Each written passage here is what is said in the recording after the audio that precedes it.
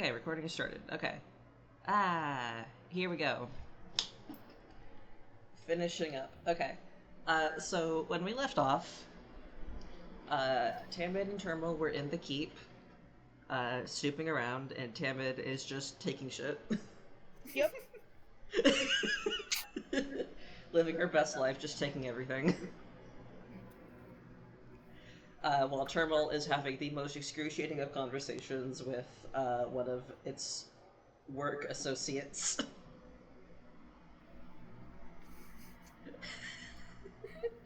And then, meanwhile, Cathin, Voss, and Isha were digging up the corpse of the dead princess to confirm that she's dead, and Isha immediately got infected with fucking necrotic curse, the Darkening. Yep. I would like to say Catherine was not a part of that. It was just Isha and Voss. Yeah. That's Catherine true. was smelling a flower. She was an unwilling bystander. Catherine saw what they were doing and turned around immediately. And then for the recording's benefit, due to personal stuff, our friend Joey will not be finishing out the one-shot with us. So Voss is still here, but kind of just in the background. She's both here and not. And then when it's time for combat, Cal will be controlling her as well. Alright, gamers. Alright, so we're going to pick up with the grave robbing trio. Oh yeah. So, y'all have reburied the corpse, just confirming we did do that. Yes. Yes, okay. Reburied the corpse, and at this point y'all are leaving, presumably to go try to meet up again with the others, just to, like, exchange notes real quick. I think. Yeah, because I've talked to you about this, and I think we briefly talked about it last time, but we didn't get too into it.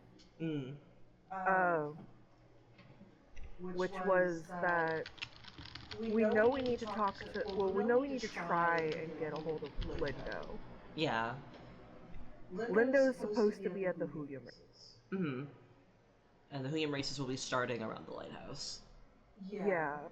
So, do we reasonably have time to go to the bridge and then get to the lighthouse? Because isn't the meditation session finishing up? So there's only like 15-ish minutes between the two? Yeah.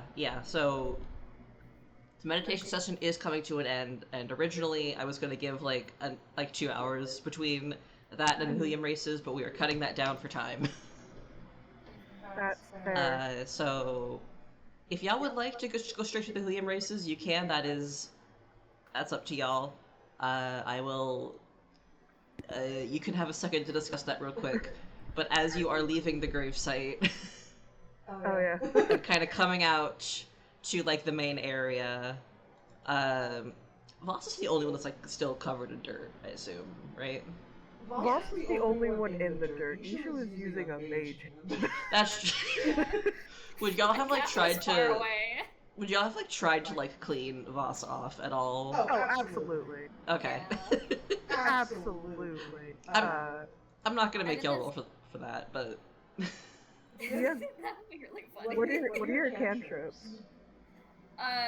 Starry Wisp and Minor Illusion, so nothing that's helpful here. unless you want to Right. just Just Just thematically using Windlash to get all the dirt off her. And like my mage hand to like pat her off is like that's so gotta clean her up. absolutely. Yeah, go ahead, sure. Alright. So yeah, so I'll clean up as if you want to take a second to just kind of decide where you want to go next, that is fine. But as you're coming out of the area where the gravesite is, I will need a perception check from both of y'all. Oh, yay.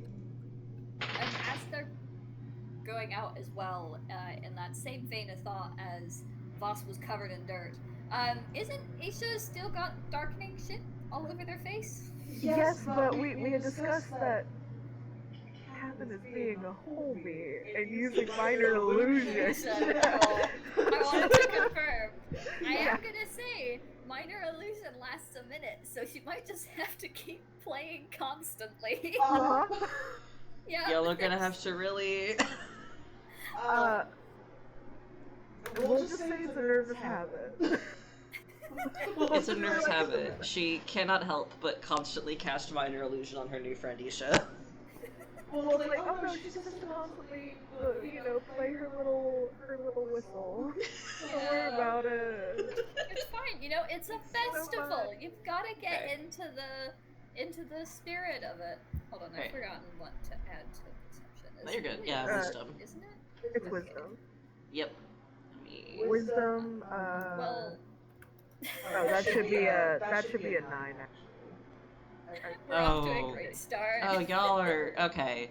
I'd like to point out that this die rolled a nat 20 before. That's why I'm using this die. You used up your nat 20. It sucks to suck. Yeah. Anyway, as we are finishing, or as y'all are leaving, you do see the meditation session is coming to an end.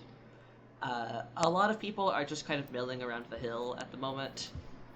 But you do also notice large throngs of gelflings are making their way over towards the lighthouse. You don't pick out anyone in particular in the crowd, but you do see there are a lot of gelflings making their way towards the lighthouse for the start of the heeeeere races. Oh, so many people. So, out of character, I think the thing to do, I'm gonna be real, Isha's gonna want to go to the heeeeere races anyway. Mostly for the window thing, and also to be like, oh, keep up appearances with, like, the crowd and such. I was gonna say, I think it's a reasonable assumption to make that would be their next move, because we did talk about whether we went to the hill or the heeeeere races, and we went to the hill first, so if they go to the hill, they don't find us there, or they don't find us at the... Well, we talk about meeting back up on the bridge. And the thing is that the heeeeere races end at the bridge. So you should also, like, that's just like a free ride. Yeah, either way we'll meet up with them. So yeah, I think going to the races is the best idea. Yeah, and it is out of character. It is out of character.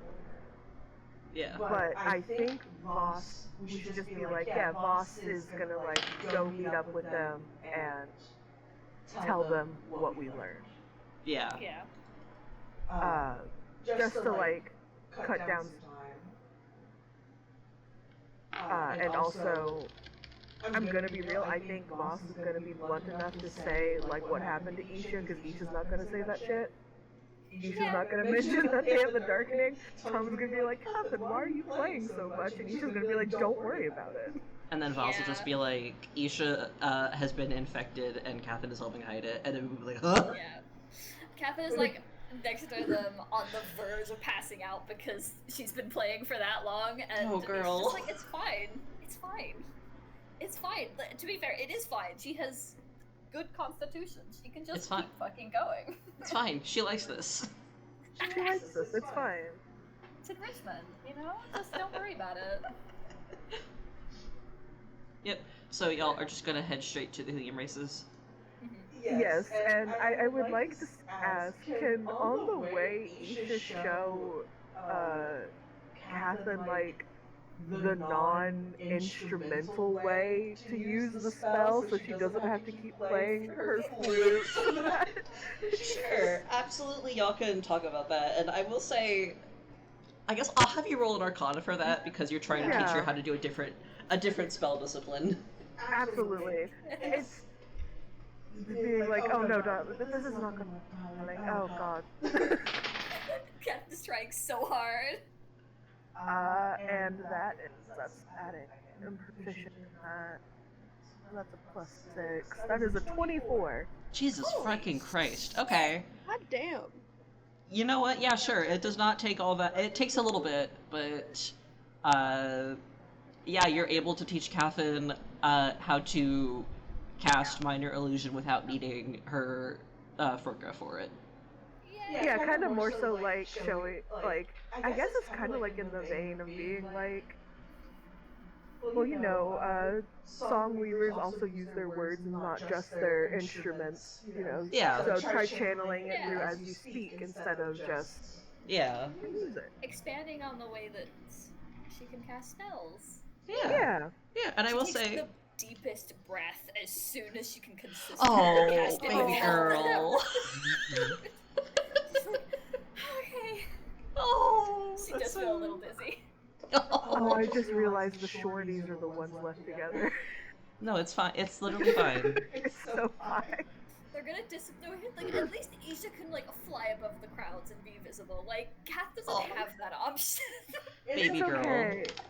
Isha will leave his tail down like a balloon string for her. That is so cute. I'll say Kath is glad that Isha hasn't brought up her very clearly damaged wing when she was trying to comfort them earlier. Aw. Listen, they have court etiquette. They're not gonna bring that up. Yeah. Also, they were trying not to fucking die from the darkening. Yeah, there was a lot going on. Yeah. I don't know, it's fine. It's literally fine. It's totally fine. No Anyway. need to worry about any of them. Yeah, so yeah, we're gonna go to the Huyum races, letting Vasudo be like, if you think you can get back before they start to join us, feel free. Otherwise, just stay put on the bridge with, like, Termal and Hamid. Fill them in on what we learned. Yeah. So while y'all are making your way over there, it's not gonna take too long for you to get over there. It's not too long of a walk, but we'll cut over briefly to Termal and Tamid. I'm assuming at this point y'all are leaving the keep. Yeah, probably. Yeah. Yeah. Tamid, are you still gonna be wearing the invisibility cloak the entire time as you're leaving? Yes. That's fair. Alright, so, as you step out, I will need a perception check from both of you as well.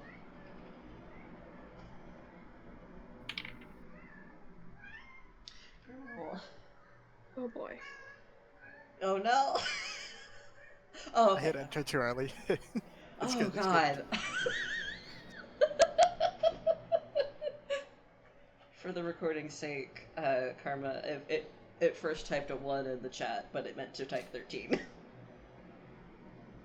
Okay, so 13 and 7.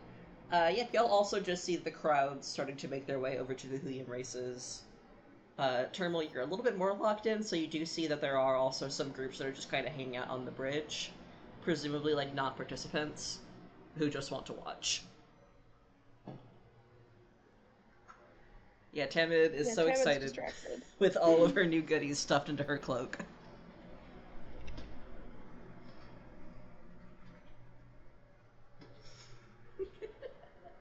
Yep. Oh my god, yeah, that is just Kath and Isha. Oh my god. Again, for the recording's benefit, Cal posted a picture of Amethyst and Peridot from Steven Universe. Also, yeah, straight up stealing from the Mariner. Who gives a shit? Yep. I'm sure this will not have consequences. Oh, it'll be fine. Just on that note, also, Termal, again, since you're a bit more locked in, you do notice kind of at the edges of the port, a little bit ways outside of it, you do see in the distance the Mariner's ship, the Dreadnought. So, presumably that's where she is right now. So, did Tabit tell Termal? That's a good point. Did Tamid say anything about stealing shit from the Mariner? At least yet. Not yet, probably, because she's probably only just barely, like, taken the cloak off enough to be seen by Termal. Yeah. So imagine, like, as y'all are leaving the keep, once you have passed by, oh my god, I fucking forgot his name. Peanut. Yeah, you've passed by Peanut. Said goodbye to him, which is mainly just like Termal and Peanut nodding to each other. Because again, they don't need to exchange words. And once you're a little bit of ways away, that's what I'm imagining. Tamid removes the cloak enough that she's visible. Yeah. All right. And at that point, we can say, if y'all would like, you could just fill each other in on what you learned last time. Yeah. And then just moving along. So are y'all going to be going just straight to the bridge? I think so. Yeah, probably. Alrighty. And as y'all go over to... Oh, those are some good... those are some good dice. Yeah. As y'all get over to the bridge, like I said, there's a bunch of gelflings just kind of mingling around there right now. But after a little bit, you do see Voss, like, kind of like half jogging up to join y'all.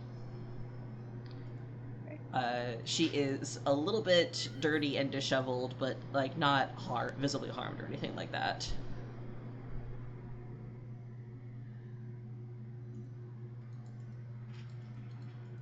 And...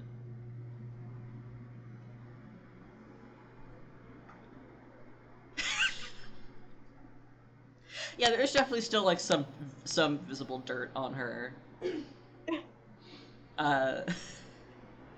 And we're not going to go through this whole interaction, because I'll be honest, I do not think I am up for doing Voss's accent this early in the morning.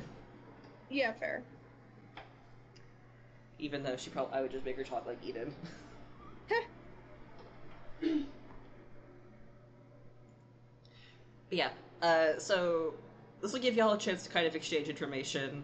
Voss will explain about a bit of like what they found with, or what she and the little nerds found, which is they did find Soroya's gravesite. Did confirm, yes, she is dead. Yeah, okay. And the grave is infected with the darkening. Though it seems to be coming from the corpse. And she will also, like, pause for a moment and tell y'all that Isha was infected. They seem to be okay for now, but they got some of it in their eyes. Awesome. That's so cool.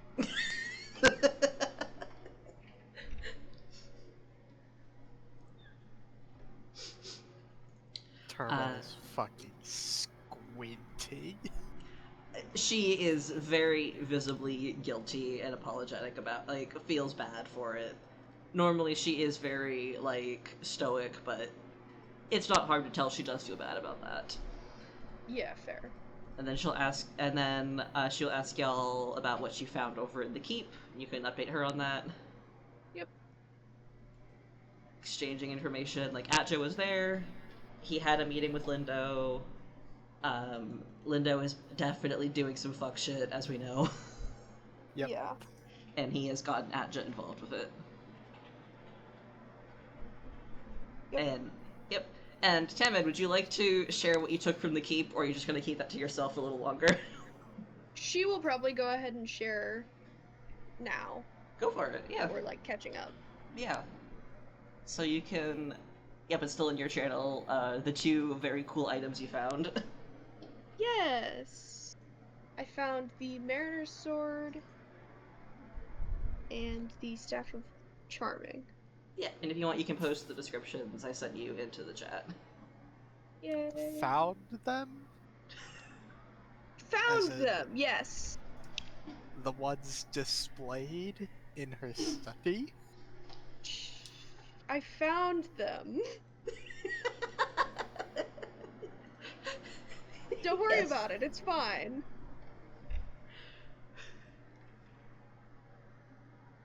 Yes, found. Yes! Found! God. Come on, Turbo, work with me here. Squinting. God. Anyway. Alright. If y'all would like to keep chatting, you can, but also nearby at this point, if you look around, amid the crowds of Gelfling, you will see there is Elder Pembrar kind of leaning against the edge of the bridge, looking out onto the water. So they are also here to chat with. Yeah, okay.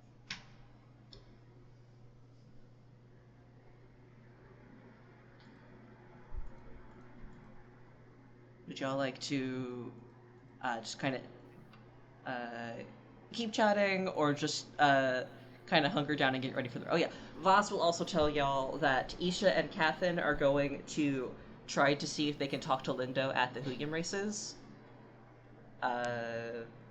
So they will not be joining y'all here right now. Y'all can go try to meet them, but, I mean, the finish line is going to be over by the bridge, so they'll be here soon. Yeah. That is fair. Yeah. And Tamid... then...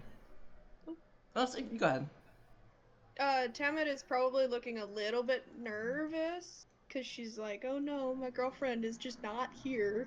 Bastard. Where the fuck did you leave my girlfriend? Yeah. It's literally fine. She's in good hands. You abandoned my girlfriend and left her with the yappy goose. She's fine. What's wrong with the yappy goose? God.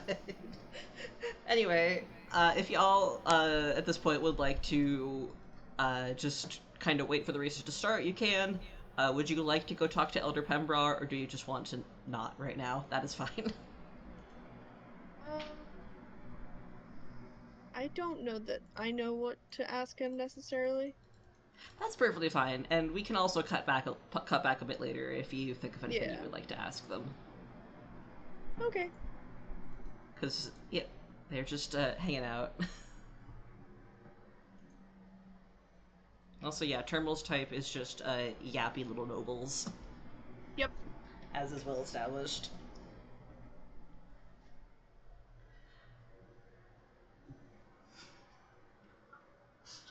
Anyway. That's true, so is Tamid's. Anyway. We'll cut back over to our good friends at the Huyam races, because they have a lot to do right now. This is fully, once they realize how thick the crowd is, Isha is kind of like fluttering above Kathin like a little beacon and having her hold their tail, because it's like, oh god. That is insanely cute. It's so cute. I was just thinking, like, as soon as Isha goes to fly, Kat's like, wait, I can't do that! Oh, It's alright, darling. I'm not going far. Voss has taught me well, I suppose. Like, kind of dangles their tail down. Like that. You won't get lost. But we do kind of have the height disadvantage here. Yeah, she does kind of take the tail. But she's very clearly very, like, awkward about it. She doesn't, like, want to hold too tight, so she does let go by mistake a few times. Aw, I will say, Kath also gets to, because it is just like the tip of the tail, Kath gets a better look at, like, it is just like a bunch of folded up feathers at the tip.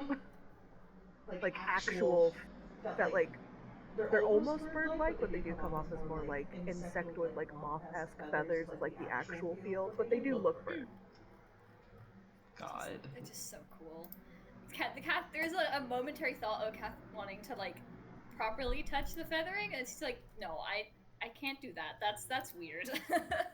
And she, like, holds the bit just above them. That is fair. But yeah, Isha is fully doing this so that they can actually see above the people to look for not just Lindo, but where people are signing up for the races.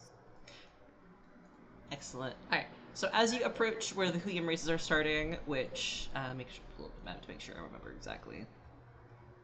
Yeah, so the races are starting, kind of over by the lighthouse, and we'll be going over to just past the bridge.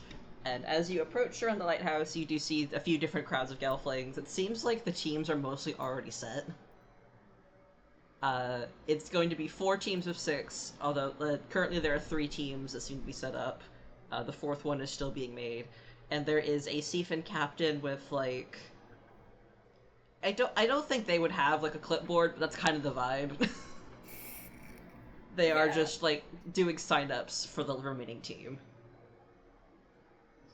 Okay. can and can I do a perception check for Lynn? Yes, go ahead. Old man sense. Can I also do one, but obviously at disadvantage because I'm tiny. Sure, yeah, I wasn't going to give you disadvantage, but yes, you can absolutely do one. But it's funny. She's so tiny. They're so tiny. They're so little. The difference. God. Yeah. Yeah, so Isha, you are able to notice Lindo is over by the Huyams, which are these massive, like, fucking huge fish. It looks like there are 4, like, skiffs, like, smaller boats, and the Huyams are hooked up to them to pull them along. He is over by the Huyams, seemingly kind of checking them over, making sure they are all secure. And you can also see Elder Septon a little ways away from him, chatting with a couple other Seafin captains. Okay. Isha will flutter down to be able to talk to Catherine without shouting over people, Yes. meaning discreetly. Now, so I know we need to try and chat with Lindo, but maybe that's a discussion best done with others. How about, we're both here for the cultural experience. Well, that's what we were primarily here for. How about a little fun? You want to join the race, don't you? I will not lie, it is literally the main reason I came. She does let out like a little bit of a laugh at that. She's visibly nervous and kind of looking around at all the people, but there's kind of like a stealing of her nerves, and she nods. Don't worry, I experience. yes, I have experience, but we do need to kind of formulate tea. I was thinking, what better way to get everyone to talk to Lindo than perhaps convince him to join us? Do you think we have time to grab them to get here in time? Oh, no. I mean, we talk to Lindo and make him... See, the races are going to be ending at the bridge where we're meeting up. Oh, of course. So we convince him onto our boat and just, he's just there with us. So he's already there when we have a chance to talk to him. And he can't really... Together as a group, yes. I mean, he could leave, but it would look rude. But yes, so if we're going to do that, I suggest we have a quick chat with him first to hopefully convince him to join us. And perhaps find a few others. I don't think they're going to be letting on teams smaller than 4. We'll have to see if we can grab someone who hasn't got a full team. Yes. We will look for eager participants after we confirm if the lovely Lindo is joining us. Get that old man. Get that old man. And then Isha will do the same thing as before, like fly up a little so that they can see where they're going, and then like have their tail down for Catherine to like lead her through the crowd. This is so wonderful to me. This is delightful. Yeah, Cal, we all know you just want to fuck Lindo. Listen, that is not Isha's prerogative, that's in my prerogative. Yeah, and you're Two so separate prerogatives. Isha doesn't want to fuck him, it's you. Yeah. There's AUs where Isha fucks him, but that's just my prerogative. And I love you. I love you. I love you too. Yeah, I will say also, this isn't super important, but I'll carry off this last perception check as you are approaching Lindo. From behind, you see he's wearing like kind of looser robes than before, seemingly like he's dropped most of the ceremonial garb, so he's dressed more casually at this point. Why are you attacking me? I'm telling you this just because you can see that Lindo also has wings. Why are you attacking me? I'm not attacking you. This is just something that you can be aware of about him. This feels like a personal attack. It's literally not. I don't... Genuinely, it's not. I know. I love you. But But yeah, he has his back to y'all as you approach. But as you come closer, he does like kind of turn around and smile.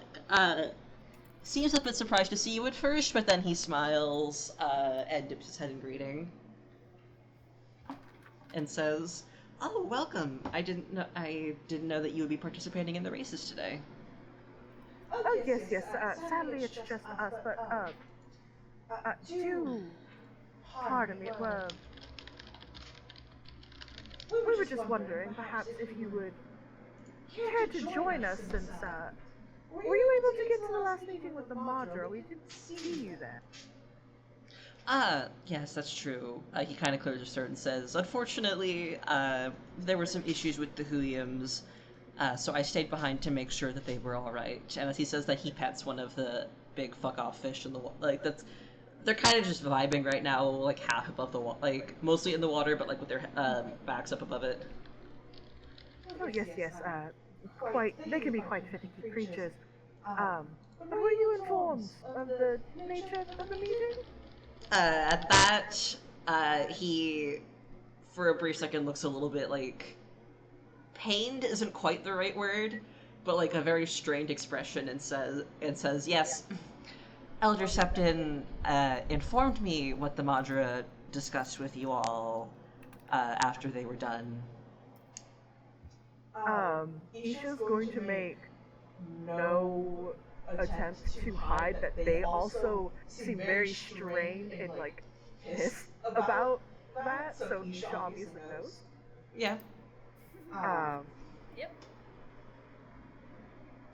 I see. So, I was wondering if perhaps, if you had some spare time, you would care to join me and my friend. We were going into the Huyum races, but then afterwards we could have a talk about this decision, and how it may, Isha now very clearly, like, trying to do court talk, so people around don't get it.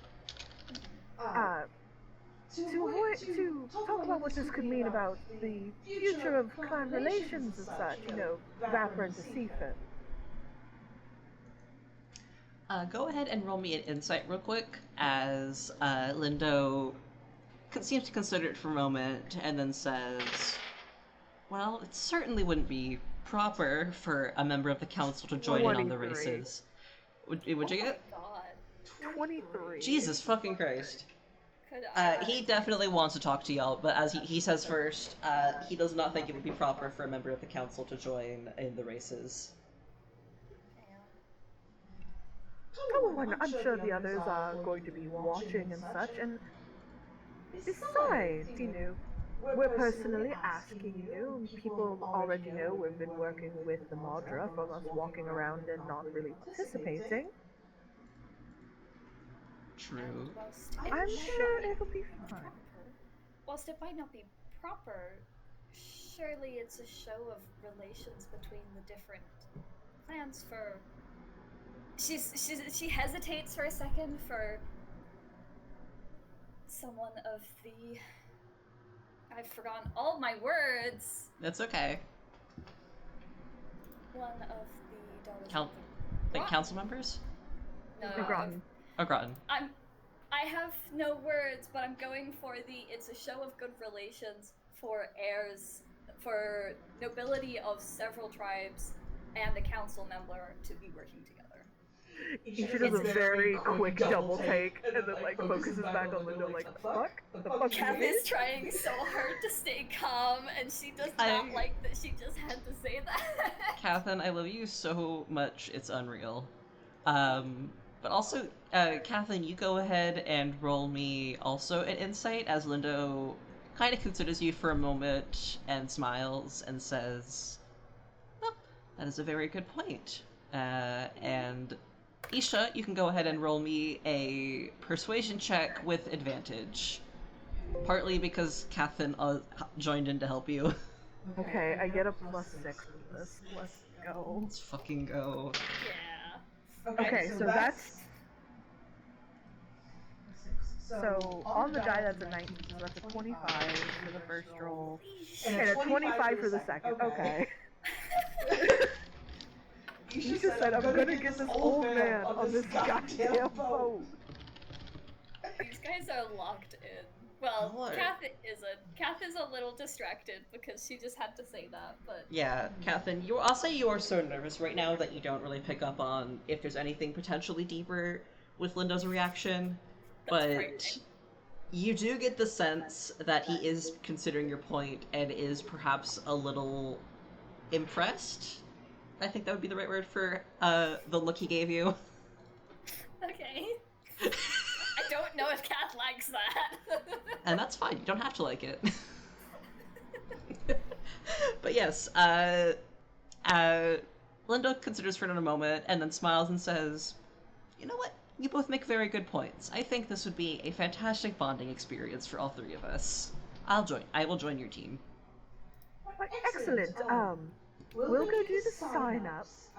We're not as familiar with who all is best around here, you know, might want to get some other people from other clans, you know, just to make a show of it, you know. Between you and I, I'm sure we can handle the race. He snorts a little bit at that and says, "I suppose we could try our best, but unfortunately I'm not much of a sailor. My expertise lies with the beasts themselves." Oh, then with your expertise with the beast, then I am, and my sailing knowledge will be fine.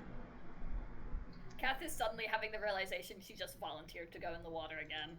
Oh, oh, Catherine, It'll be self-I trust. Trust. But yep, alright, Lindo will laugh at that. He tells y'all that he will meet you shortly. He is going to go inform Elder Septon that he will be joining the race. And if y'all would like, real quick, just give me another quick perception as you go to talk with the Seafin captain, who's doing the sign-ups. The Oh my dice God. have been kind today. That is another 18 on the die, so that is a 21 Isha total. is fucking locked in. Isha is so locked in. It's a 4! Isha really wanted to do these goddamn movie races. Catherine, beloved, she is just so, you're so nervous right now. It's okay. She's so nervous. She's also in the swarm of people. You're processing that you just volunteered to be in the water with these big fuck-ass fish. Yeah. Catherine heard race and was like, "Oh, it's you know, just gonna be like an on-foot race. It'll be fine." That was the first event. We already had the foot I races. know. Yeah, Kath completely like just went, "Yeah, it's fine," and then Oh, realized, beloved. "Oh, that's what I'm in the water with. Okay, I don't like that." It'll be fine. You'll be on a boat. It's fine. We'll be on a boat, you'll be dry, and, you know, between me and Lindo, and I guess whoever else we can scrounge up, it'll be fine. Alright. Yeah. And for Xavier's purposes, yeah, Isha's doing the same thing again, Mm-hmm. of flying up and clearly going over to the Mm-hmm. sign-ups. Yep, I will say, as you turn and look behind, you kind of glance behind you, watch as Lindo approaches Septon. You can see now, she looks really stressed the fuck out, which, considering the last time you saw her, she was in the middle of an argument with the Madra, that's understandable. It probably has not gotten much better since that argument came to an end. But you see, Lindo approaches her, and he puts a hand on her arm to get her attention. And she seems to visibly relax a little bit as they talk. Interesting. And then she looks over at the Williams and at him and seems like incredulous for a second. Incredible. And then finally she just shakes her head and like kind of waves him off as he pats her back and walks away. Incredible. Had a moment of like, really? God. Alright, so as you approach the Seafin captain, who is doing the sign-ups, they are a little bit of a shorter Seafin with very long, curly brown hair. They perk up as you all approach and ask, "Oh, signing up for the races?" Yes, we are. It'll be me, myself, Isha Scallion of Sign of Apron. And they look down at Catherine as they kind of like finally like go to land next to her. Because they realize now, I don't know your last name. Introduce yourself. Catherine is Do like, it. "Oh, I have to tell more people now." Oh. Catherine Urgoki of the Groton clan? The Seaford captain notes down y'all's names. They do not have a visible reaction to Catherine's surname, which is, for everyone's benefit, the incredibly obvious, oh, you are the child of an important person. Yeah. Can I roll history? Go for it. That's a 14. Okay. Yeah, you recognize that Ergo is the name of the current Groton Madra. You've never met her personally, because famously the Grotons do not visit her very often, but you are aware of her existence. Isha very clearly goes, we'll talk about this later. Catherine just sweating. But yes, so we are going to be, I don't know how you listed the team, but we're going to be the primary two. And then Elder Lindo has been so kind as to join our crew, though I'm sure we'll find out his expertise. And then we've told him to go collect some others with their The captain, she's nodding along as she notes down. She looks surprised for a second when you mention that Elder Lindo will be joining, but just kind of breezes past that. Yeah. Like, she has more important shit to worry about than what that old man's getting up to. Yeah. It's like, that man's doing what? Okay. Yeah, it's like, okay. She nods and she says, well, no need. We actually already have a few additional Seafins that we're looking for a team. And as she is speaking, someone nearby says, hang on, and strides up. And it is Ambassador Kira, one of the other Vaporan officials that is here at the event. She is a slightly older Vaporan woman with very long, most Vaporans have light hair that is just very common for their clan. Her hair is just pure white. Oh, goddamn. She looks incredibly frazzled as she approaches, and she says, "Put me on their team." Not necessary. We'll take this. Nope. I am not leaving this one alone. And she puts her hand on Isha's shoulder and then grips it. Isha fully quickly hands backs her away. Do not touch me. Jesus. Go ahead and roll me real quick. I guess that would be just dexterity save for swatting her hand away. Captain's in another kind of drama that she's like, okay, this is clearly a bigger issue. Let's go. I have a +0 and I rolled 18. You just said do not fucking touch me. Yeah, you easily managed to bat her hand away as she goes to put it on your shoulder. And the Seafin captain, she blinks a little bit and says, oh, ma'am, I didn't realize that you were participating as well. And Kira says, I'm just not leaving this one alone on the boat. Put me on the team. We cannot need her. We're dispensing the soldiers. We'll be fine. The captain is looking back and forth between y'all with a very clear expression of, I do not get paid enough to deal with whatever is happening here. And Kira glowers at you. It's not full-on glaring, but it's it's the way a lot of Vaporans glare at each other, which is just this very thinly veiled, it's kind of polite, but I'm fucking pissed at you look. Isha's giving a less subtle version of that, and Catherine can see their wings fluttering angrily behind them. Like an angry insect. The way I'm envisioning this is set up is that those two are standing staring at each other, and Kath is slightly behind, but in the middle of them, just oh, okay, this is just staring between them oh, I don't know what to do here. That's exactly how I was imagining it, so I'm glad we shared the vision. We shared the vision. I'm gonna just do one quick thing. Kira is looking you in the eye and just says, no, you will not be fine on your own. I'm joining you. Oh, I need to roll something to see if she will. Also, someone give me a high or low real quick. Higher or lower? Okay. Okay. Also, Isha does slightly snap, but not loudly, said very quietly, hissed through gritted teeth. So basically, it would be just like her and the immediate people around them that hear this. So Kat would also hear it. Of Isha just very tensely saying once again, like through clenched jaw, "You are not my mom. You are not my mother. Stop acting like it." Oh. Kath is immediately like, I should not be listening to this. Yeah, especially when Kath also knows that Isha's fathers are dead. Yeah! It's just like, oh, I should not be hearing this, but there's nowhere to go.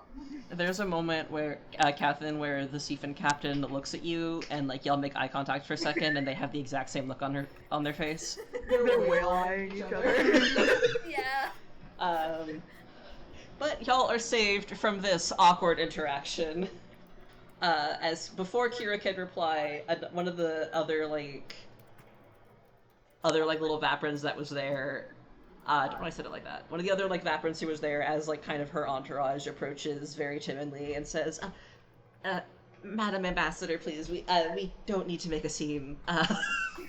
He's already going to make a scene, we don't. And he puts a hand on her shoulder and tries to be like, ma'am, it's okay, why don't we just go, wait, I am certain that Magister Scallion will be okay. And they look over at Isha as if to try to get you to say, yes, it'll be fine.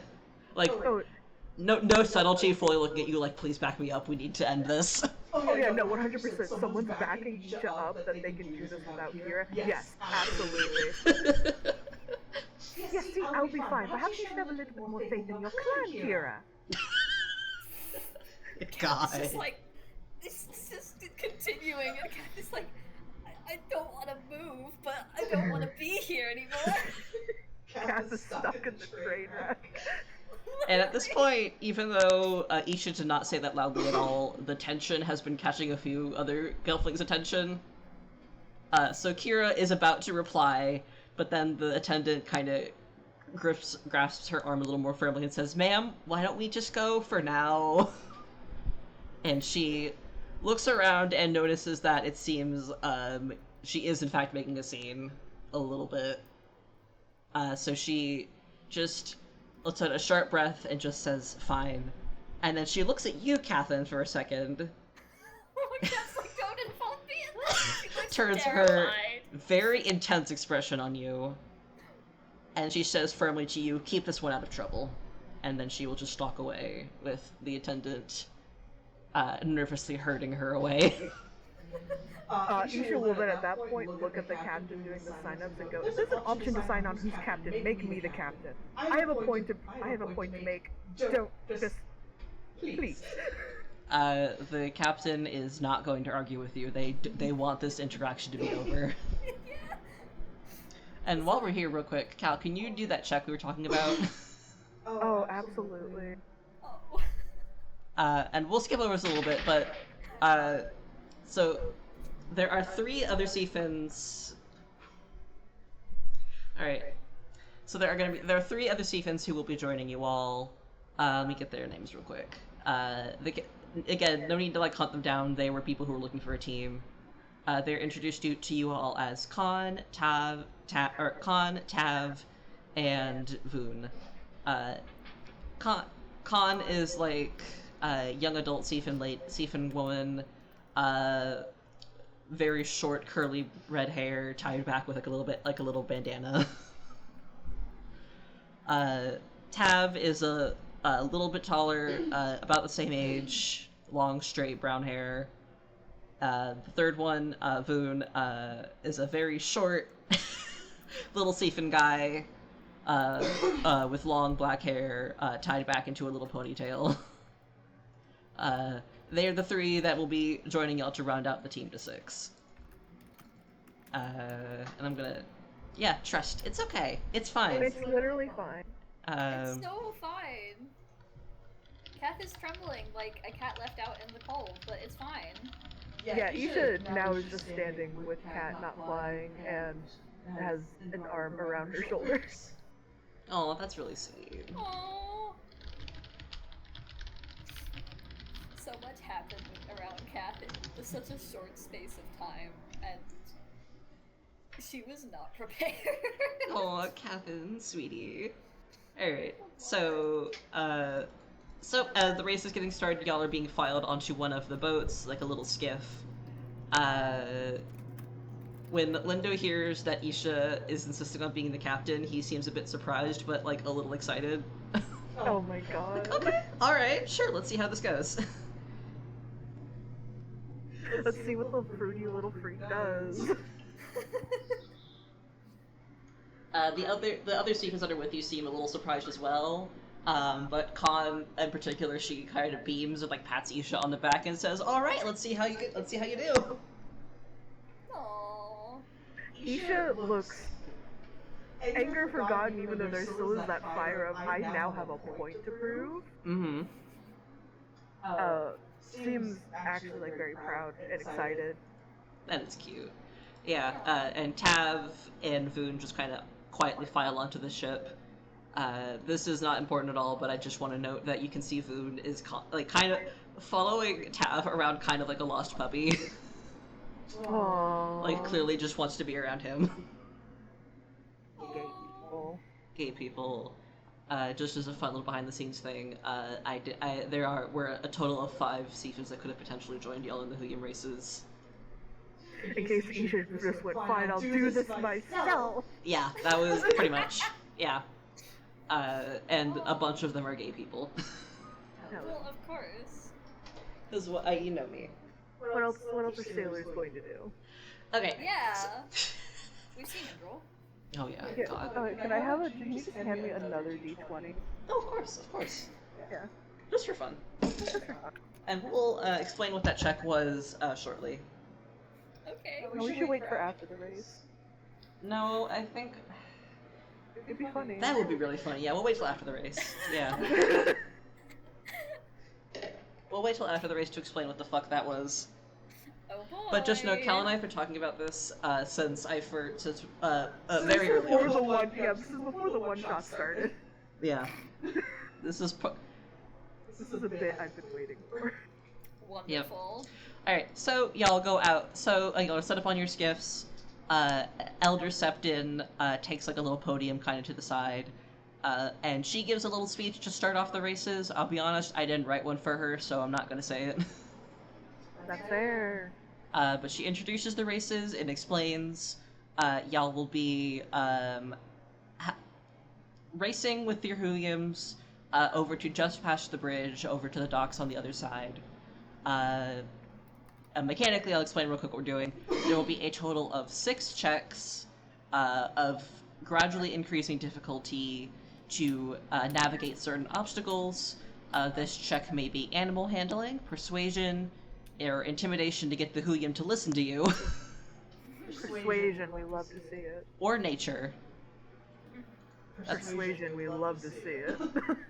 God. Agreed. Yes. To get the Hooyum to listen to you and move forward or around the obstacles. Or alternatively, you may do a dexterity save or sleight of hand to just steer the ship around the obstacle while the Hooyum just barrels forward. There will be 6 checks total. If you fail a check, you have to roll it again until you pass. And then whoever has the least amount of checks, of rolls done, and gets to the finish line first wins. Because a success moves you forward, a failure keeps you behind until you succeed.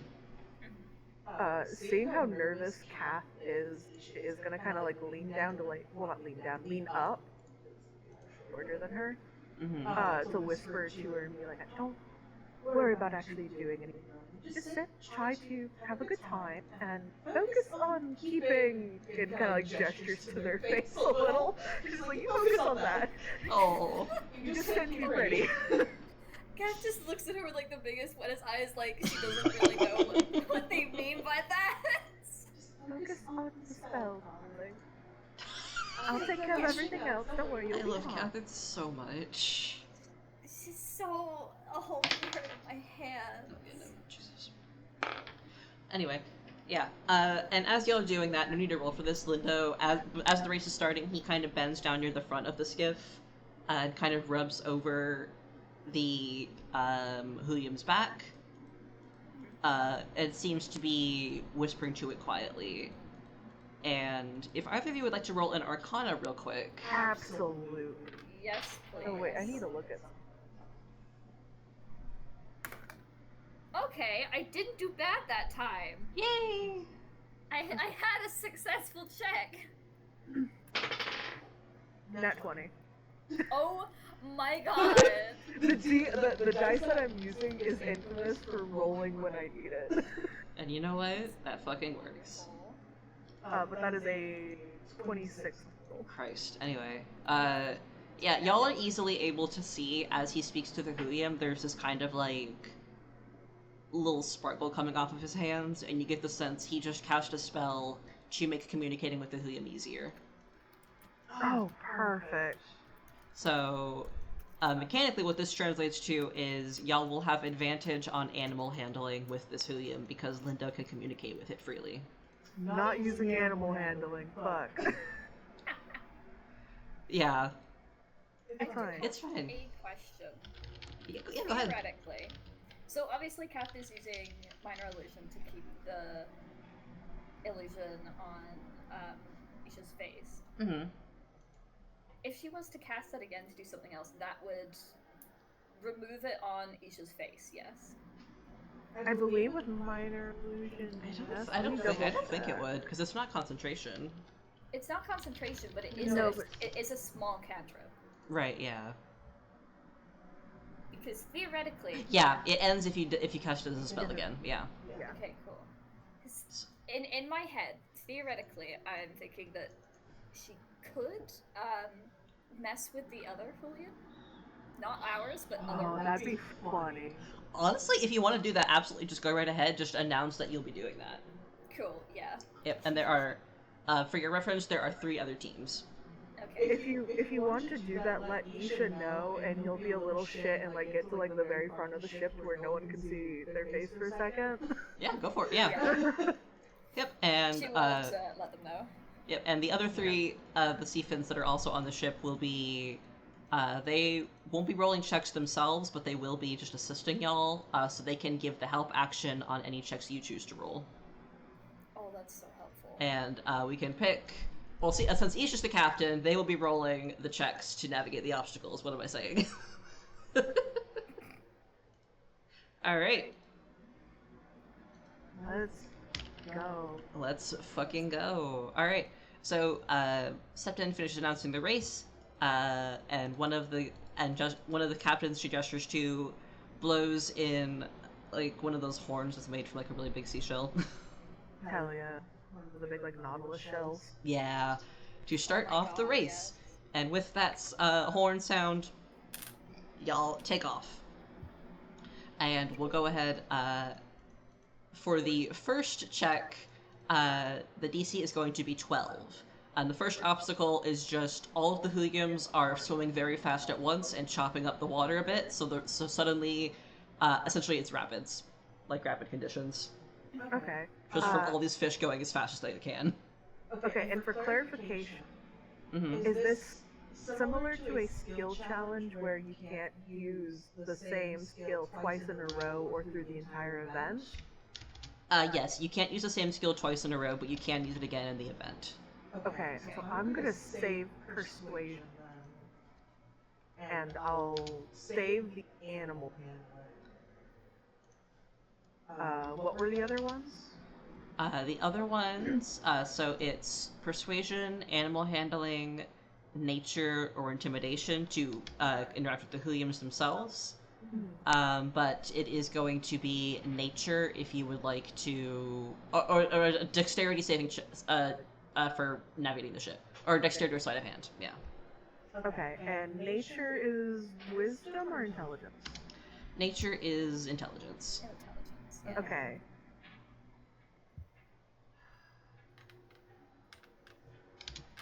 Also, can you post the skills and stuff? Yeah, Well, I'll do that way I in don't just, have to keep asking. I'll do that in just a second, real quick. I'm just going through my notes real fast. Yeah, I'm going to roll nature first. Just that? That's fine. Okay. Go into here. as Isha very confidently, like, flutters up towards the front of the ship, to strike a really good pose, like 1 foot up on the railing, hands on. This is very clearly child living out the dream. Aww. Aww. Okay. So that's a 6. Okay. So. God, even with advantage. Oh, that's true. Yeah. Yeah. Never mind. Man. Forget I said anything.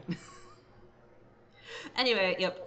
So you very confidently go to the front of the ship. You strike a pose, and you command the Williams essentially just to move forward, trusting that the creatures can navigate the rapids on their own as fish that are used to doing that.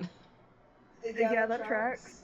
And Lindo communicates your instructions to the Williams, kind of stroking its side to like reassure it. It, however, immediately like catches like.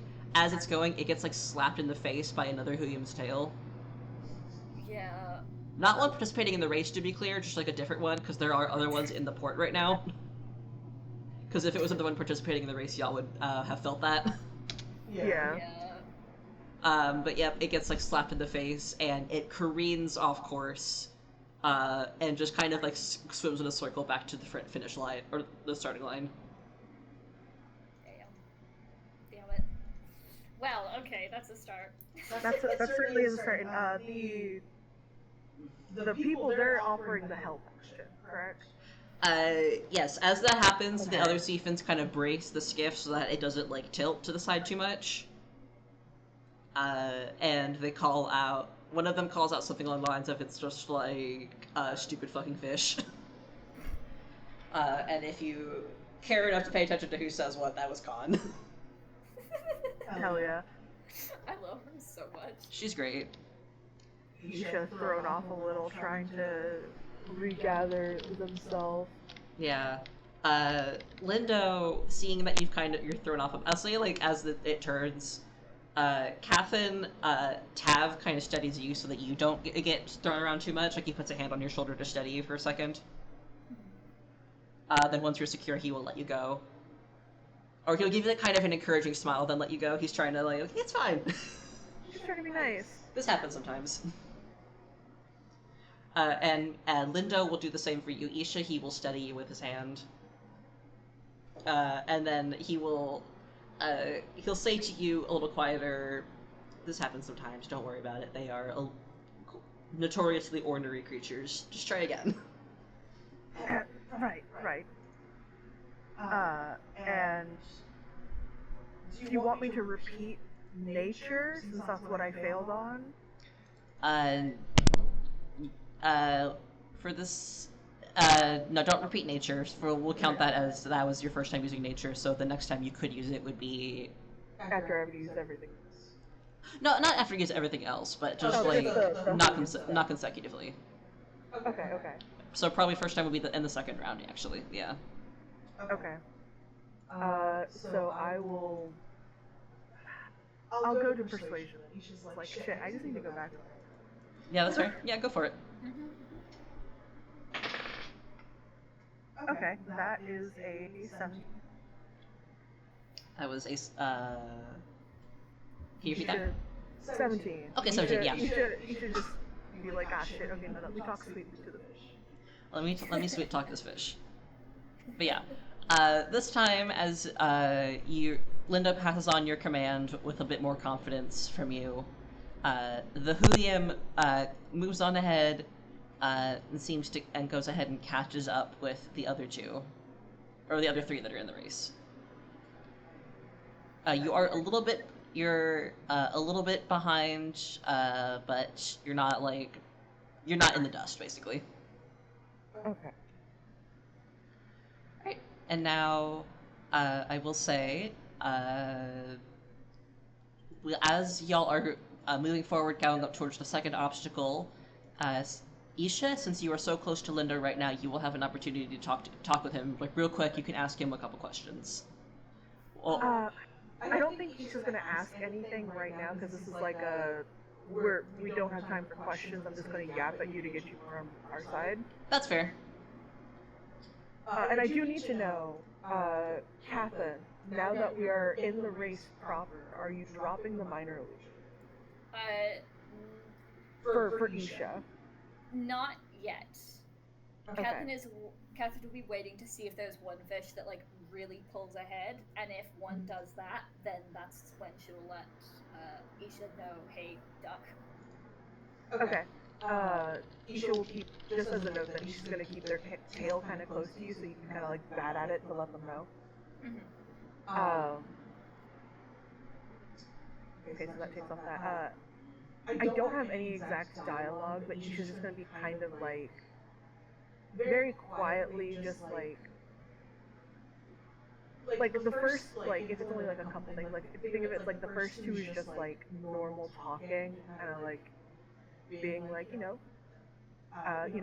this is very thrilling, I grew up on stories with heeeeere races, does casually mention that their father was half Seafen.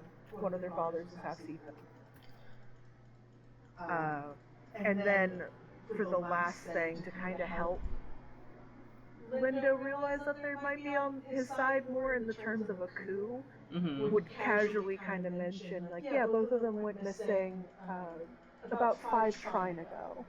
Yeah. They never returned to Harar. I'm gonna real quick, roll And they for him. will mention their names too, just in case. Just in case. Just in case Linda might have. Wow, he is rolling like shit. God damn it, old man. I will say, he doesn't, there's no, like, visible recognition in his expression when you say the names, but the time period, he does after a second, he does kind of get what you're saying there. It's a bit hard to, like, have a quiet conversation about all of this, but he does put another hand on your shoulder and says, my condolences, my dear child, that is quite unfortunate. And before you can reply, we are on to the second obstacle. Yeah, no, it's truly like oh, my condolences, and it's like, thank you, but we have other things! Yeah, the heeeeere makes a very loud noise, and y'all remember you're in the middle of a race. It's like this horrible screeching noise. Oh yeah, these things scream. You just know looking at them. Yeah. They make English, I imagine they make victory bell noises. Yeah. From Pokemon, Oh my the god. Pokemon anime. Yeah, I sent you a video on that. I was gonna say, the fact you sent me that this morning means that sound is very vivid in my mind. Yeah. Yep. The second obstacle is a very sudden, sharp turn, going around kind of a bend from around the lighthouse or into the main port itself. At first, it seems the heeeere's gonna be fine with this. It's just going as fast as it can through there. Then a Seafen captain to the side is like with a little bucket, is just throwing essentially like chum into the water. What the fuck? Oh my god. And like, one of the other boats is doing this? oh no, someone on the side helping with the race. This is intentional. This is an intentional obstacle. It's part of the race. God. And as they're doing that, the heeeeres are very clearly distracted and going for the food. Damn it. Do I lean into Isha thematically, or do I do what's probably better? It is up to you. I will say you can use nature again if you would like. So nature... You can use nature again, you cannot use persuasion right now. Yeah. Okay, and also because my mind is sleeping, to clarify, are the other sailors, are they for help actions for controlling the ship? They're for help actions for controlling the ship, yeah, not for interacting with the heeeeere. Okay. So I am going to do nature again. Okay. Or, I'll leave it to a D4. What's gonna happen? Don't land on a 4. Okay.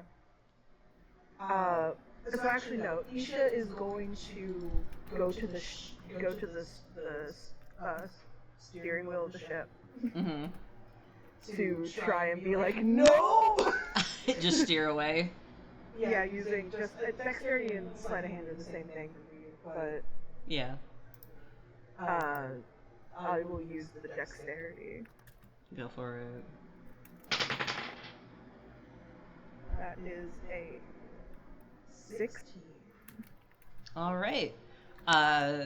So as Lindo is attempting to redirect the Huyam away from the bait, you are able to just steer the ship, kind of like taking the brunt of the turn, so it's not as harsh.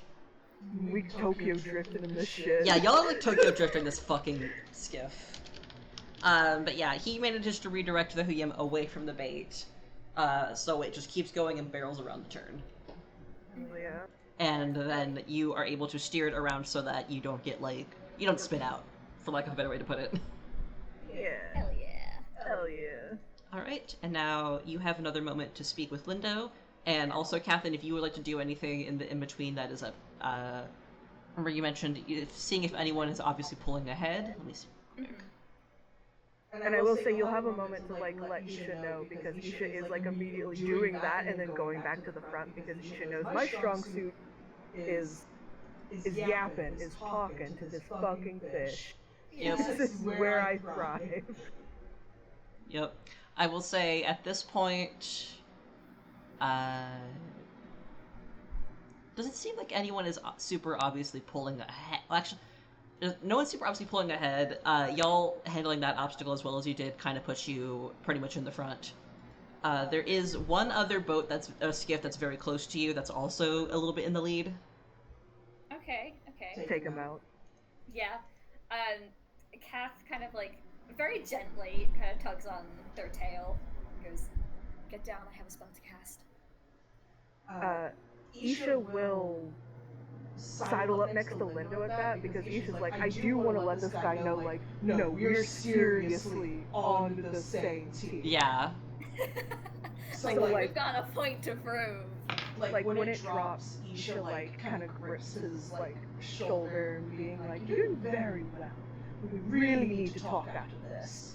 He looks down at you as the illusion fades and he sees your eyes and the very visible dark veins coming from them. And you see, no need to roll for this, you see his eyes widen in recognition. He knows exactly what's happening to you. Yeah, and then as I see that recognition, I go, yeah, we took a little trip behind the hill. For a second, he looks kind of pissed, actually. But he smooths his expression out and says, "So you did." We can talk about the whys later. Seems we have much to discuss indeed. And meanwhile, Catherine, for casting Minor Illusion, you don't have to roll anything for that, correct? Cool. I don't. I think it's on them. Okay, yeah, they have to roll something to be able to see past the illusion. Yeah, the intention is to kind of spook the Julian and kind of. Yeah, obviously not something super deep in the water because you can't see, but something that clearly is in front that either spooks the Humian or the person directing it. It is an successful intelligence, specifically investigation check against the spell.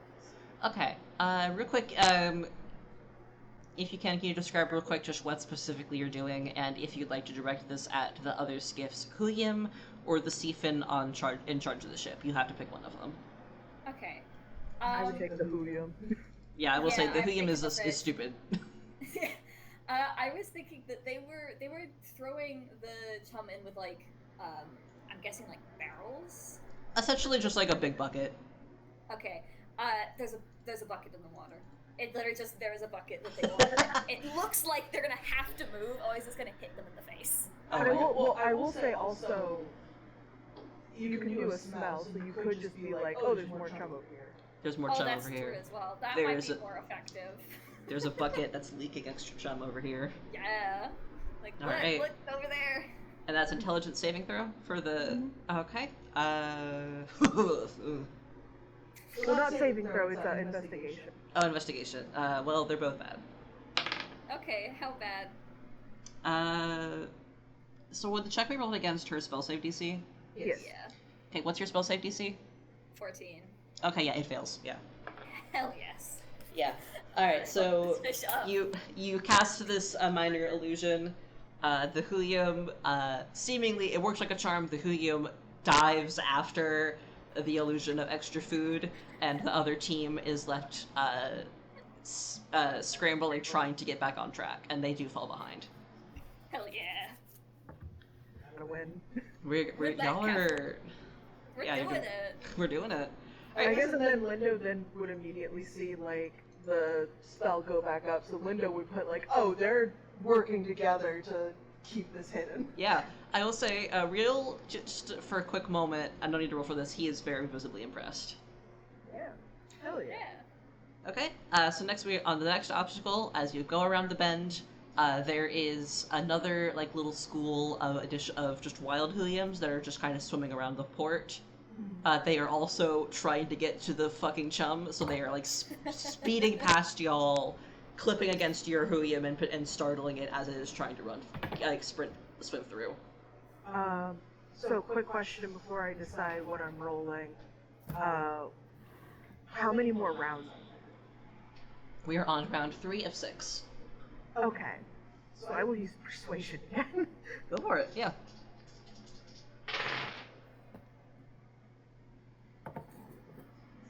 Okay, that one's lower, but that is a... Oh, math. 14? No, 15. Yep, that's 15. Yep, that passes. The DC for that round was 14. Hell yeah. So yeah, y'all, you are able, with Lindo assisting you by conveying your instructions to the Huyum directly, you are able to keep it on track to just keep going. It very easily manages to dodge the others that are like kind of sprinting past it. Nice. Right, and at this point, let me just double check real quick my notes. By the way, if we really need it, I do have Song Teller dice. I would just rather keep those for combat if I can. That's Those for perfect. combat. Yeah, save. It is up to you fully, as I would recommend saving those for the moment. Yeah, there's not a whole lot else you can do during combat, to be Yeah. fair. That may come in Little clutch. guy. She's just a little guy. Okay. I mean, to be fair, Isha can't do much either. Isha has a combat cantrip and then one damaging first level spell. My only damaging spell is a cantrip, which is both helpful and not because it's a cantrip. Hey, it may come in more clutch than you think. Well, I think my other ones are pretty handy, so that's something Okay. at least. Alright, yep, so at this point, y'all are pretty solidly in the lead. Hell yeah. As you come on to, there's another moment where, if you want, you can stop, either of you can chat with Lindo real quick, or you can, do anything else with spells, or if you want to talk to the other Seafins, who at this point, they're not making much small talk, they're just focused on keeping the skiff steady. Yeah, I don't want to distract them. I'm not going to distract them either. I am going to, I'm just like still basic, yapping at Lindo, but I'd like to, like, while I'm just generic yapping at him, to kind of like slip in the basic vibe of we don't approve of Madra Kadea either. Oh, Yeah. So he's like, so it's like oh yeah, we know, it's not like, this isn't a conversation of we know about the darkening, this is a conversation, like with Savoya, it's like, this is a conversation of we don't like this bitch. Yep, blinking a little bit on wording, but he does nod as you say that, and he will make a remark that she's certainly not a popular leader. Oh, no surprise there. No surprise there. Coming around onto round 4, the fourth obstacle. So y'all are solidly in the port itself at this point, which means that you are there are many ships around, and one of the merchant ships that was parked kind of near the shore starts to move. What the fuck? There's a race going on. Why are you doing this? It starts to move, and it gets solidly in your path. Oh god. And the DC for this round is 15. Okay, I'm gonna go nature.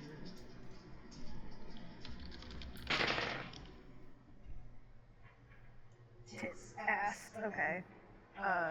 No. Oh, Oh boy. what'd you get? That's a 7. Okay, yep. As the boat starts to move and gets in your path, the helium smacks against it for a second and is stunned. Damn. Kind of careens a little bit. Y'all are solidly enough in the lead that no one, like, pushes ahead of you, Okay. They're just catching up. but they are catching up to you, yeah. And as the skiff is jolted when the helium comes to a sudden stop, Lindo, again, will put a hand on Isha to steady them so they don't stumble. And this time, Voon is going to steady Cathin. But then, once you're steady, he realizes he has his hands on your shoulders and gets visibly flustered and lets go. Oh my god. That's adorable. And he apologizes for putting his hand on you without asking. Oh my god.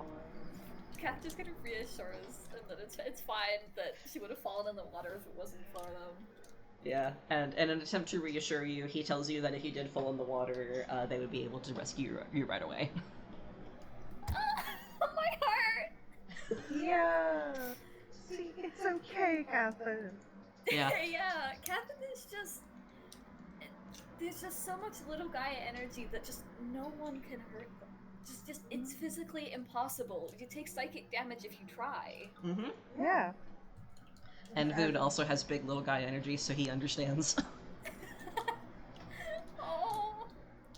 And he is going to run back to trying to help Tav while also very visibly wanting to, like, seemingly trying to impress him and not succeeding. Because Tav is so focused he's not paying attention to what Voon's doing. Oh, my god. that's adorable. Yep, alright, so after a second, Lindo, blanking on his specific wording, but he is going to make a joke about, of fucking course they brought the ship obstacle back, and encourages Isha to try again. Okay. I think I'm gonna go animal. Go for it. Which is that charisma or wisdom? I believe it's wisdom. Yes, wisdom. Yeah. Okay, there we go. 16. Okay, yep, absolutely, yep. You are, with Lindo's assistance again, you are able to coax the helium into moving, and it goes around the ship, letting out a very loud, like, it's not a chirp. That's too cute of a word for the noise that it makes. But it does make... It makes an excited screeching noise as it swims around and keeps going. Alright, and once again, you have a moment to say more words to Lindo if you would like. I think Isha said all that they need to say. All they need to say. They're logging in. They are locking in. Understandable. Alright, just 1 second. There's two rounds left. There's 2 rounds left. Yep. In regards to the competitors, is there anyone beginning to get close to us? Let me double check real quick just to see. I did roll all the competitors' checks in advance because I'm not doing that shit right now. That's so real. Alright, Alright.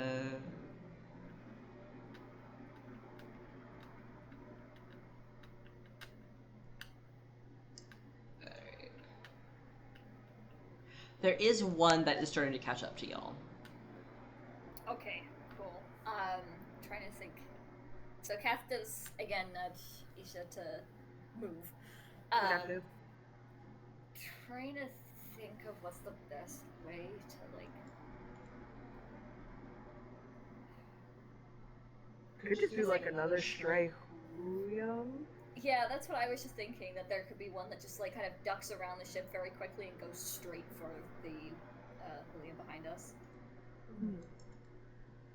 Well, it is only like a 5-foot square, so it'd be more like a helium hopping up and that one.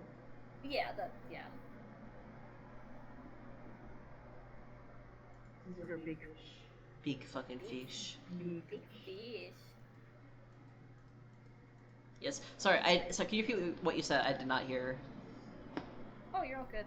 I was saying that she's going to use minor illusion for when the closest competitor to us begins to get around the ship. She's going to minor illusion like another helium coming around the corner. It's not going to be a full helium, but like just like the head of it like poking out suddenly. Yeah, okay. So is this going to be directed at the Helium or the Siphon controlling the ship? The Hoovian. Alright, yeah. Good call, they're stupid.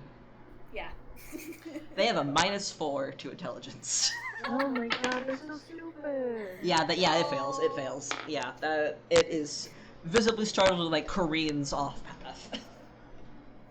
I'm imagining like a slight traffic jam now. Just A little bit, yeah. Oh. It fails so bad that it like goes sideways for a second. Like it moves the skiff kind of to the side and blocks the others from progressing for a second as well. Yippee! Kevin is helping. Kevin You like, are. Taps. She's going. Yeah, all good. Spell is back. Yep. Alright. We're not gonna cut for too long to the other three because we are in the middle of the race, but I will say at this point y'all are starting to approach the finish line. And Tamid and Termel, y'all can clearly see the ship arrangement with Isha at the helm, Cathin visibly stressed behind them even from this distance. She's doing a little better now. She's helping now, and she knows she won't fall because the others will catch her. Yeah. And Elder Lindo also at the front. We've got the old man. And then 3 people y'all don't know anything about behind them. Termel is just narrowing her eyes at Lindo. That is all. He doesn't know shit, he can't see you from this distance. He will. You'll feel it. Yeah. I love that. As we come into route obstacle 5, again, it's rapids again. There are a lot of Hooyums. The previous traffic jam has made the other racers' Hooyums a little desperate, I guess is the word to put. So they are trying desperately to get ahead of you and churning up the water and making it a little confusing for your poor stupid fishy. Poor feet. Right. Going no, because I want to say persuasion. That's fine. Yeah, go for it. I don't know if I'm gonna fuck this up. What did I use last? I think I did nature and ample handling. Yes, you did. I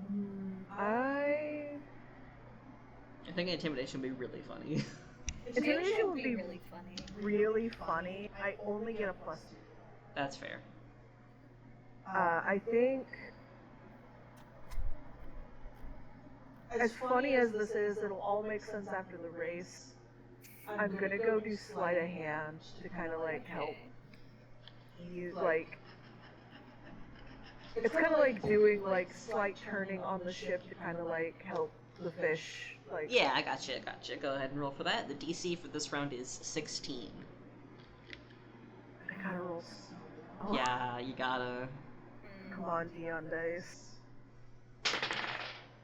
18. Oh my fucking god. Fuck, I yes. love this pink ass die. Yeah, so you're good. Yeah, you are able to, with Khan's assistance, you were able to keep the ship on track.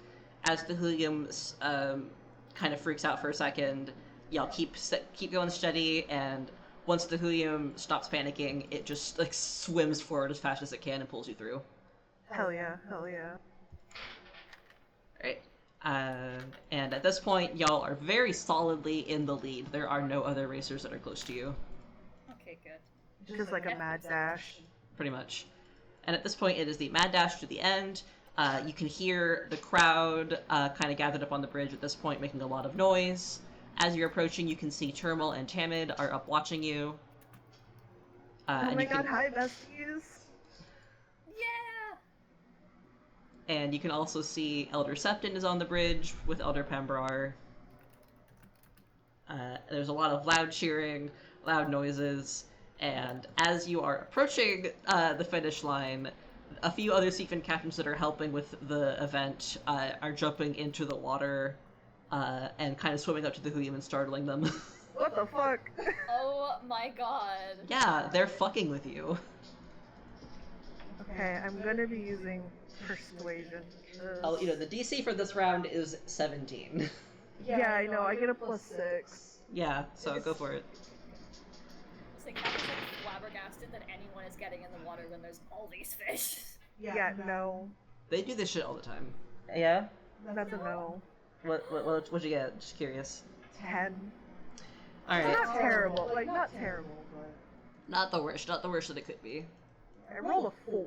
Oh my god. Well, yeah.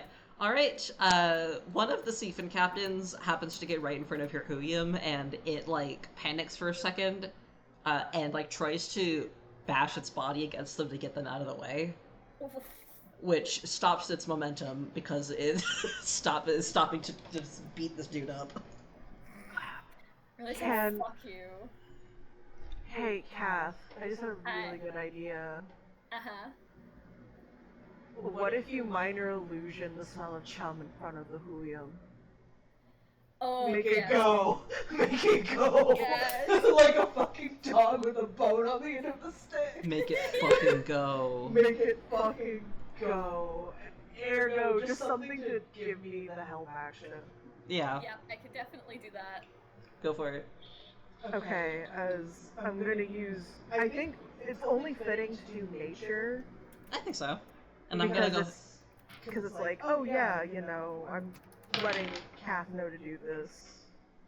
So bad news. Your the incredibly fuck, stupid Huyum just crit on seeing past the illusion. What the fuck? Oh my god! I mean, that's fitting for Isha to get the smart Huyum, but what the fuck? You can still roll, it's just the chum is not going to be giving you the help action. Right, so, okay, shit. Oh god, okay. Y'all Yeah, got he the... knows why I'm saying shit. It still has a -4, to be clear, but it got a nat 20. It's insane.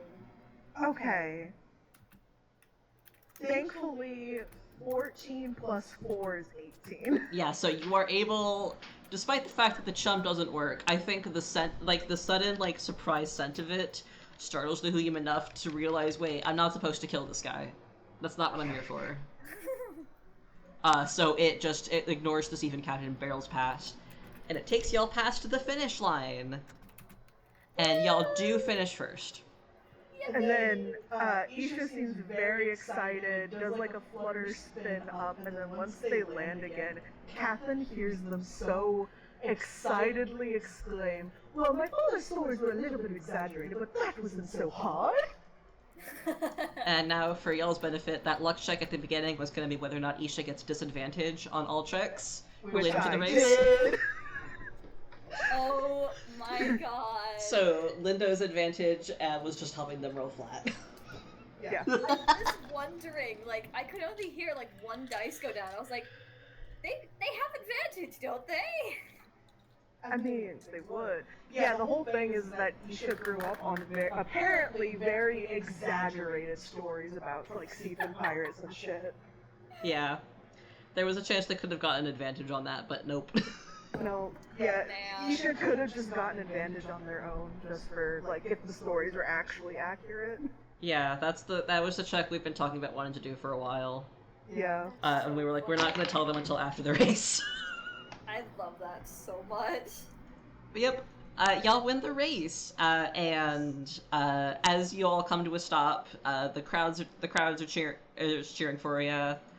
Elder Lindo pats you very firmly on the back, Isha, and get very, very seemingly genuinely congratulates you, Hell yeah. and tells you he enjoyed sailing with you. Aww.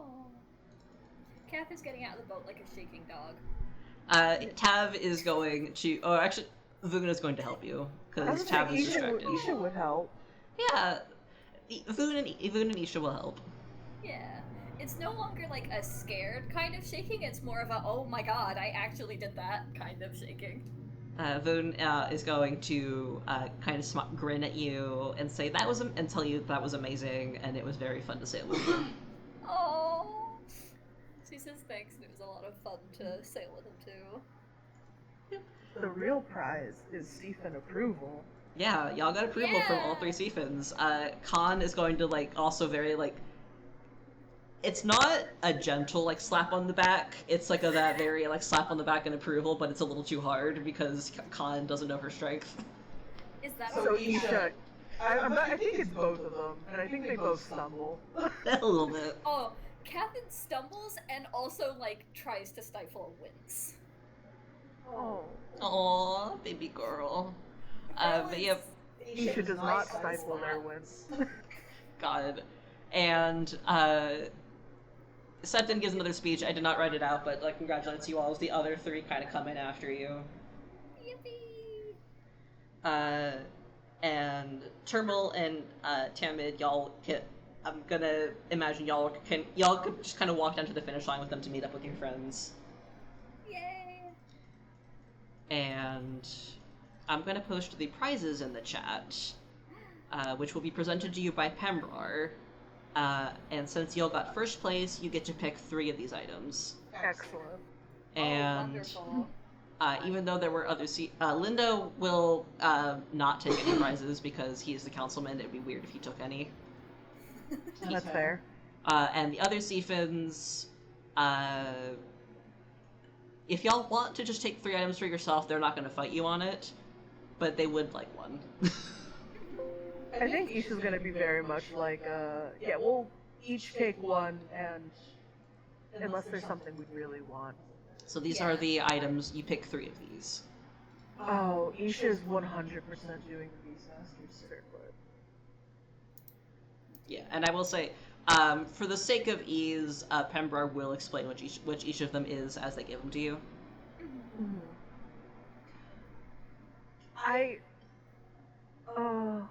See, I'm torn because the Beastmaster circlet is something that Isha's like, oh, that's gonna be super useful, but then also the tricorn, Isha's like, oh.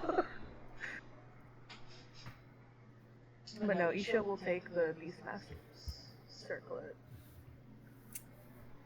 I'm torn because God, that ring of protection would be so fucking helpful. I'm staring It would. at 12 Mhm. armor class. Same bestie.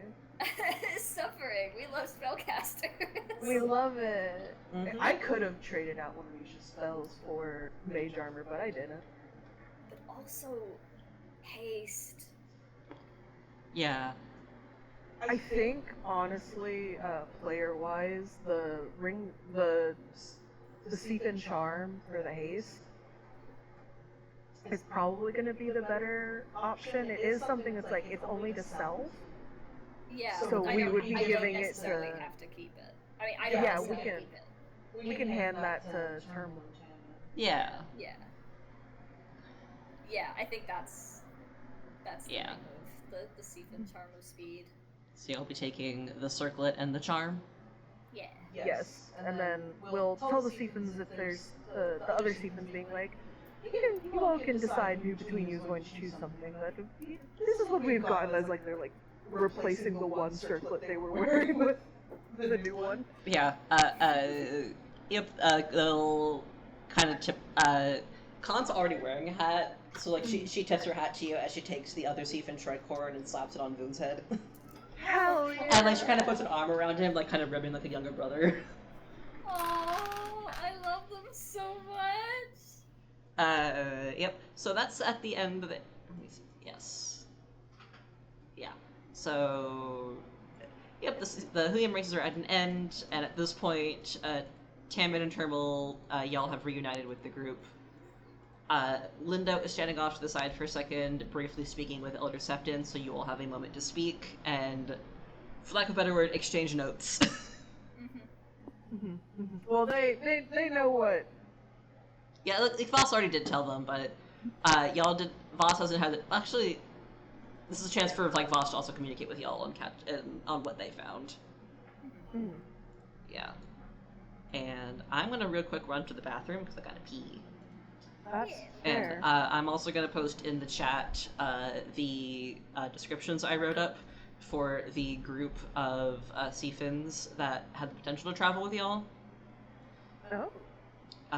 But I am going to redact part of it because y'all did not.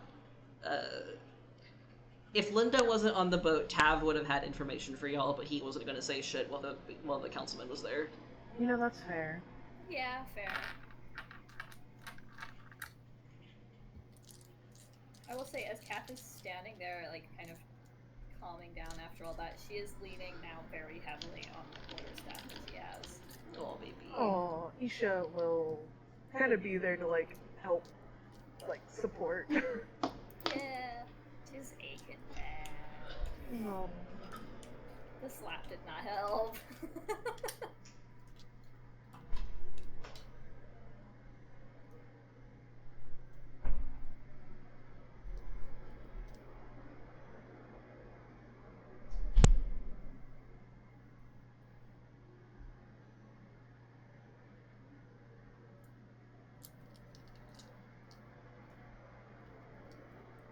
Look at these gay people. All these gay. Beloved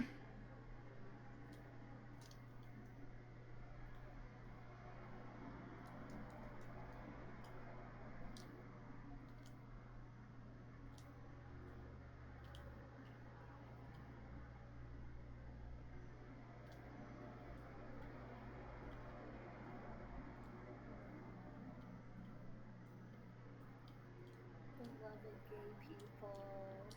Oh my god, we could have had Tomsy.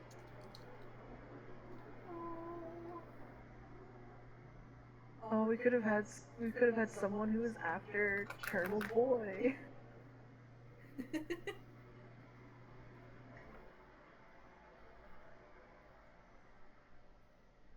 Also, I will also be right back. Yeah.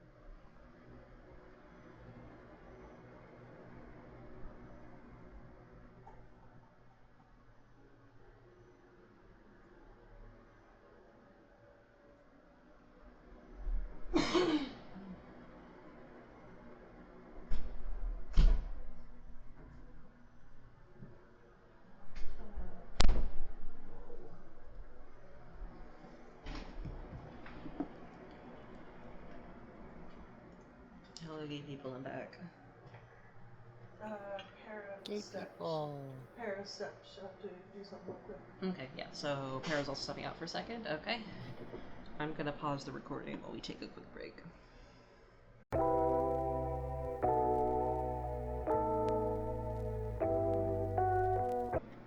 It's a good sword. I would definitely recommend it, but it is up to you. And meanwhile, Catherine and Isha played Gelfling rock paper scissors to decide who gets this the staff. Really cool staff. It is Really? And also for the recording's benefit, the staff is the staff of Charming. It has a maximum of 10 charges. Upon examining it, Catherine and Isha can both determine that 2 charges have been used. And alright, here we are. Alright, so y'all have caught up, exchanged notes, gone over your items. And before you are, so Lindo stepped away for a second to speak with Septon. He will then approach and say to Isha, extending the invitation to all of you, if you would like to speak privately for a few moments, he has some time. Okay. Yes, absolutely. And Isha will usher them all over to a little bit more of a quiet area. Yeah, and for the moment, the rest of the group, the Gelflings, are going towards. I think I originally said they were going to the Sunrise Hill, but they're going to the performance scheduled for the end of the day. Like, there's a song teller who's going to be giving a performance. Okay. So while you were talking, Lindo, he kind of crosses his arms as y'all go into like a slightly secluded area, a little bit closer to the lighthouse, and says, "So I gather you have caught on to what the young prince and I have been working on." Yes, very much so. It wasn't too hard to find out, actually. Anyone who bothered to look could see it. He'll snort at that. Oh, yeah, like I said, anyone who bothered to look. She doesn't look. She doesn't care. And that's half the problem. Continue. Oh, no, see, I am on the same page. Honestly, before I heard about this business, I will be frank, I was already mentally doing the gymnastics to figure out how to get her decommissioned and out of pockets with Maldra Maven. That's good. That's gonna make him laugh. Catherine is like whale eyeing Isha right now, like, what? Isha's just the child of fucking rebels and separatists. Isha's already like, yeah, no, I'm doing the mental gymnastics, buddy. She's like, I'm doing this, you're not stopping me. God. He does grin at all of y'all and says, well, good to know we are on the same page then. After briefly checking to make sure no one is close enough to listen in, he will then add that, yes, he has been planning a coup for multiple tries now. And yes, the prince is involved. He kind of smirks a bit and says, it wasn't hard to sway the prince to assist him because most you may not know this, the prince fucking despises his mother. He would never admit it, but he does. What a surprise. It is a surprise. But speaking of Acha, you wouldn't happen to know where he is. We just wish to, also speak to him on this matter.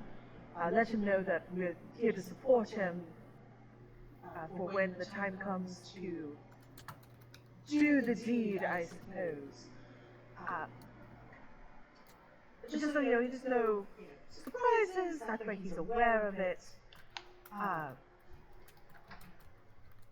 That sort of thing. Because Isha's very much like, even if this dude's bad and I don't like the fact that he's messing with Acha, he's our best chance of figuring out where Acha is. Since Turmoil and Tammin are like, yeah, he left the keep. Yeah. So Isha is fully just like playing along the, yeah, no, we will absolutely help. Because that is true. Isha's like, if we have the chance to help in this, God, this... We're killing her. We're killing her. Or otherwise getting her dethroned. But Isha's like, yeah, we know. Yeah. Acha. Linda will nod at that, and he will say Atja is currently lying in wait to carry out the coup. He will tell you where he is so you can go meet him there if you would like to assist him. But not right away. He kind of hesitates for a second, as if thinking about how to phrase this. But he will then tell you that Atja does not want to use violence in the coup. He wants to convince his mother to stand down and abdicate willingly. That's... he's already lost his sister. Can I do an insight check on how Lindo feels about that plan? Go for it, absolutely. Oh, Please absolutely, do. Yeah, like... Please do. And I will say, as he mentions that Atja wants to avoid hurting his mother, he does glance over at Turmoil as he says that. Oh. Wait. Hold on. Double checking if that's a dirty 20 or not. Oh, shit. Also, yeah, just post your insight in the chat if you'd like to roll. Because all four of you can roll for this because you were all in this conversation. We're all here, we're all aware, we're all up to date. Oh my god. The nerds are on the ball. The nerds are on the ball! In fairness, Turmoil is very much preoccupied. Turmoil, I love it so dearly, it's not on the ball in this moment. Boss is too busy holding Turmoil back from doing something. Yeah, I'm imagining Turmoil, like, visibly, at least to Voss, is starting to reach for its trident. Yeah, it keeps reaching for its trident, and, It's reaching! Voss keeps, like, putting its hand back in place. Yeah. We can't kill him, we need him. But yeah, so Isha, Tamid, and Cathin, you all see Lindo isn't a fan of that. He really does not like the fact that Atch does not want to kill his mom. And he phrased it to you as if he was kind of giving you a heads up and a warning that Atch does not want to kill his mom. Okay. And he, when you mentioned, like, he already lost his sister, Lindo kind of, like, smiles a little bit at that, like, kind of a strained smile, and remarks, yes, that is true. It was quite traumatic for the young princess, I'm sure you can imagine. But, so I certainly understand why he is averse to violence now, but I don't think that is wise. I do not think she will be willing to abdicate without a fight. Well, I suppose we'll see how that goes then. Perhaps we can convince him otherwise. Or at least let him know it might have to be the option. When you say convince otherwise, I'll carry off this last insight from y'all. He is visibly relieved. He wants you to push Adja to kill that bitch. God. It's okay, no, we'll do it. We'll do it for him. We'll do it for you, baby boy. We'll do it for the baby boy. Kiss his little forehead, be like, no matricide, only boy matra.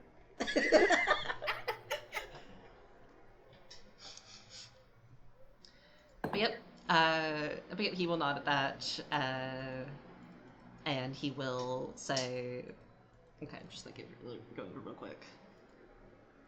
But yeah, also, while we're here, if you have any other questions for him, you can ask, and he will, potentially answer. I think just to try and, like, keep up appearances, because, yeah, Isha is fully more so like, yeah, no, I'd rather not bring in a new Madra under the death of another, like, through violence. Yeah. So the like, I as a player, I'm like, yeah, no, we'll kill this bitch, but Isha's like, no, maybe we can convince her to step down. Yeah. Never say never. Never say never. Plus 6 persuasion. Yeah. But Isha's just like keeping up the chat. Isha does want to talk to him about like. Isha doesn't want to give away the fact that they know that he's probably been talking to Skektak. Yeah. But is also still going to be like interested to know what he knows about the darkening, since he's obviously been like helping Isha with it, and they like kind of clue in like we know he's lucky. That reminds me, actually, before when you mentioned the darkening, kind of asking, kind of trying to hint that you know he's been helping Adja in some way with it. Mm-hmm. Lindo is going to visibly perk up, and he will extend a kind of gesture to you, Isha, and say, "That reminds me, my dear. Would you like me to take a look at your eyes?" Perhaps once this is all over, I don't know what the exact side effects of it are going to be. Also, Isha does not trust. That's fair. Isha's like, this bitch might make it worse. Who's to say? Who's to say? Yeah. Or actually, can I do an insight check on that? Yeah, go for it. Like, see if his intentions are genuine. Absolutely go for it. That is a 18. You do get the sense Lindo generally wants to take a look at your eyes. You get the sense he does think he may be able to help, if he so chose to do so, but you get the sense his intent is more that he wants to see it because he's interested. Okay, I'll let him take a look at my eyes then. Yeah. Alright. But Isha will make it clear, like, I don't know what any curing side effects, like, if it may hinder me, so you can take a look, but let's save any finagling for afterwards. Alright, so we'll have Cathid drop the minor illusion then? Yes. Yeah. It'll be like Kath here, and then Tam and Germ will get to see the fuckiness. Yeah, y'all can see Isha's eyes are very visibly, like, a little sunken and surrounded by just very dark purple veins. I also Tarbell imagine there's is probably a purple ring around the, like, iris. severely squinty right now. So squinty. That's fun. I love the fucking emote in the chat from Jamie and Yeah. Jared's fucking face. Yeah, their reactions, Isha will be like casually, accidental contamination, Isha does not want to say we dug up a body around Lindo, and being like, we were around the gravesite, and it seems like the darkening has contaminated the surrounding ground. Lindo. Which is true. Lindo hums at that as he's examining your eye. You distinctly hear him mutter, "Fascinating." Oh. All of you can, mainly Isha can hear that, but y'all are close enough that the others can hear it just a little quieter. And he kind of hums and says, "Well, that makes sense, but yes, to answer your inquiries, yes, I have been assisting Adja with the darkening. Before her unfortunate demise, his sister was infected. We do not know exactly what happened, but I believe that is part of why she decided to attack them." And with what Isha knows about the darkening, does that track for Gelf? It. Roll an Arcana for that, actually. While you roll that, Lindo is going to continue. Blank on wording. He does explain that. He does say that. He also adds that he kind of like frowns a little bit. Again, looks at Terminal as he remarks that the poor boy has been trying to remove the darkening from the grave to see if he can help his sister's spirit find peace. And he says he's been making remarkable progress, but as you have seen, it is a little slow going. To Isha. Isha will nod along and understand. I'm gonna tell you the result of that in your channel. So it'll be your choice if you want to bring this up. I'm not gonna bring it up with this bitch around. Yeah, Kath is like... She's recalling the gloves. Tamith was the one who read the book that was describing, like, the pain in his hands and the... Yeah. Did Tamith share that? Did Tamith tell Well, that us? was in the lighthouse, so we all That was know in the that. lighthouse. Okay. Yeah, so y'all were all sharing, you would have seen the darkening and like the list of symptoms that talked about pain in his hands. Yeah. Isha's current theory, but he'll say this later, is Isha fully does not believe that because the body was so like fumbled over. It's like, no, he didn't. No, he didn't, bitch. Even if he was, there'd be more sign of it. Yeah. The body was fucked up. Yeah, that body was fucked. It was blunt force trauma That's to what the I head, thought. wasn't it? Yes, but from what we understand, Asha's the one that killed him. Yeah, from what you know, and Lindo does confirm that. And Lindo will tell you he wasn't there when it happened, but he did dream fast with Atcha to watch it. So he confirms, yes, Atcha killed Soroya, but it was in self-defense. Okay. Or, more accurately, defense of his mother.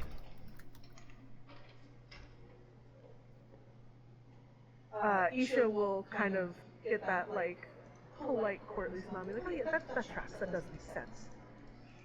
But yes, we should probably find Asha before it gets too late and he decides to go wait somewhere else. Yeah, oh, he won't. The pieces are in place. Another thing Linda will mention to y'all is that they were actually planning to carry out this coup after the festival. But since the Madra has shown her hand, they are pushing their timetable up. Well, you know, time to usher new beginnings in and all that. Yes, indeed. And then, blanking a bit on wording, he will then tell you Atja is waiting at the gravesite currently, and Lindo is going to bring Madra Kadia there. Oh my god, they're gonna find the dug up body. No, because we reburied it. You did rebury it. That's part of why I asked, so you're not just gonna have Atja being like, why did you dig up my sister? Okay, Everyone's pointing at boss. we reburied it. However, that dirt is still very clearly turned over. Yep. So, no, you're right. It is very clearly still turned over. Cat is gonna be like hiding her face. Alright. It's okay, Kat, you had no involvement. So he will. So Lindo. So Lindo will tell y'all Atja is waiting at the gravesite. He would recommend you go meet him there to speak with him before he brings Madra Kadia. He will go fetch her during the performance and will bring her there towards the end of it. Okay, so we go in now.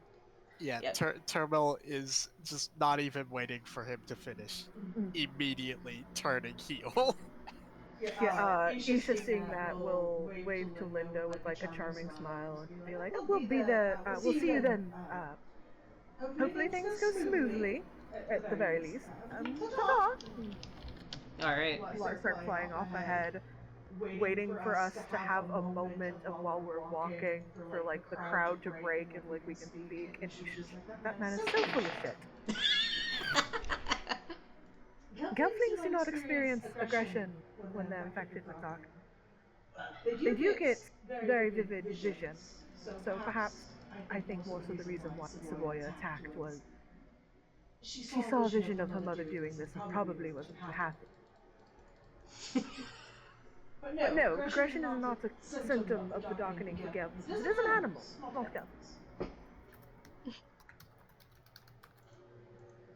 Yeah. So, you think he's lying about that, or just making a guess? I think he's lying. Probably using it as an excuse, which to me makes me think that he had something to do with why she got infected in the first place.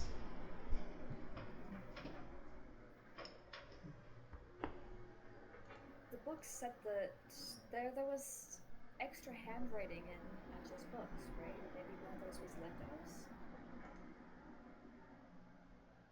Perhaps, but could have also been perhaps a book that once belonged to us. And perhaps it was her book in her hand. Maybe. Like, Perhaps. Yeah. but other things we can ask him when we get there. Yeah. I will say also, so y'all just gonna go straight over to the gravesite, because I also know, Tamid, you were hoping for an opportunity to quickly commune with Thra. If you would like to do that I'd once like you... to talk to God. If you'd like to do that when you get there, you can. Or if you'd like to ask to do that on the way, you can do that. It would take it would take about 10 minutes to do. We can absolutely do that, like stop and do that on the way. Like maybe Tamid can be doing that while Isha's like explaining more about how they know from what they're understanding and studies how the darkening works. Mm-hmm. Yeah, that works. Just also to like to soothe over everyone's worries and fears of I'm not gonna go crazy and try and kill you guys. Yeah. Oh yeah, don't worry. If that happens, it's not because of this. Yeah, my eyes just kinda hurt. Yeah, your eyes just hurt a little bit. Yeah. All right. Yeah. So Tamid, do you want to explain to them what you're gonna do, or just ask for a moment to like commune with Thra? She is just going to ask for a moment. That's fair. Yeah. That's right. And I meant to ask this before, so you could think about it a little bit. But I'd like to. What does it look like when Tamid is preparing to commune with the planet? Because essentially, what you're doing is dream fasting with God.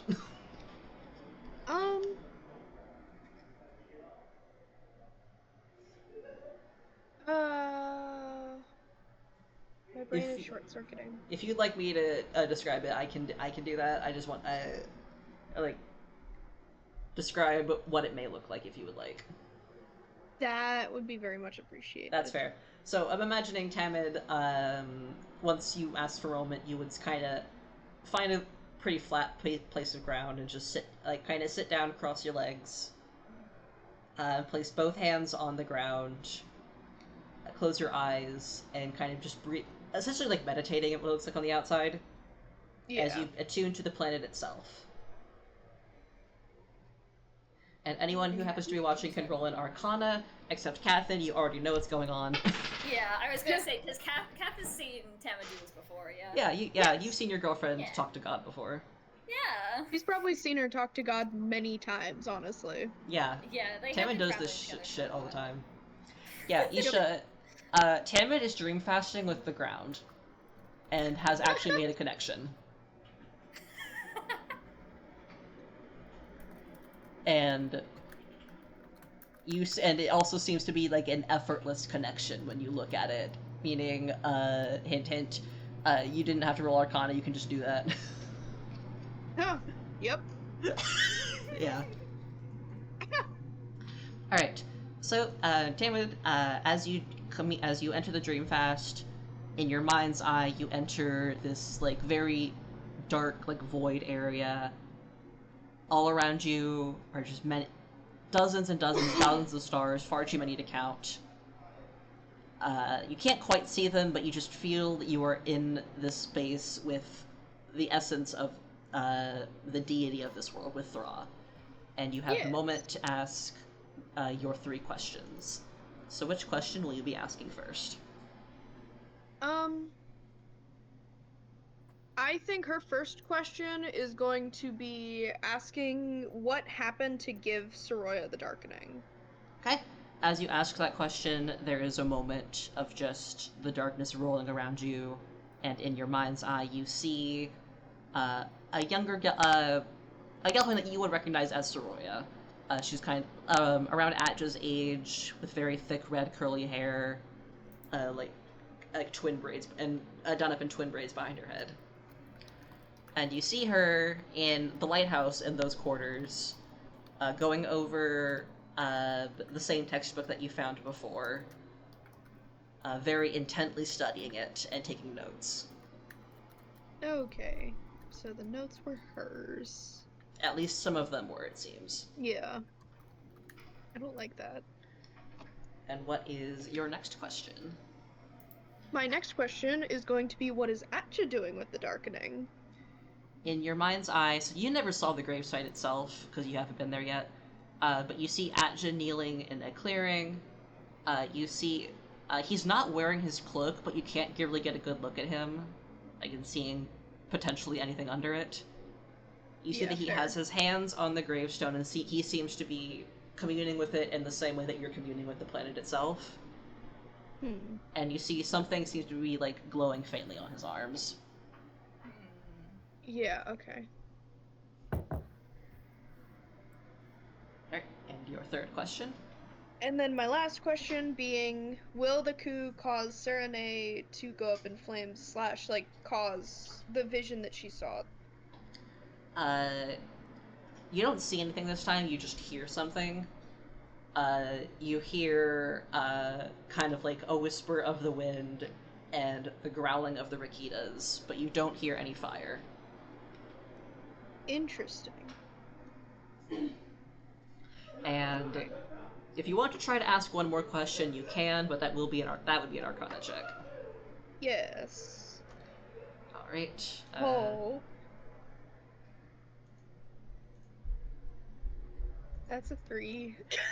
Oof. Alright, let me crack open real quick. Damn. Sorry, Tamid. Yeah. God really said enough. Oh no, it's not Arcana, it's religion, but that is also intelligence. Yeah. So it's okay, yeah. Okay, so the trance immediately ends. You don't get to ask a third question. Yeah. Roll an intelligence saving throw for me real quick, as I imagine Tamid, like, visibly just jolts to awareness again. And your eyes fly open. Intelligence save, that's gonna be a flat 15. Okay. Alright, so you pass the save, you're fine. You remember everything that Throat showed you, but you did not have the chance to ask a third question. Or fourth question. Yeah. Okay. I'd like to think that, like, Kath is kind of when Tamid wakes up, that's when Kath goes over and kind of kneels next to her. Aww. Aww. Girlfriend. Gay people. You two have given me way more questions than we have time to get into right now. Kath is immediately going, like, bright red at that. Oh, no, Isha's fully referring to the one talking to God, and also the fact that Catherine is an heir. Yeah. Oh yeah. I love that their first thought is, oh shit, they think we're gay. And then Isha's like, yeah, that's not Isha knows. Isha's like, oh my god, yes, I'm also gay. Moving on. Moving on. I've had to deliver fucking messages and notes between fucking all the gay people in the Vaprin court. Do you know how many that is? I know gays when I see them. Damn. Alright. The thing that's even funnier is they're not even officially together, nor have they actually told one another. Of course, that why they're would they? interested in each other. No. Why would they? Why would they make things easier on themselves? Yeah, why would they? Anyway, yes. Alright, so that is what your visions have showed you, if you would like to explain. Yes. Tamid will... I mean, you said she kind of, like, wakes with a start, basically, right? Yeah, pretty much, yeah. Yeah. And in her waking with a start, she, like, shoots to her feet immediately, leaving poor Kath on the ground, but... Oh. And she's... Oh, her mind is racing. She is thinking about specifically the only real answer that she got, which was Soroya.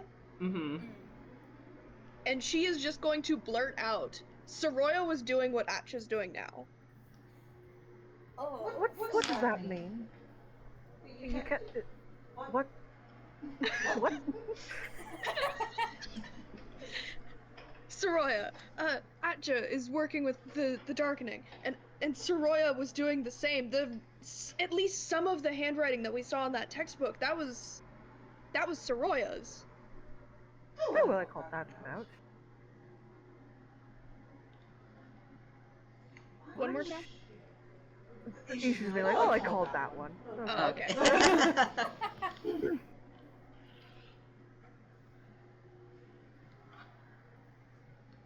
wonder what her motives were. I mean, Stephens are known for their forgery.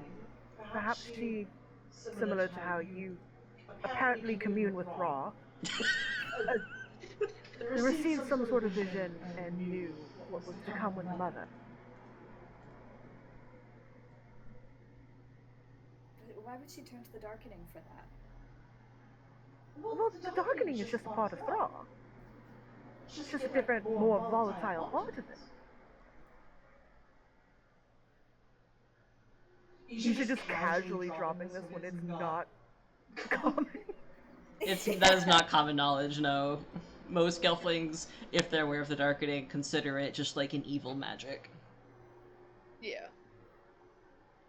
I think I would say Tamid would probably be at least vaguely aware that it is also part of Thra, but Because she can talk to Thra. yeah, so you can ask God and be like, "Hey, was this normal?" And God's like, "Yeah." Yeah, that's my one of my All right. Okay, well, I guess we can ask Archer when we get to him for more clarification on that then. Yeah, I think that'll be a good idea. I have many things I need to speak with him. Oh. Many questions for the boy. He's gonna get interrogated the second you go over there. But do Termo, please keep on track with your questions and time with the friends. We need to figure this out before Lindo comes with a Mondra to kill. Jesus.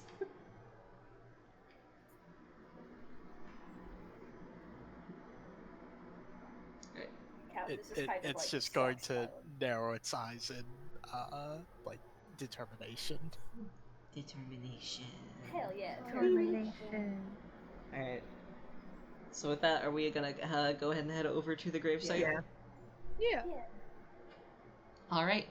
As y'all are passing by the gravesite, you no need to roll for this, you can see them setting up for the performance on the hill. Some Siefan Gelfling none of you recognize is setting up with big ol' another Furka, kind of like Catherine's, but a lot bigger.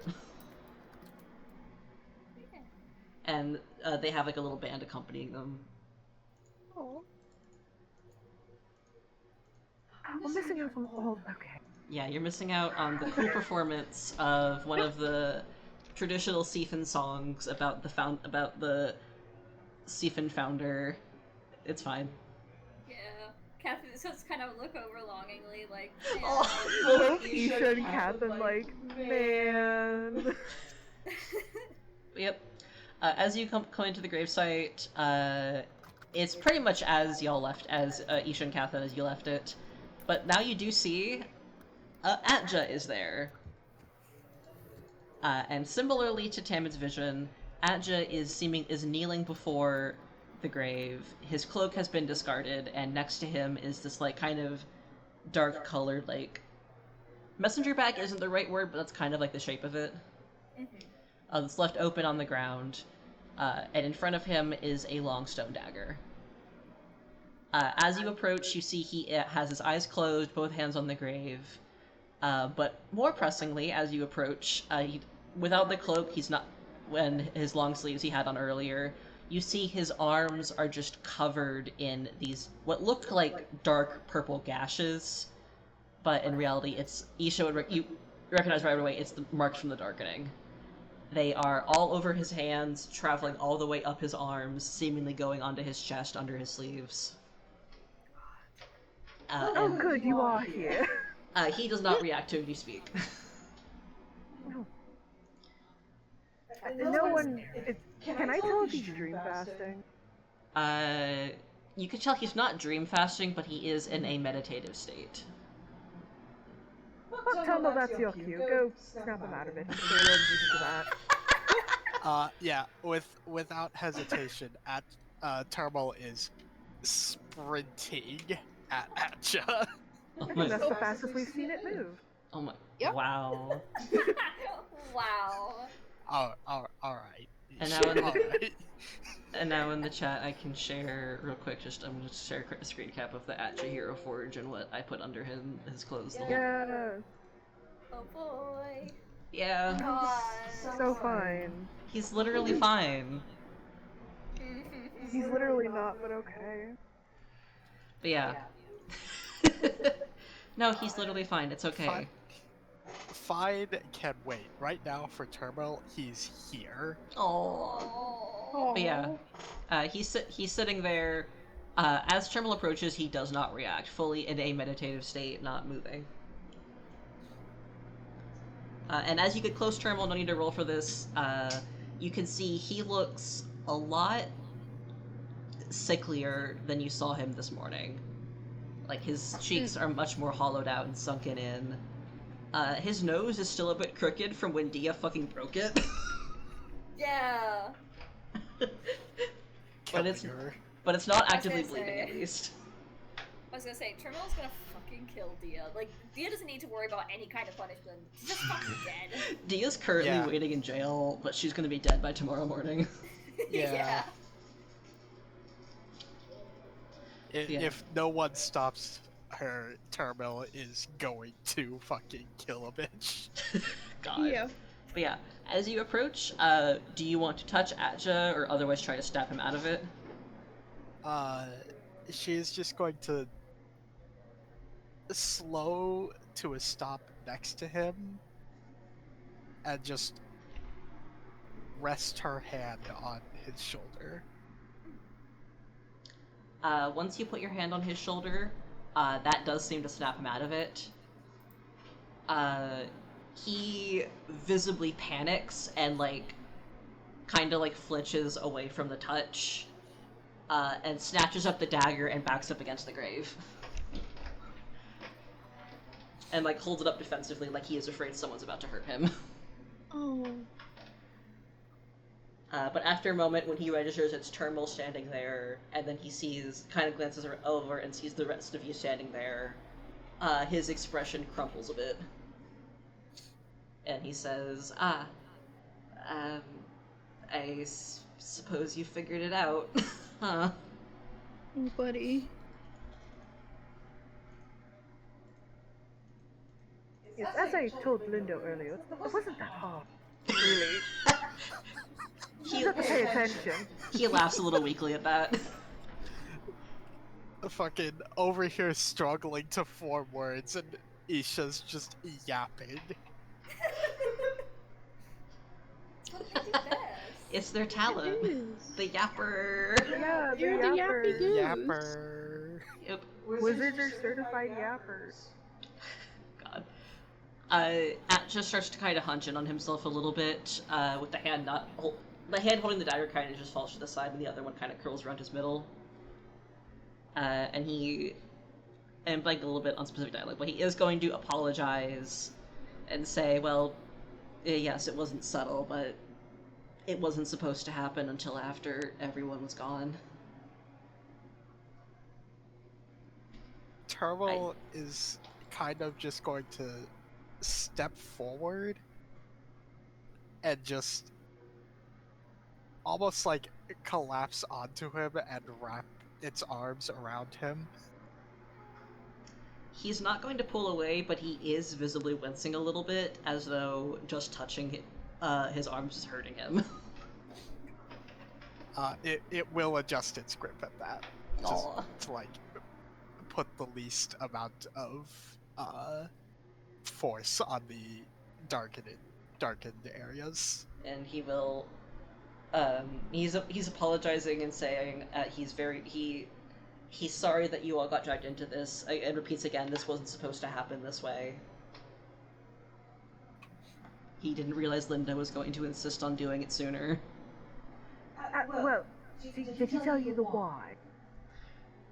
Atja kind of pauses. He shakes his head a bit and says, "He didn't need to. My mother made me aware a few days ago of what she was planning." Right, well, for starters, we're on your side. I'd rather do this more diplomatically than have to fight. But by chance, Archer, has Lindo told you his plans for the after? What is his goal for after your mother is no longer on the seat, however that may be? Blank for a second again, Jesus Christ. He kind of frowns a little bit and he says, "Well, it's not an ideal solution, but I was going to rule in the interim until we found someone more suitable."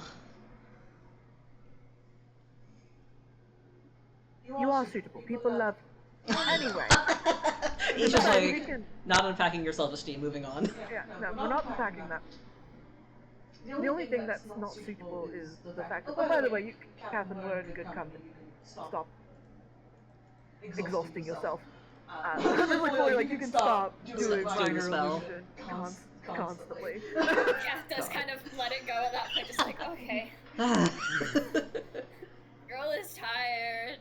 She's used more magic in the span of a couple hours than she has in like several weeks.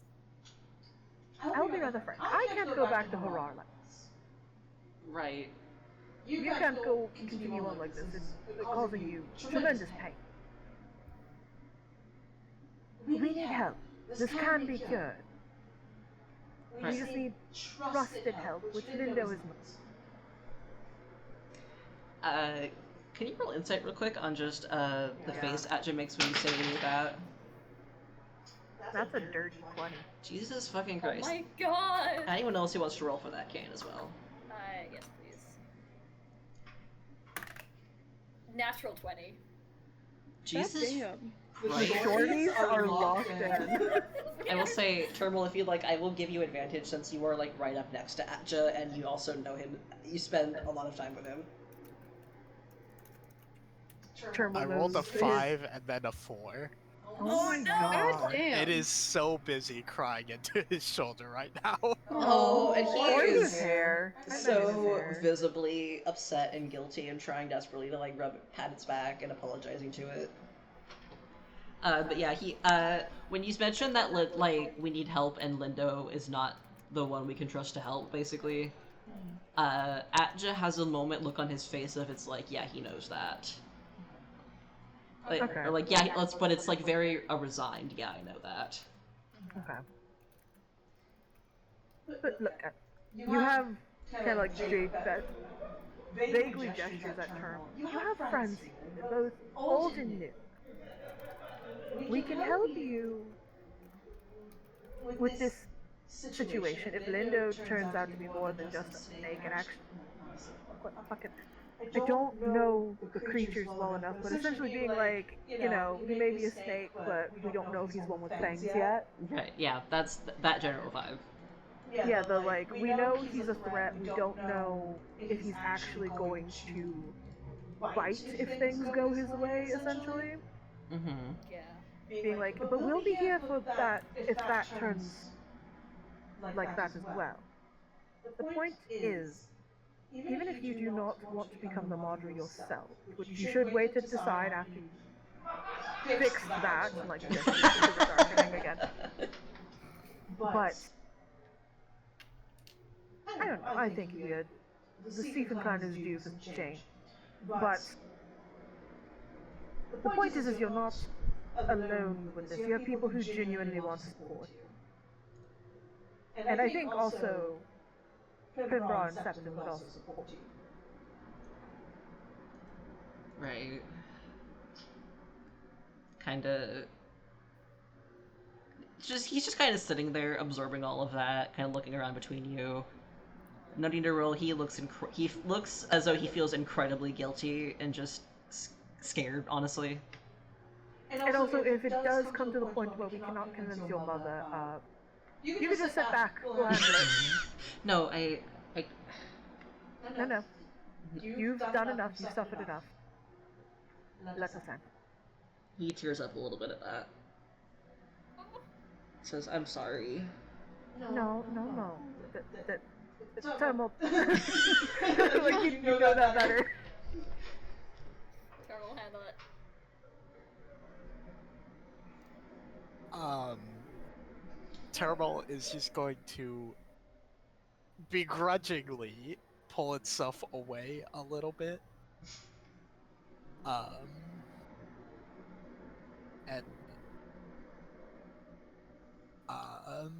just kind of just say, it should be me apologizing to you. Oh.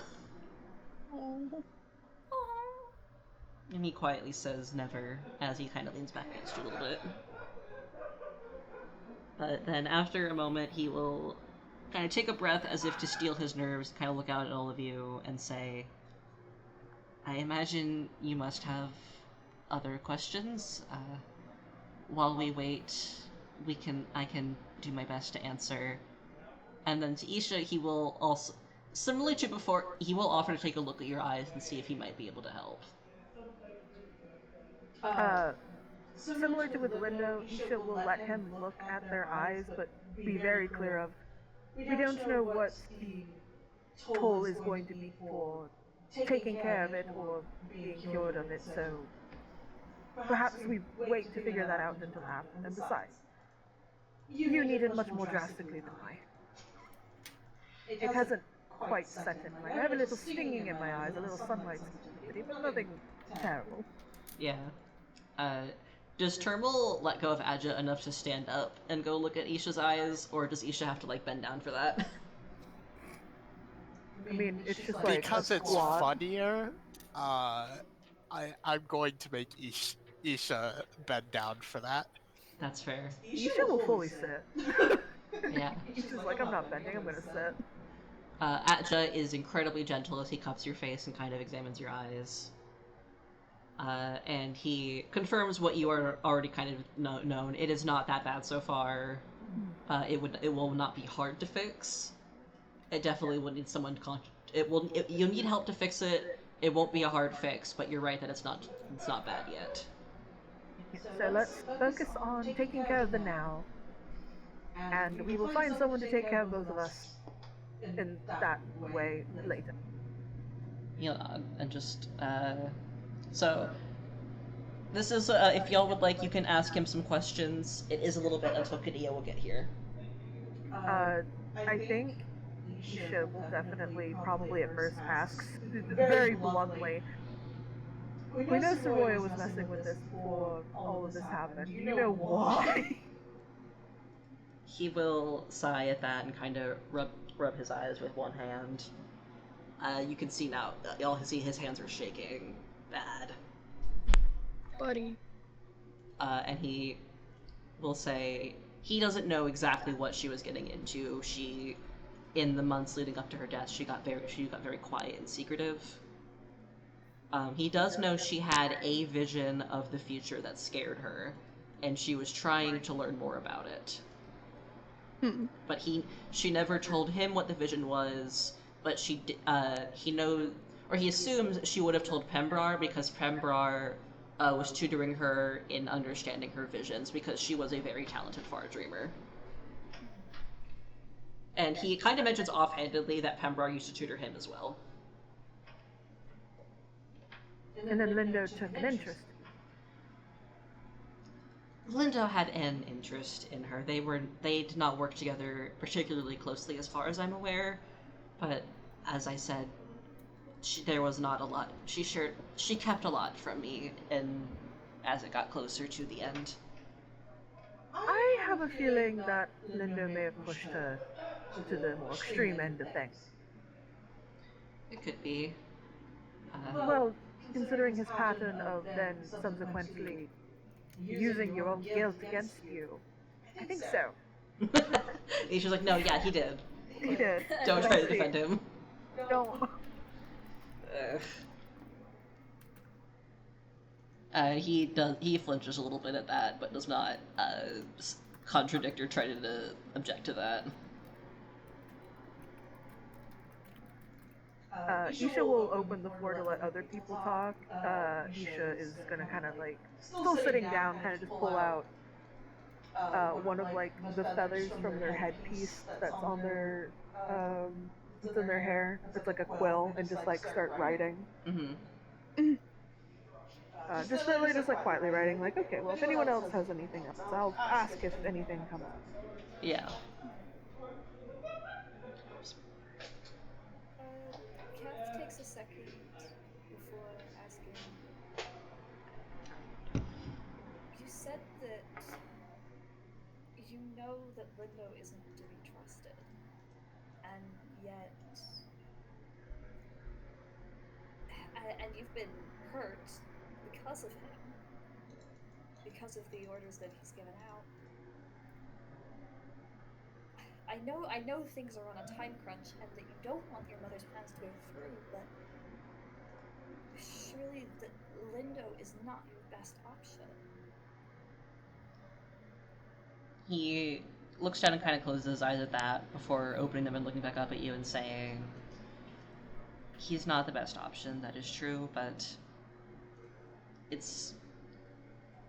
I don't have many other options, and besides, I suppose if something were to happen to me during all of this, I suppose that is a fitting penance, if nothing else, for my sister's fate.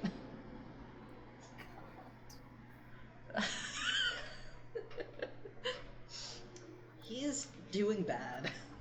He's not okay.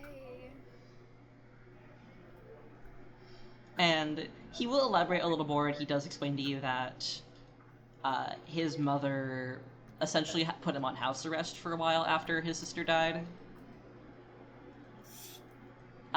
He mentions that he hasn't been able to talk to anyone about it. Hasn't left the city. And he knows he's a murderer. He knows he needs to be punished, but it's just, at least this way he's helping the clan. Oh, buddy.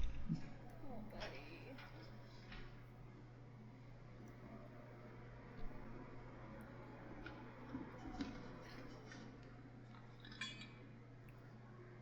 When he calls himself a murderer, Kath kind of like, she does hesitate because he's not wrong. He did kill her. Yeah, he did fully kill his sister. Yeah, that is a thing that happened. But she just kind of walked a little bit closer and go, if you think about the situation you were put in, did you really have much other choice? He hesitates before answering. He says, well, no, but I still could have found another way. You didn't have time to find another way, dude. I will say, carrying off of the previous insights, he doesn't believe that as he's saying it, you get the sense that is what his mother's been telling him. Oh. Yeah. Kath was on the edge of like, okay, maybe you know, killing a monarch isn't necessarily the greatest decision. You just share a look. I feel like it's not something that Kath does often, because Kath doesn't get mad very often. But now her wings are doing the angry cicada thing. Oh my god, The two of them there's just a long silence and just angry insect noises. God.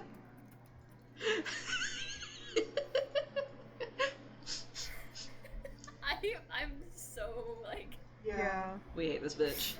we hate this bitch. We hate this bitch. It And was spur of the moment thing, Asha. You did not have time to find a different way. So, whoever's been telling you that is full of Landstrider shit.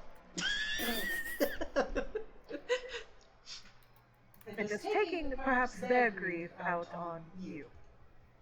it was your mother, wasn't it? Well, we Yeah, probably all put that together. He does nod in response to Catherine outright asking that. That's So. not how a mother should treat you. You know that, right? That Well, shouldn't be how she. well, her duties as a mother come second to her duties as a Madra. I know that. No, they And don't. she's doing it though. And Isha's like, well, she sucks. So we're like, fuck you, no. And Isha's like, well, she sucks at both, so. Cat goes, no, they don't. Her duties as a mother should come first. I know how difficult it is to be heir, but that's not how a mother should treat you. Aww. Catherine beloved. To chime in after Catherine here. Catherine really laying it all on the floor. Yeah, she's just like, I'm not gonna touch that right now, we have other things. To be a Madra is to be a mother to your clan. That includes your own child, first and foremost. Because she's just like, has that look of, I really hate that I'm about to say this. Oh my god. With her heir gone, and you being her only remaining child, you should be her priority. The Seafin clan is already suffering and struggling as it is. It needs to know that its future is going to be as successful, and you are its future.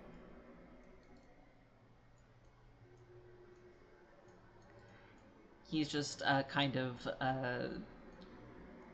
absorbing that.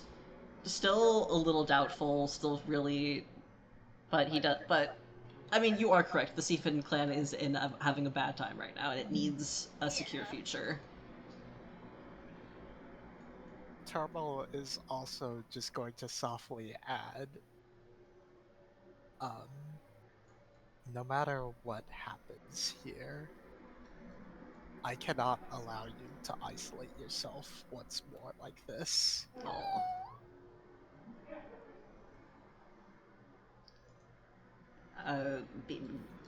My heart. Out of character, Isha to themselves, well, since I'm probably not going to be able to go back home, yeah, that won't be a problem because I'll be stuck here. Oh god, yeah. Oh, Isha beloved. Isha's like, don't worry, he will never be alone. I'm going to be here. We'll talk each other's ears off. Holding hands. Holding darkened hands. Oh my god. God. But yeah, he still does not seem to fully believe it, but he does nod. It's just like, I think the overall sense y'all would get is that, like, to some degree, Madra Kradia has always been like that. It's perhaps just gotten worse after Soroya's death. Yeah. Angry insect noises fill the air again. Oh, by the way, Acha, I do have to ask for our safety. Mm-hmm. Where are Lindo's Rakita?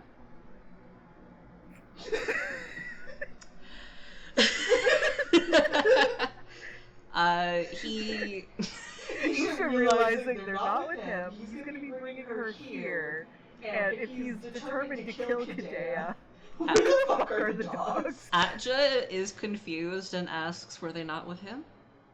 I know. Oh. They've not been. He also looks... Yeah, he also looks worried.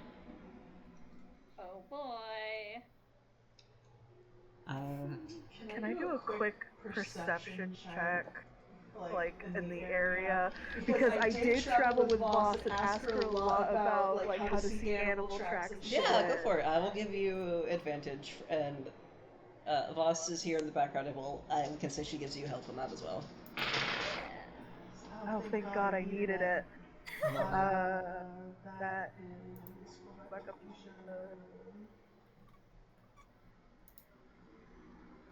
talented. That is a 17. Okay, you don't get the sense right now that the Rakita are around, but you do notice, looking around the area, there are a lot of places that they could be hiding. Like, you don't get the sense they are close, but there are a lot of areas around you that they could be hiding. Let me check my spell real quick. Yeah. Okay. I'm going to... Also, how back into the forest would you say we are, and also then subsequently, how far is that from Sunrise Hill? You're a decent like, the hill is within view because it's so fucking big. You are a decent way into the forest, far enough away that, say, you are out of hearing distance from anyone on the hill. Oh, no. I mean, like, for if a fight breaks out here at the gravesite, what's the numerical distance, would you say?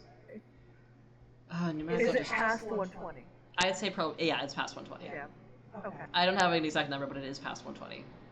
Yeah, when I use fanfare, it makes a loud, especially when I use it for like the positive thing, it produces a loud victory music that can be heard out to 120 feet.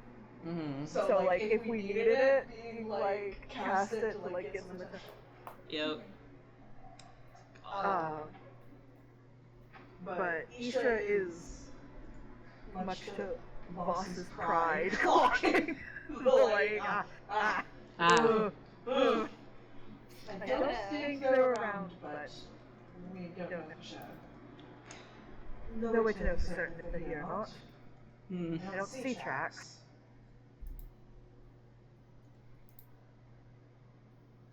Atja's also looking around and he nods and he says, well, I would be surprised if they were here without him. It's strange that he would go anywhere without them, but he kind of pauses as though he's not really sure how to phrase this and says, like, they don't move on their own without his input very much. Which is why I worried they could be here, because if they don't, he could have just ordered them to sit here. That's true. That is true. Also, I was gonna say, yeah, he lobotomized those fucking dogs. So also saying, also while we're here, would you like to ask any questions, Tamid? No, I think she's just kind of like taking in all of the things that are happening. She is a little overwhelmed. That's fair. That's fair. Isha will finish up their writing and tuck it away as if it's supposed to be like more so like a scroll to be delivered somewhere instead of like notes, and just kind of like tuck that onto their person.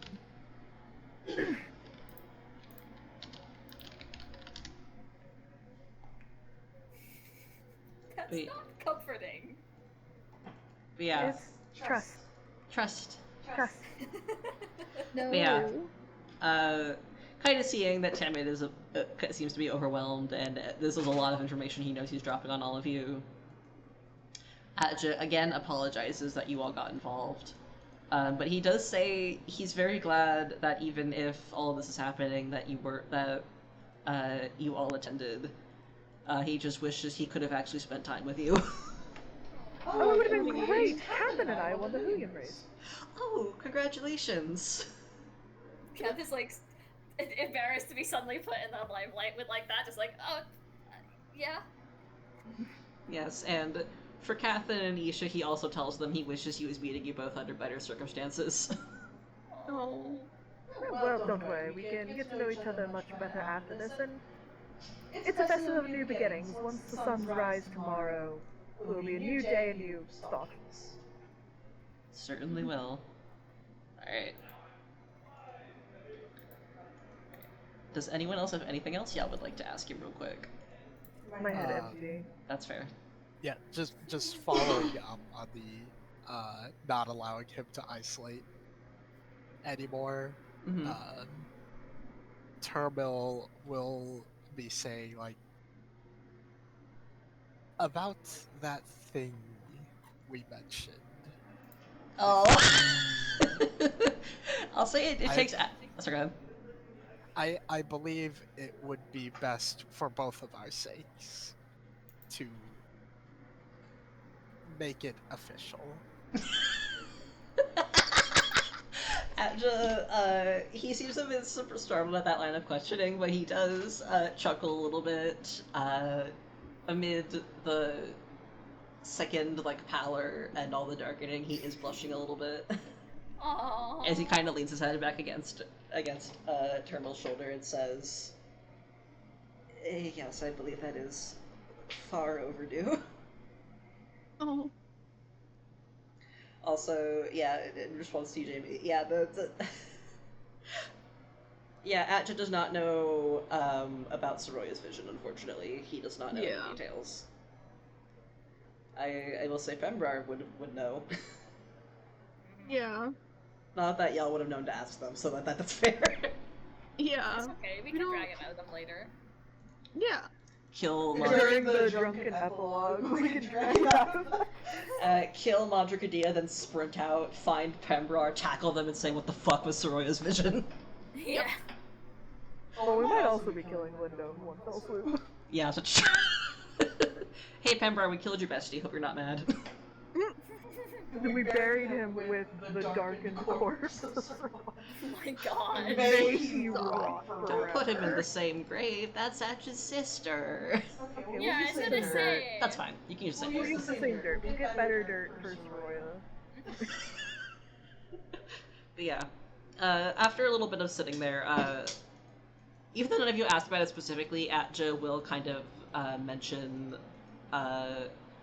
this didn't come up earlier in the one-shot, but it was something that was meant to be mentioned, of just like, a week ago Atja had an accident aboard the Omaraya, and that's why he's been wearing these gloves, so that's the official explanation. Oh yeah. Yeah, so he will mention to y'all that Lindo did stage that accident for him as an excuse for him to wear the gloves. Because it's pretty hot out over by Serena pretty Yeah. frequently. Wearing those gloves all the time is not comfortable. No. Terminal is fucking squinting. Oh. Yes, well, once again, good company you should gesturing at their own face. You can take them off, because I imagine it's uncomfortable. Oh yeah, he's fully taking the gloves off, and his hands are just covered in darkening. Oh, buddy. Kevin Might need to go see the heeeeere at this point. Maybe, but hopefully not. And he also would mention, yeah. Actually, no, it would. This one got. Never mind. Moving on. So y'all are just sitting there for a little while, and then after a bit, you do hear someone approaching. Don't need to roll for that. And Atja will start to get to his feet, clutching the dagger. Isha will get to their feet as well and be like, maybe you should keep the dagger down for now. Right, If you right. want to do this Yes, diplomatically. yes. He will. He's holding the dagger, but he does kind of put it into like the bag. Yeah. Kind of puts the bag over one shoulder. Considering the discussion about a fight, Kath remembers about the item that she took from the thingy, the race. Goes Yeah. over to her and like, you could use this more than I can. Just pass it straight Take over. this. Take it. Oh, also before we real quick. So Isha and Kathin, you both have the same AC, correct? Yes. Yeah. Jet is going to look between you two for a second, and he is actually going to remove. Let me just check real quick. Give it to Kathin because I can at least fly. Yeah, so yeah, he's going to remove the pendant from around his neck. He has like a little pendant with a red cord, matching the one on the grave.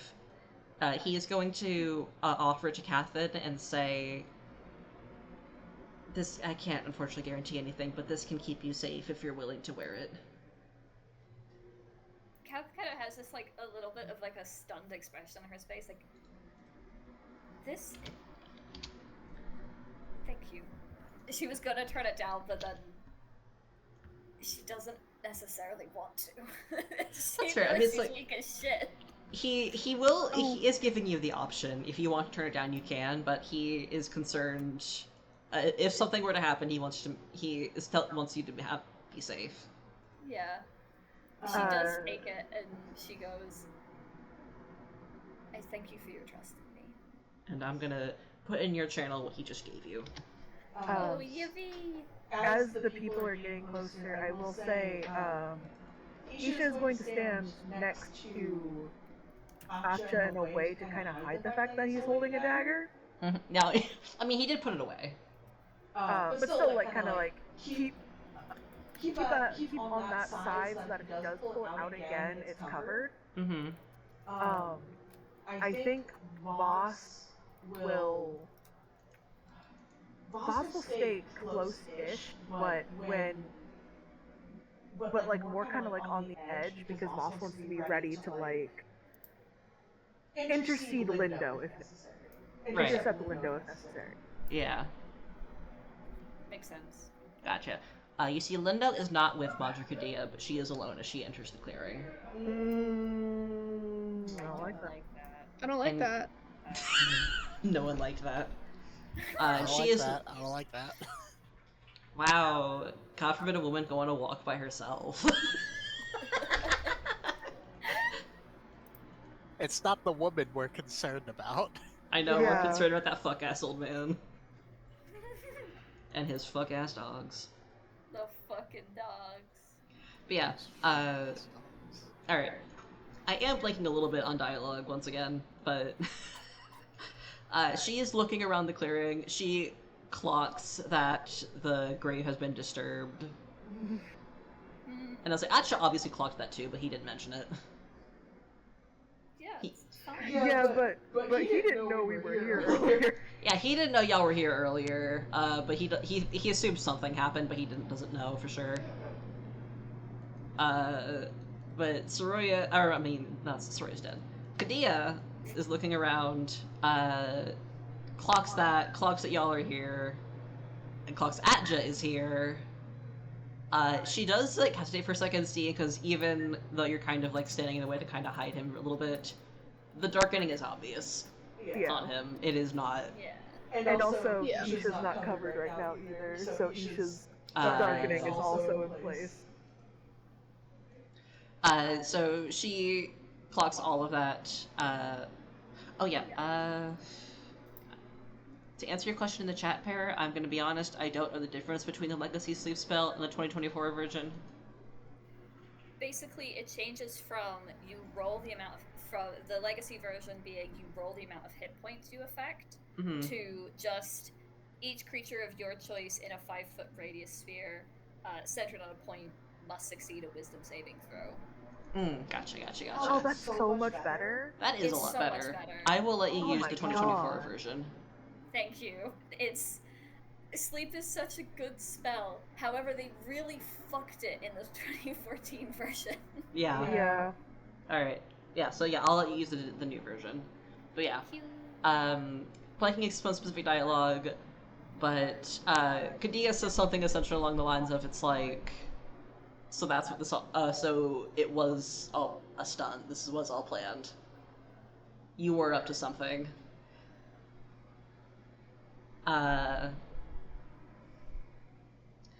And Atja, I mean, he doesn't deny it. He just tells her essentially like she needs to stand down. Yes, this is him telling her to stand down, but yeah, that it was planned. But it's just you need to stand down and abdicate. I don't know. I'm blanking a little bit, but yeah. Yeah. Telling her to abdicate, Isha will give him the help action essentially for persuasion. Mm-hmm. Unless you want to let Isha do it, because Isha's going to be like, we've been around and talked to people, mostly about trying to find Asha, yes, but it's also become very clear as well, Madra, no one is very fond of you, if I could be frank. No one likes you. Damn. We hate your pussy. Drag her for filth. Especially, your council already is against the apparent merging of the clans. How do you think the rest of your clan is going to behave when that happens? Granted, yes, they won't have a choice, but it's just best if you step down and we all figure this out together, what will happen to the Seafin clan. And I cannot stress this enough. Where is Lindo? Where the fuck is he? Where the fuck is he? Where is that man and his fuck ass dogs? Yeah. He's the one orchestrating this. Kadia notably does not answer that part. Of course. Um, Of course. I fully blanked on all the dialogue. I have just notes for the shit she's saying. but latches on to like Atja trying to get her to give up power.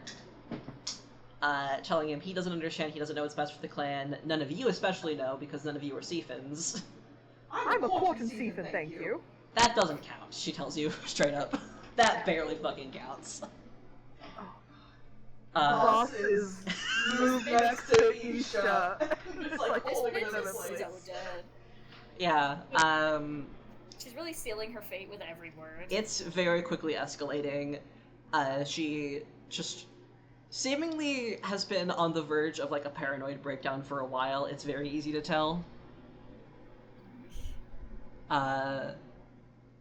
Just like, Kathy, wanna put her to sleep? accusing all of you of being involved with this, and at Jeff with orchestrating it. It was like, of course you had to get your little friends involved with trying to take me down. And, she also asks him, like, are you going to kill me like you did your sister? And Atja says, no, I don't, I'm not going to hurt you. I might. Oh my Turtle is audacity. fucking gritting its teeth at that one. And Atja is insisting, no, I don't want to hurt you, I just want you to stand down and think about what's best for the clan. And I'm gonna roll real quick for that.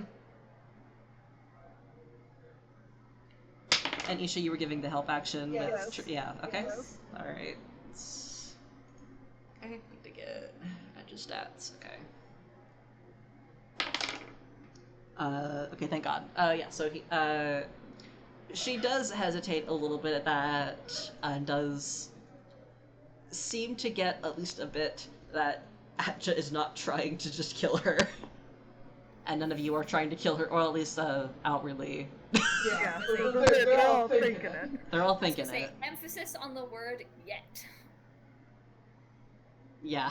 But, I cannot stress enough. Once again, where is Lindo? He's the one that's been orchestrating this entire thing, not Asha. Not Atja. Not Asha, and I'm fairly certain he was involved with Sawyer, based on clues. Okay. Alright, just 1 second, Isha, please, where is this man and his fuck-ass dogs? Where is this man and his fuck-ass dogs? The fuck-ass dogs. As you ask after Lindo, yeah, okay.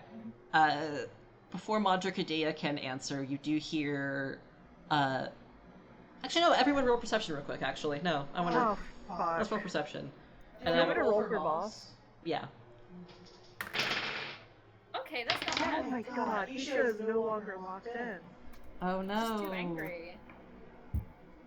I'm so mad. My die sat on a 17 for like 0.05 seconds before it hit that. Oh So no. fucked up. That's fucked up. It is so Wow, fucked up. I'm surprised that boss doesn't have proficiency in perception.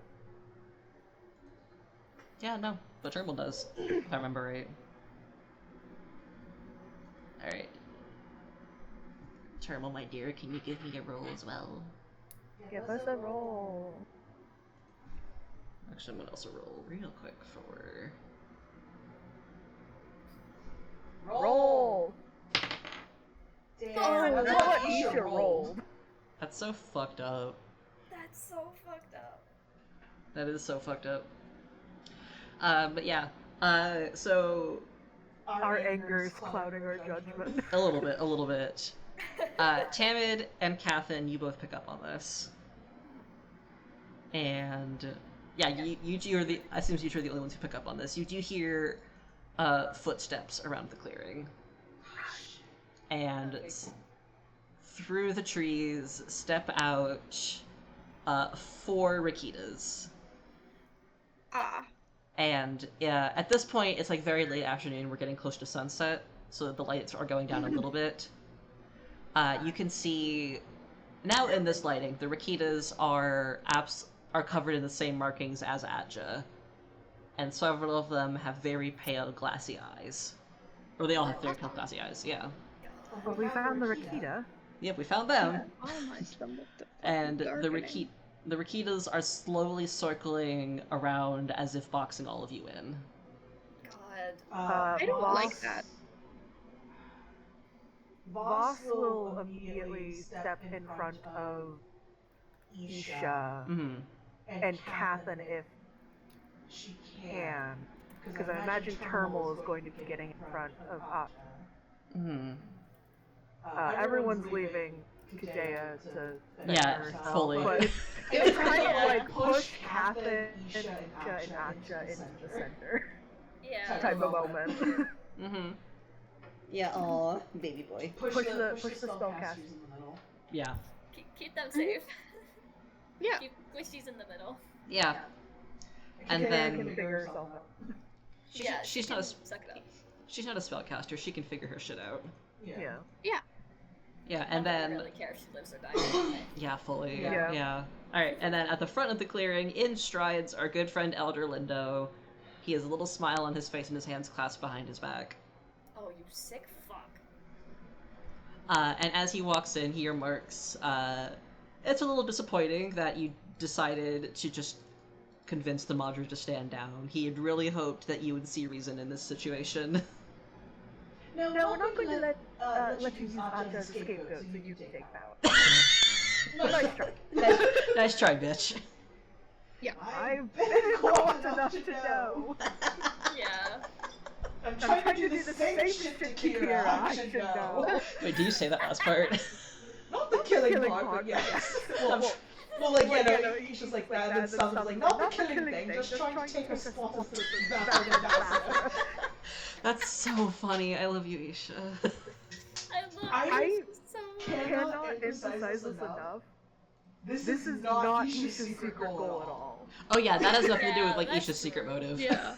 Isha's secret motive has yet to actually be really discussed. Which is incredibly funny, and I admire Isha's restraint Yeah. in not bringing it up. Isha's playing the long con on that front. Oh, anyway, okay. Alright. Lindo was a little taken aback by you immediately seeing through him and knowing exactly what the fuck he was doing here. It's not that hard, buddy. It's really not. You're You're not subtle.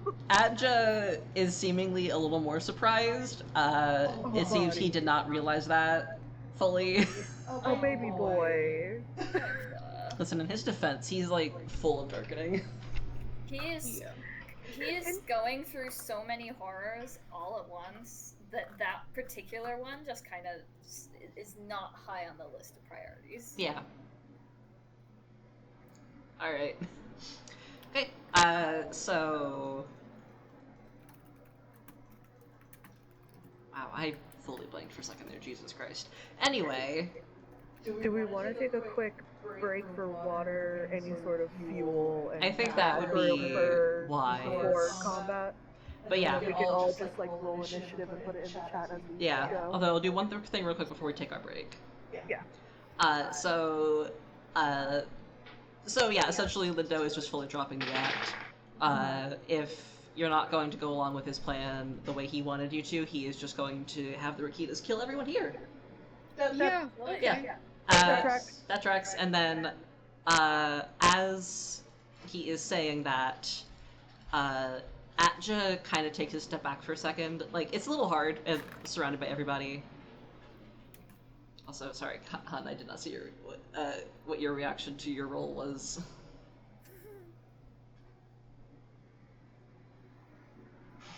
Boss rolled a 7 Mm-hmm. for initiative, which is a 8. Mm-hmm. Isha rolled a natural 20. That's insane. That's so good, actually. Okay, I'll roll. Alright, but yeah, as Asha kind of takes a little step back, actually, quick question. Are y'all like kind of bunched up around the grave right now?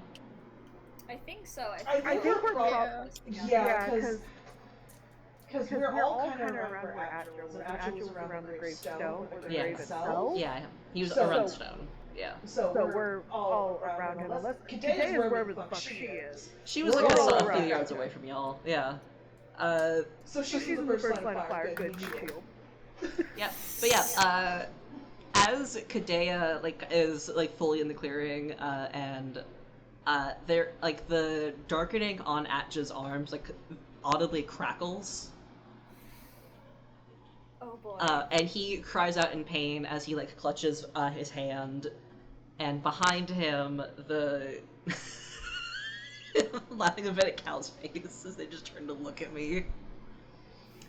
Out of the fucking grave rises just through the dirt phases, not phases, not my word, but essentially a spectral figure of a gelfling with 2 long braids rises out of the grave and immediately just makes a lunge for Kadea.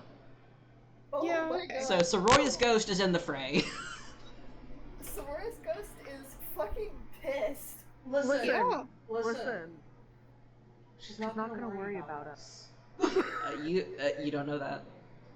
Oh, that's right, ghosts in D&D fucking possess people. Oh no.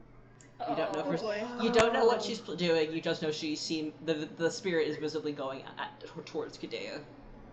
Yeah, okay. I'm more concerned about the Rakita, I'm gonna be real. No, that's fair. All right, so I'm gonna roll initiative for all of them real quick, and we will take another quick break, and then. You know what? Yeah, we will hop into fucking Tailspire if y'all are up for that for the combat. Yes. Yeah.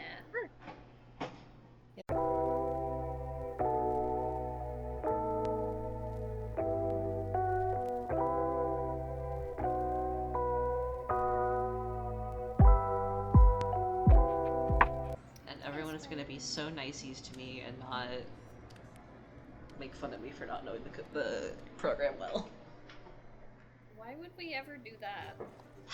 Yeah, why would we do that? Oh fuck, we're still on the default board. I Let's... don't even know the Oh no, board. you can. Players can go and change what board they're on. Yeah, okay, so we're gonna go to Soroya's Tomb. Soroya's Tomb. Goose. Oh shit. Alright, I need to change things up a bit. You get back up. You get back up. I was gonna say. This was originally with the intent that y'all fucking killed her. Alright, so we're gonna move everyone into position and then get started. So Atja's over here. Yeah, we were. I thought we were. Yeah, y'all are overbred him. Boy. The spellcasters are towards the back, and y'all should have control of your tokens. Yeah, we're like. Alright, and I'm also gonna go ahead and give you, Cal, control of the boss token. Thank you. Your permission. You will... Doggy. Yeah, Fucking dog. dog. That fucking dog. Oh, enchantment over here. Get back. What the dog doing? And the Madrigadia is the German Shepherd. I figured. Yeah, and then we need a real quick... Where's Soroya? Yeah, I need to add her in. Jamie, So press space, and in the top left corner where it says boards, click on that and go to Soroya's Tomb. Oh, yeah.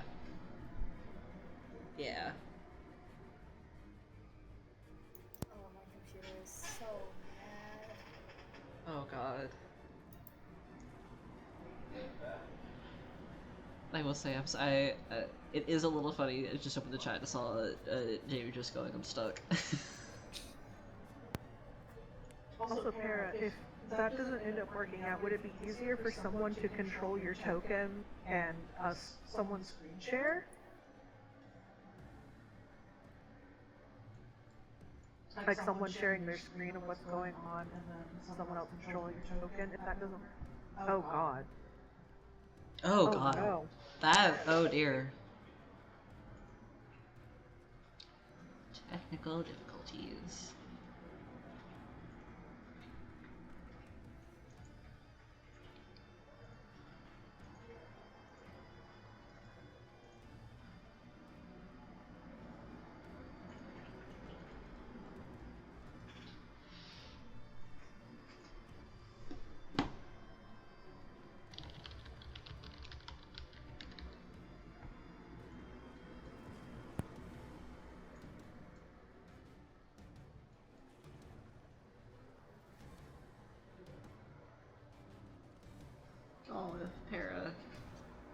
Yeah, Parrot, if you can hear us now, if would Cal's suggestion that someone screen share and control your token?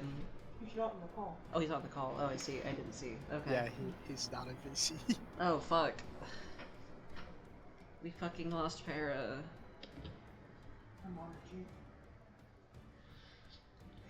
Rescue our bestie. He fucking died. We fucking lost him. But anyway, yeah, y'all can look at the battle map. And Lindo's gonna be a little bit back right here. He's another fuck ass bird.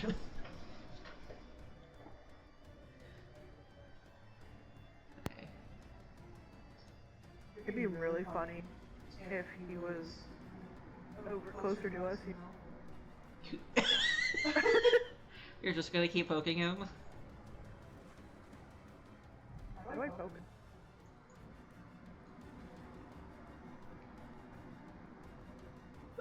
Gesture tool right above your icon. Looking at him. Wow, everyone's fucking gesturing.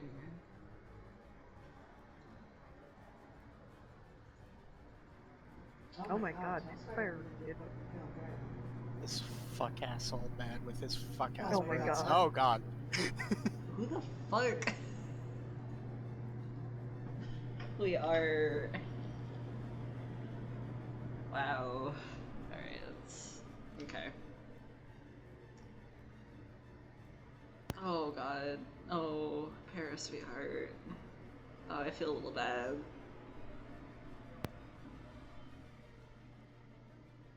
It's the little arrows above your icon thing. Pointing at Janelle.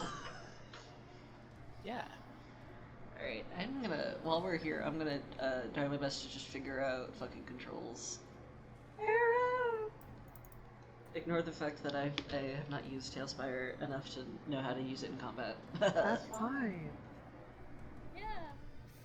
I mean, I don't really know what I'm doing either. That's fair. Honestly, the main thing I'm just trying to figure out is just telling distance, because we're not gonna worry about, like, mechanical stuff in here. It's just, like, this is just a visual aid. And now JB is going nuts with the gesture tool. Yeah. Pointing at all these fuck-ass dogs. All the fuck ass dogs. Yep. And just confirming, Termal has the Mariner's Sword. Yes. Yes, alright. I think... Hold on, let me scroll up. I think I Use that shit. for that. somewhere. Has the Mariner's Sword and the, I don't know, the Swift thingy. Yeah, the material haste speed. thing. Yeah. Oh my god, yeah, I pop knew about that. the haste thing. Yeah. Yeah, we gave you the sword because Comet can't use martial. Yeah. Yeah, and while... Where are the stats for that? I Well- cannot find them. I'll get it. It's up in the chat. Yeah. Yeah. While you're doing that, I'm gonna take the recording around the map to show off parts of it. Because most of this is pre-made, but I added some stuff. Oh, there it is. It's It so was- cool. It was in playtest. Thank And you. I'm so mad that my computer just said fuck you.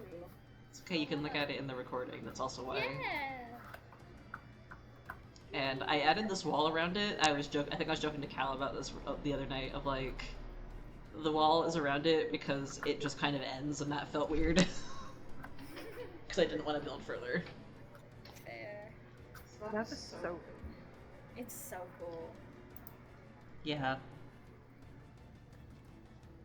But yeah, how do we tell this? Because like, That's what I've been trying to figure out. so like that's fine. That would be fine. So that's one. Trying to... I think there's like a grid. There's like a grid you can toggle. I forget how to toggle it. I figured it out last session, but I can't remember how anymore.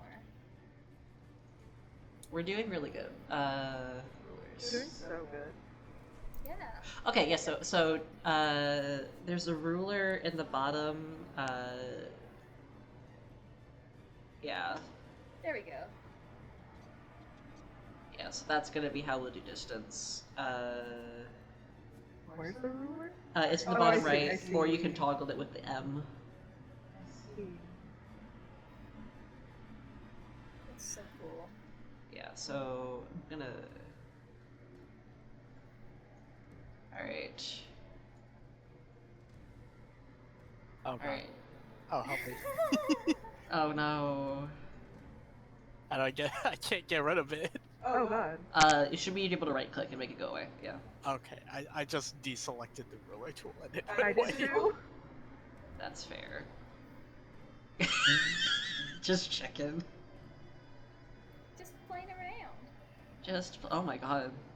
Whoa. Whoa. You can really make your code as wide as you want, huh? Yeah. Yeah. I think this isn't about combat, this is about learning the tools. Whoa. Whoa. 357-degree code, let's go. The dome. Okay. It's the dome of anyone who's mean to Atja in this code fucking dies. Yeah. Alright. Okay. So, fuck. At the top of initiative is Isha, beloved. Yeah, can you toggle my fly? I wish you could do that yourself, but yeah, let me... I don't know why I can't do it. I don't know why, but it is funny. Yeah, there you go. I don't get flying. Whoa. Whoa. I wish I knew how to just go straight up. That's... Yeah, I wish that, yeah. Because I'd like to technically just fly 35 feet up. Mm-hmm.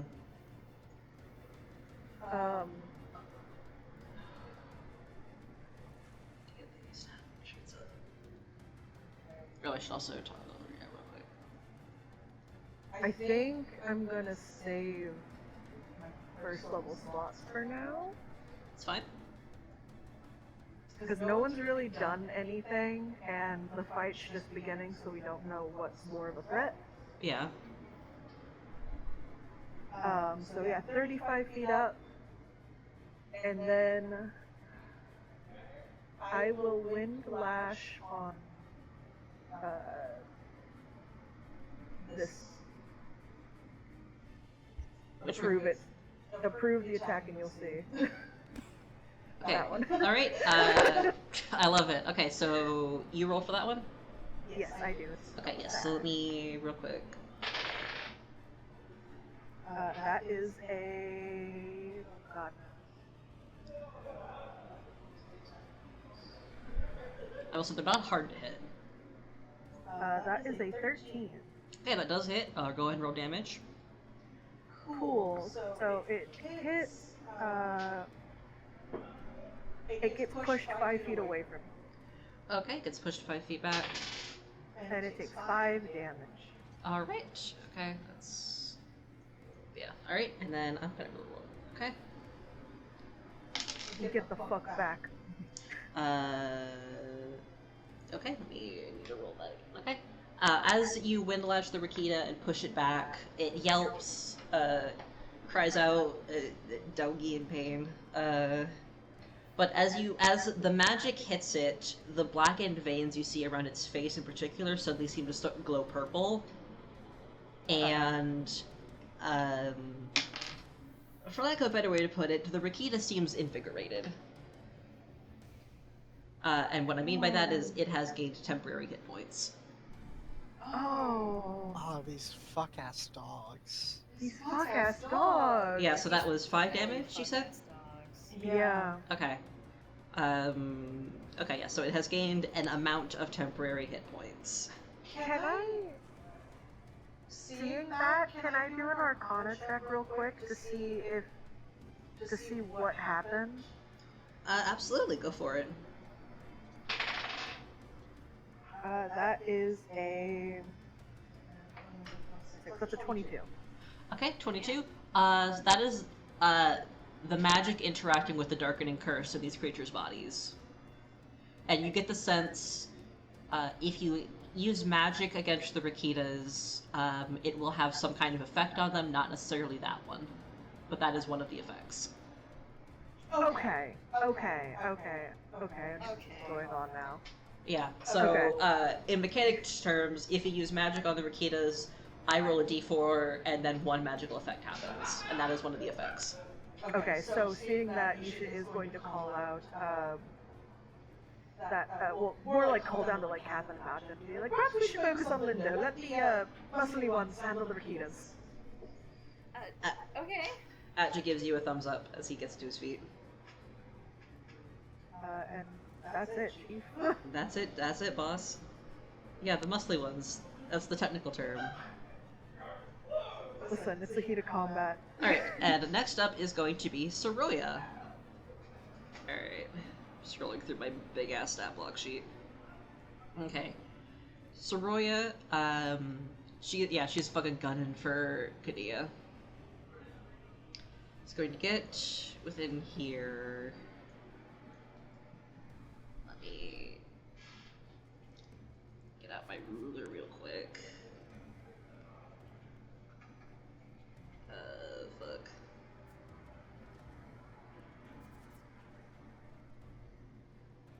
Okay.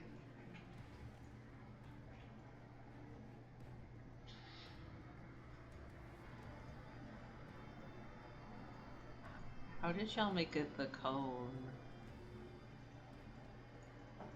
Oh, I see, never mind, yeah. Code recorder, okay. I see, okay.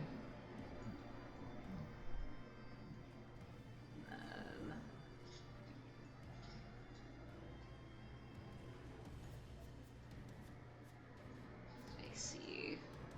Okay, yeah, she's just gonna go for, focus on Kadia. Yep. As Soroya kind of speeds over to Kadia, she extends one spectral hand and like grasps Kadia's shoulder, and it's gonna be. That's a hit. That is a 23. Kadia cries out in pain, and you see, for lack of a better way to put it, like the darkening grab it, like kind of spreading into Kadia's shoulder. No one feels bad. No one feels bad about this. Oh my god. Okay, yeah, the dice don't feel bad for her either. Mature aside, I see that. God. No, everyone was like, that's fine, I guess. Alright, that is it. Okay. So that is... Jesus Christ. Anyway, okay. Alright, and then so it does that, and then it is going to...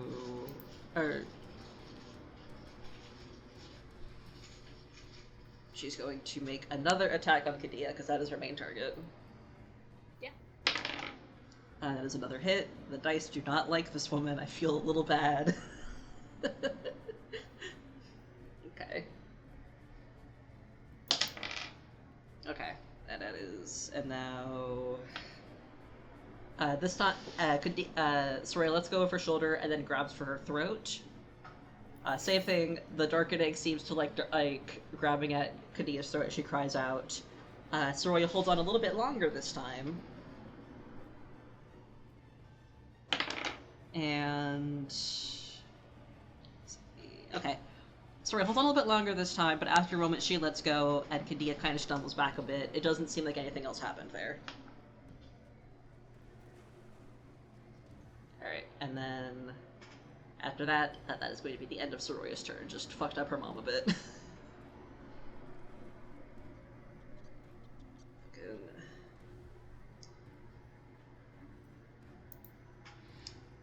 Kadia is looking bloodied. Also, yeah, that is your hit. Yeah, Soroya has 2 attacks.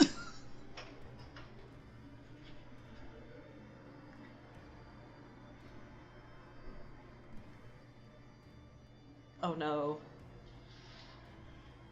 No problem, Para. We can take a second, yeah.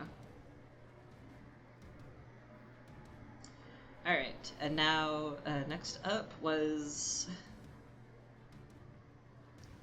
Look at the initiative. Next up was Lindo, our good man Lindo. Okay.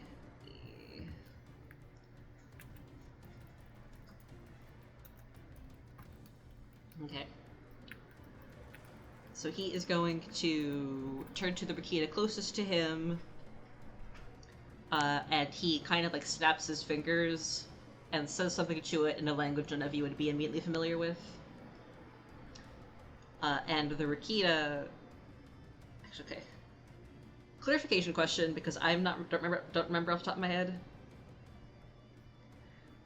If something requires you to use your reaction, that would happen on the turn you get that command. So, like... Yeah, so this would eat their reaction for the... This would eat their reaction, their current reaction. Okay, that makes sense, okay. But, oh, that sucks that he goes before them now, because that resets on their turn. God damn it! I'm sorry, but yeah. So he snaps his fingers, the Rikita is going to dash for Voss and attempt to bite. No, this is dog-on-dog violence. The dogs are fighting. Alright. Her AC is 16. Her AC is what? 16. 16, okay. Too many fucking notes. So many fucking notes. Alright. Thank God, the Rikita rolled a 6, so it does miss. Thank It lunges to bite her, she manages to easily avoid it. And now it is just kind of growling. She growls back.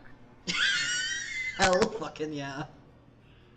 And Lindo, after that...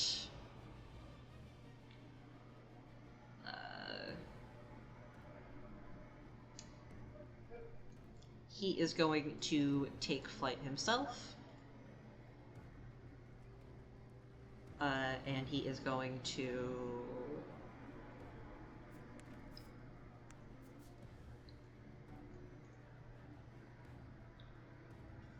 Can he...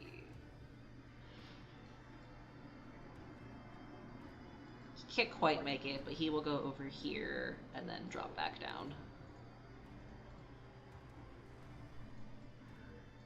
Okay, and that is going to be Lindo's turn.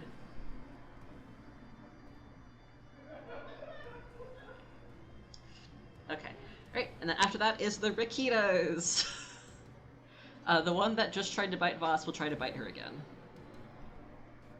It's right there, may as well. It rolled a 6 again. It is, once again... This will happen when you lobotomize your fucking dogs. They can't do shit. Yeah, they fucking suck. God, Lindo. Yep.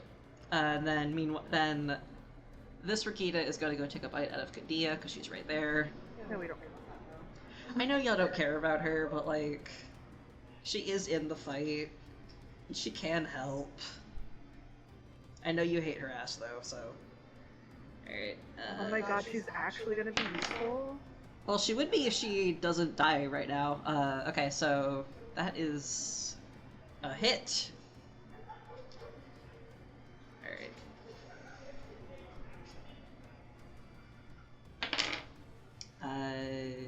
Yep, that is a hit. It chomps down on her arm. And that is... Okay, yep. So chomps down on her arm, refuses to let go. It's just munch munch, owie. She is looking fucked up. Already. I know y'all don't care about this woman, but... No. But... No, but she could be helpful. She could be helpful in the fight, at the very least as a meat shield. Yeah. And that meat shield is not doing good. This Rikita, the one right here, is going to go for Tamid, because she's right here. And then... Make sure I got distances right. And this one is going to go for Voss. Or, I mean, Termal. Alright, so I will roll for Tamid first. That is... a 10.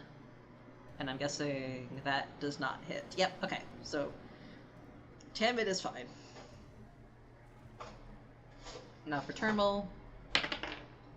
That is a dirty 20. Yeah, hits. Oh, it's okay. It is a dirty 20, total of 4 piercing damage as it bites down on your tail.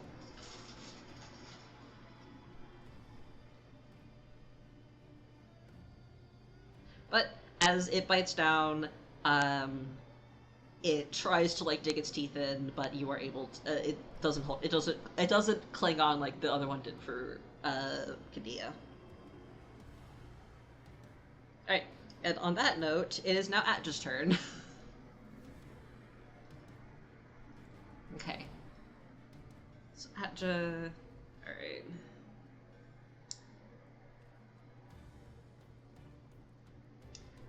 Let's see, real quick, okay. He's going to...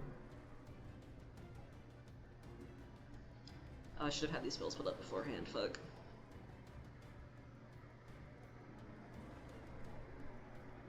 Bear with me, gamers. Okay. Alright, Atja looks around between y'all. He is going to move over here so he's not behind everybody. And he is going... He kind of puts a hand to his chest and extends... One hand to his chest, extends his free hand. And he is going to cast Bless on Voss, Termal, and Tamid, the more physical fighters. So you all have Bless. So when you make an attack roll or a saving throw, as long as you are blessed, you add a d4 to the number you rolled. And that will last for up to a minute, unless someone breaks his concentration.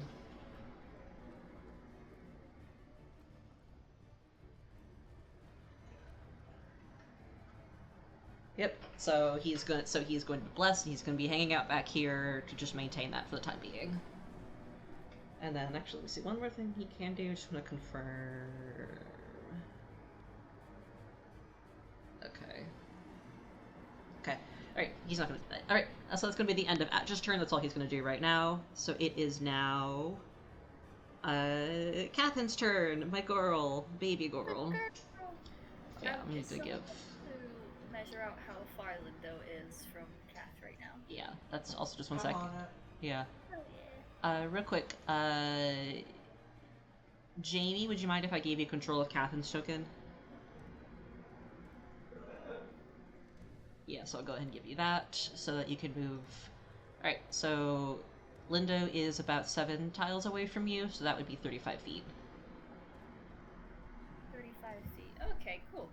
Perfectly within range for me.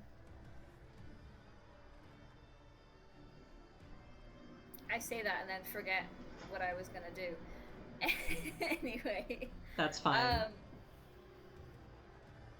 Seeing as, you know, everything's gone straight to the offensive, she's also going to go into the attack starting with a Starry Wisp.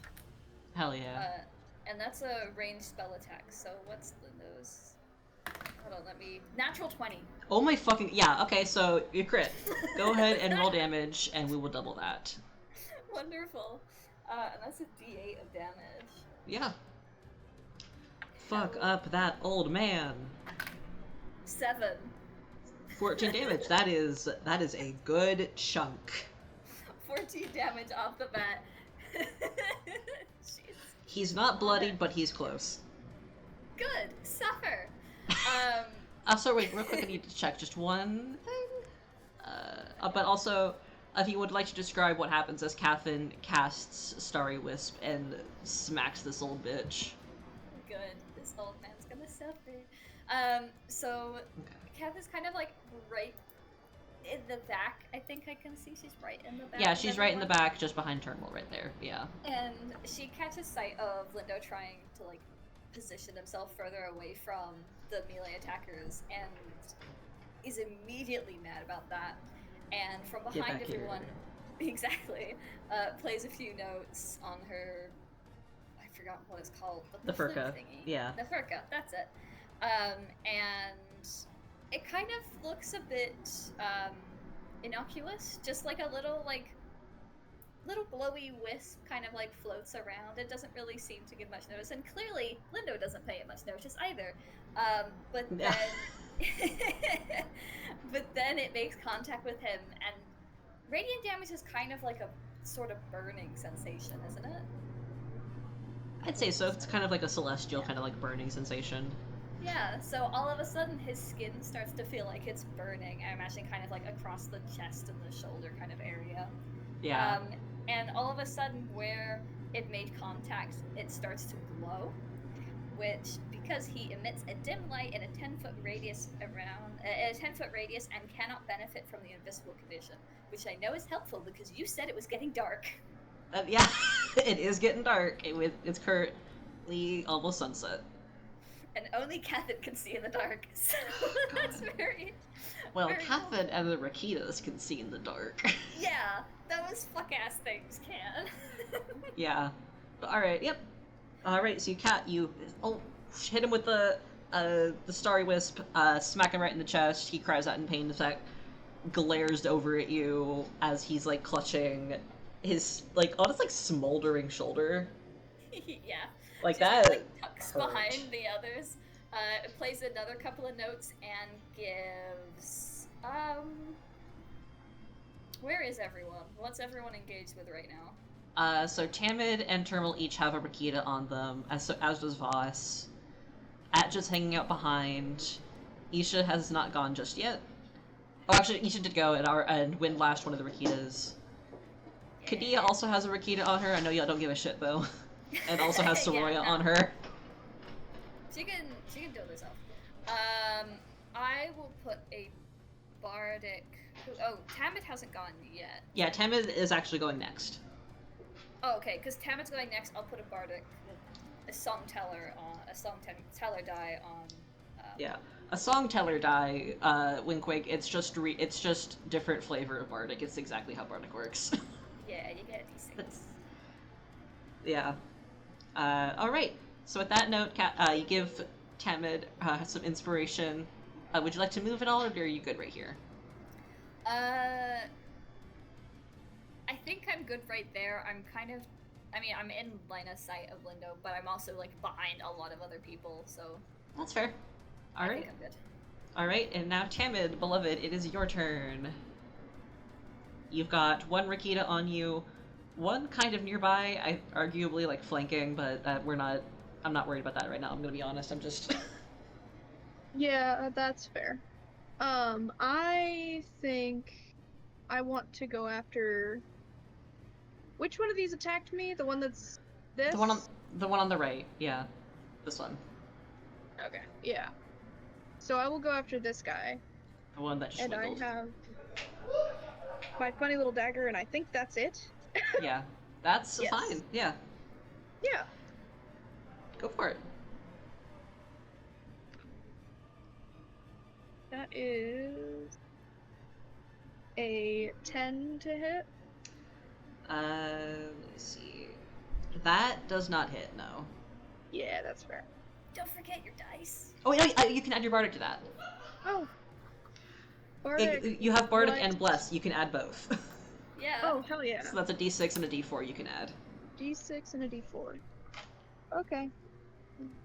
D4. That's a 3 on top of that, so that's a 13. Nope, that hits. Yeah, the Rakitas are not hard to hit. Yay! Attack the Rakitas. Go ahead and roll And damage. that's a D4. Ooh, that's a 4. Not bad, not bad. Alright, 4 damage. Yep, the Rakita that ran up on you, you just stab it. No, Yes. stab it, it snarls. Angie. Angie. Fucking Angie dog. Alright, and I realize I need to be keeping track of these things. Okay. Alright. Okay. Alright. Would you like to move at all, or do anything else?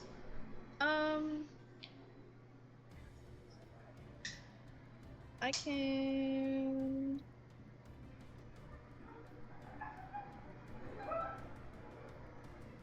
No, I think I'm probably fine there, because I have something to go after. That's fair. Alright, and... Okay. And also, just as a reminder, you can also use the help use the help action as bonus for anyone around you if you'd like to give them advantage true. on their attack. I will give...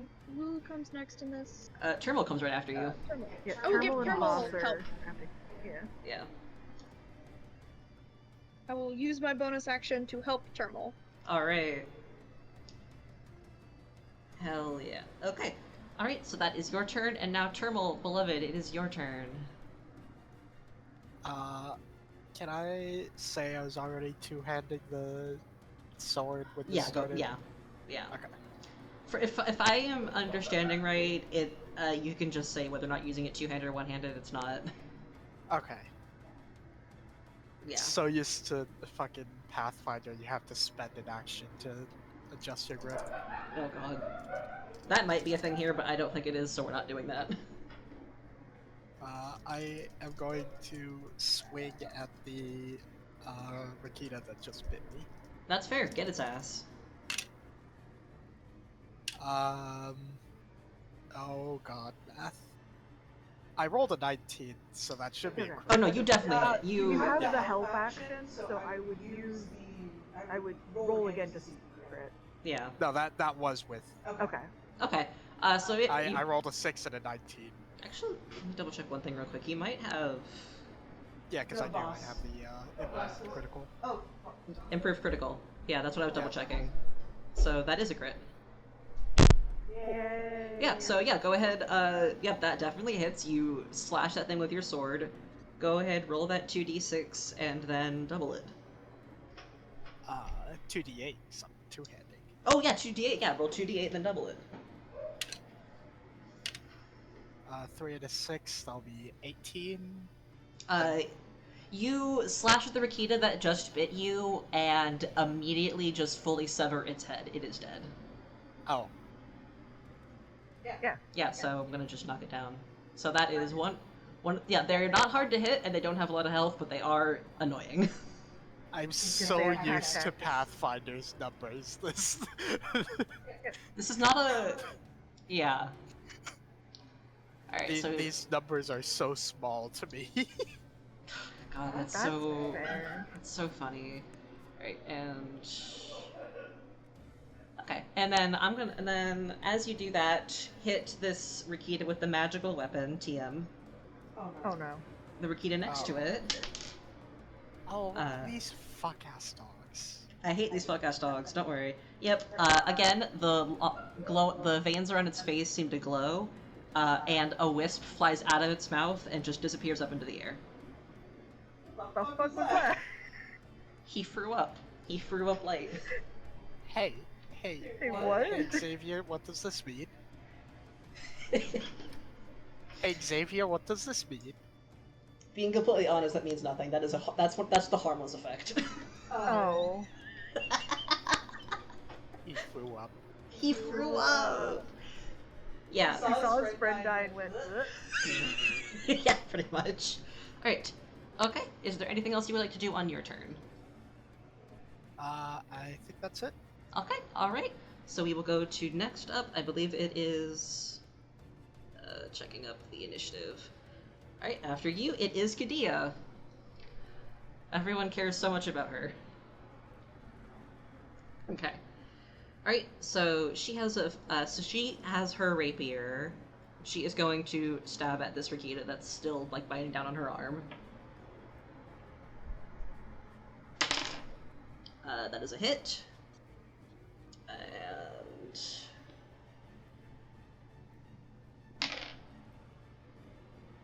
okay, that is a hit. She draws her own rapier, stabs down sharply in the Rakita and gets it through the eye. And then she is going. Boo. It's one. Wow. It's almost like everyone hates this NPC I made to be hated. Yep, and then, okay. Alright, and then, after that, she's going to take another stab at it. Kadia also has 2 attacks. What the fuck? Yep. Actually, no, she's not gonna, yeah, no, fuck it, just kill it, yeah. She will die. Does not hit the second time. But she will... Go ahead. Okay, yeah, alright. And... she will use disengage as a bonus action to get away from the Rakita, and then move. Oh my god, no. This bitch. I hope they all turn around and get it.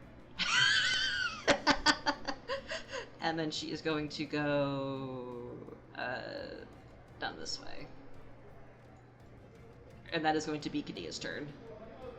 This bitch. And now it is Boss. Boss fully dirty eyes her as fucking runs off, leaving them behind. She's not leaving behind, she's just getting out of harm's way for the moment. Yeah, and leaving behind the much more vulnerable people behind her. Boss gives her a dirty look. Mm-hmm.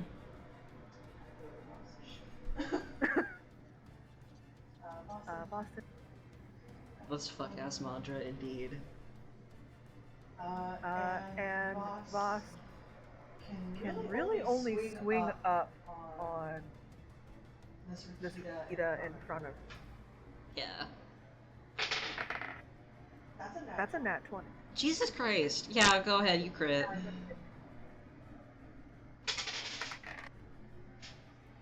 That is,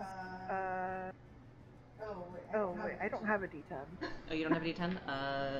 No, because I forgot. That's fine, yeah, use this one. Yeah, no problem. Did even better. That is 22 damage total. Yeah, she fully kills this Rakita too.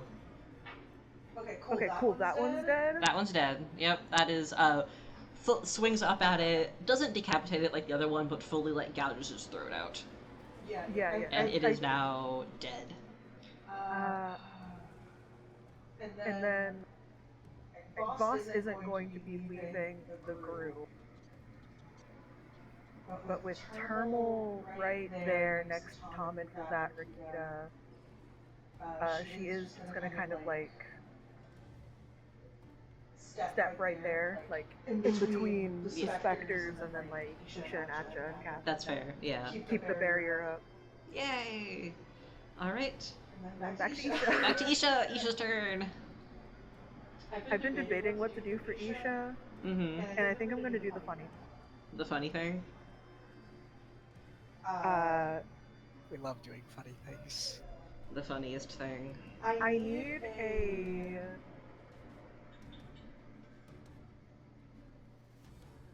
I need a...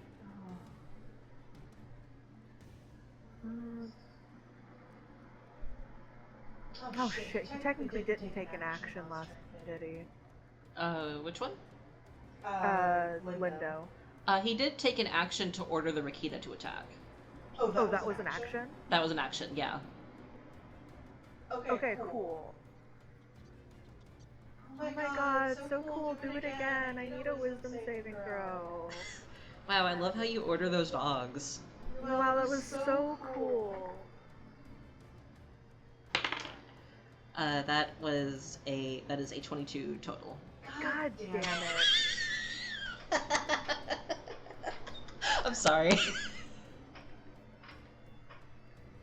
Well, then nothing happens.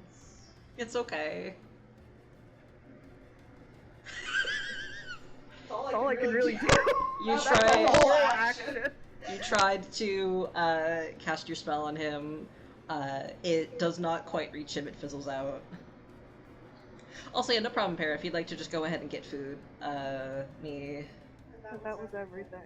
Yeah. Okay. Because Isha's not. No, Rachel move a little closer to. Kind of like right there. Right by Atja. Right by Atcha, but is like 35 feet up still. Damn. God. Alright. Okay. Alright, so at the end of that, we'll go to it is Soroya's turn.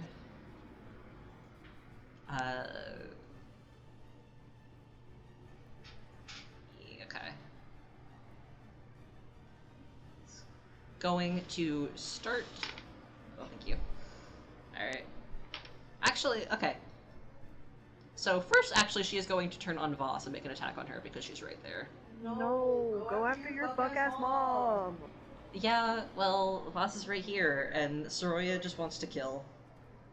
Go after your mom. Anja, tell your sister to go after your mom. Adja, tell your homicidal sister's ghost to kill your mom instead of us. Alright, so she is going to... Actually, wait, let me see real quick. I'm gonna... Hang on. You have. You don't like me saying, wait, hang on? Yeah. Oh, okay, yeah. Oh. No. Okay, Oh. she's going to turn a little bit towards y'all. Isha, Voss, and Atja all at once. And she opens her mouth. Her awful, awful undead mouth just kind of like hangs open. And just breathes a 15-foot cone of foul-smelling, darkened air. Everyone here needs to make a dexterity saving throw. Because Isha's been so great at You can add your bless to it, I believe. Oh no, Voss adds her bless to it, yeah. Okay. Voss got, what's the DC? The DC is 10, it is not hard. Okay, so Voss saves. Isha, oh god, Anja has it at disadvantage too, huh? Yep. Oh boy. Yeah, no, Isha fails. And Atja also fails. Predictably. Okay. Let me make sure and read the damage on that. Yep, okay. It takes 2d4 necrotic damage, but we both have okay. resistance to it. Yeah. Alright, so... 6 damage halved to 3. That's not so bad. Could be worse. Could be a lot It worse. could be worse. Yep, she does that, and then she is going to try to grab for Voss in her second attack. No. Right, and that is... Nice. That is a 13 to hit. No. Denied. Absolutely not. She breathes her awful, nasty-ass breath on y'all. And then Voss tells her to close her mouth and smacks her hand open. Yeah. Also, to answer your question, Paris, sorry, I just saw it. You don't need to do anything before you leave. We're on these fuckers' turn. Yeah. Close your mouth, princess. Your breath is nasty. Yep, alright. And real quick, can someone just give me a d6 roll real quick? I haven't said it. Yeah, go ahead, just roll me that real quick. That's a 6. Okay, thank you. What the fuck? Anyway, next up it's going to be... Right after Soroya, it's Lindo, our favorite man Lindo. He's in the chat. Nah, I won't keep being evil.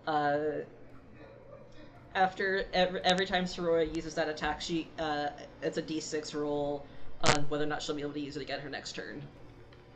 Oh, it's a fucking recharge. Yep, it's a recharge. Okay. You making us roll it, you sick fuck? Mwah! You have a d6. Yeah, but I wanted to be fucked up and evil. Sick fuck. I'm a sick bastard. I love you too. Anyway, alright, it's Lindo's turn, our favorite man Lindo. So Lindo, actually, I didn't even mention he has his weapon. He has a double-bladed scimitar. Because he's so cool. This fuck-ass old man. Well, Kadia's right here, and I mean... Yeah, take it. Take the shot. Take the shot, King. Yeah, so he is going to run up on her. Alright.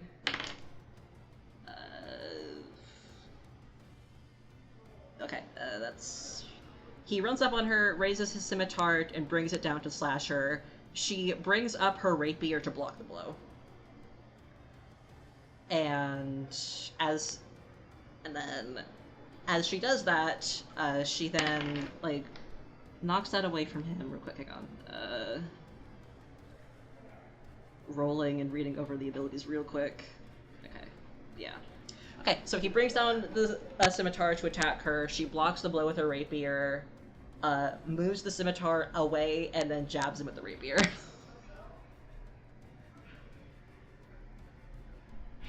So that's something she can do. Wow, fully lost in my own goddamn stat sheet. Okay, not for much, yeah, okay. So, it stabs him with the rapier, doesn't get him for too much, but, you know.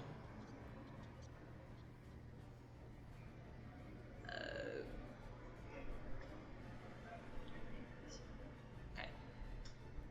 Lindo is looking fucked up. Alright, Alright. He is going to then...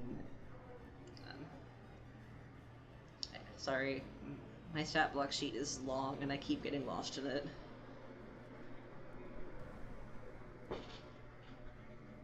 Alright, and then but...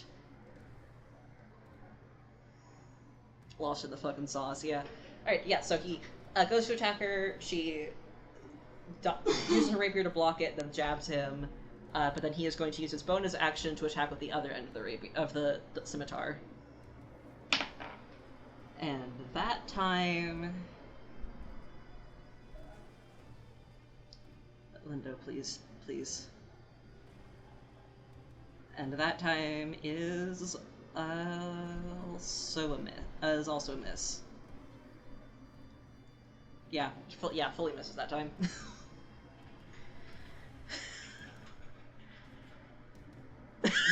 Lindo, king.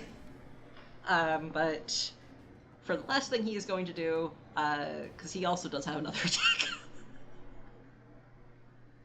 he is going to command this Rakita to come bite Kadia. This one right here. Run up on her. Yeah, can y'all tell Pear that Lindo tried to kill Kadia and failed?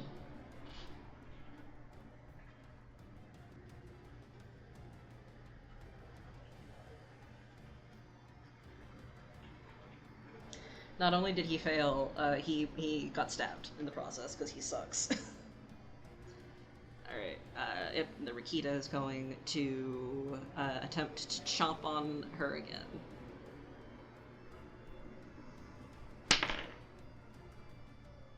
And the Rakita misses. So it's just kinda hanging out.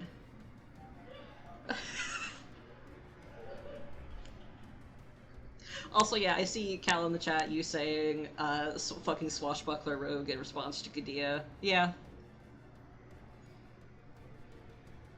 She's a simplified one, but that is what she is based on. She's like if Hindril was the worst.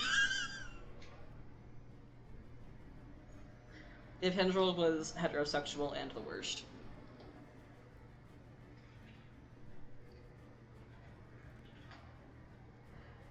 And then, next up is, so after Lindo, it is the Rakitas. This one's right here, it's just gonna bite her again. And, once again... Please, no. Yeah, once again it misses. Once again, this thing fucking misses. And then, this one right here is gonna go for Tambit again.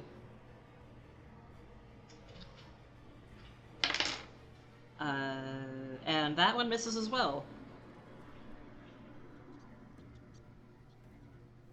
Yeah, the Rakitas fucking suck. Actually. You know, I was so stressed about making sure the Rakitas were not too bad. But it's fine. Sorry, I see Jamie in the chat saying, worthless fucking dog.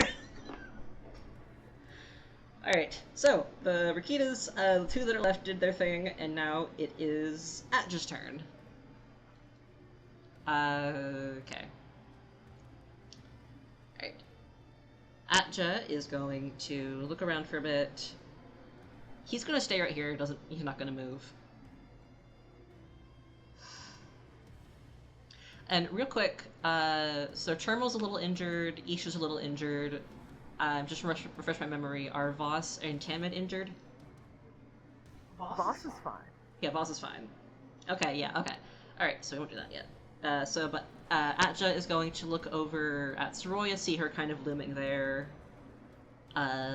Between her and the Rakita, and he gets a very determined expression on his face, extends his hand, and casts Sacred Flame onto Soroya. Yeah, that's the decision he's coming to. It's you gotta protect his friends. Right, and Sacred Flame real quick.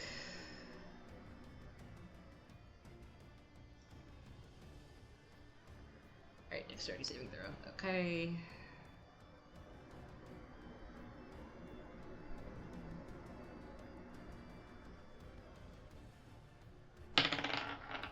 Okay, and...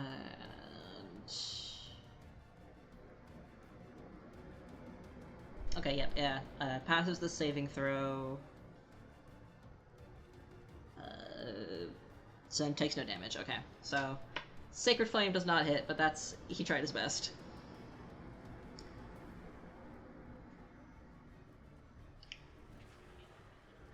Alright. Okay, and that's gonna be... that is him. Okay, and next up, it's going to be Cathin, and Para is on the way back right now, so we'll...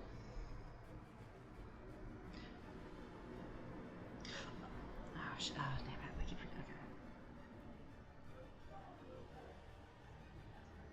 forgetting. It's also whatever, but I just realized that Isha would not have gotten hit by that cone because they are 35 feet in the air.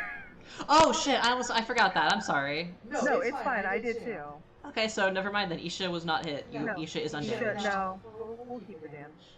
It's already been a full round. Okay. I'll remember that for next time.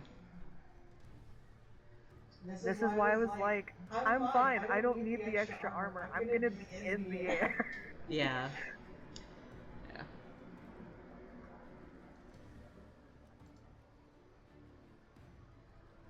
Okay. Remember something Atcha can do only after he rolled. Never mind. Damn. Next time. Yeah. Can you do anything else while we're waiting for a sec?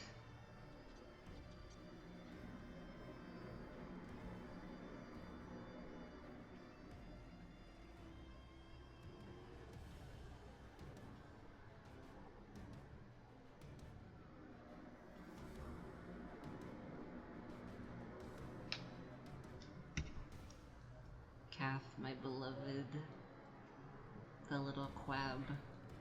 Cass.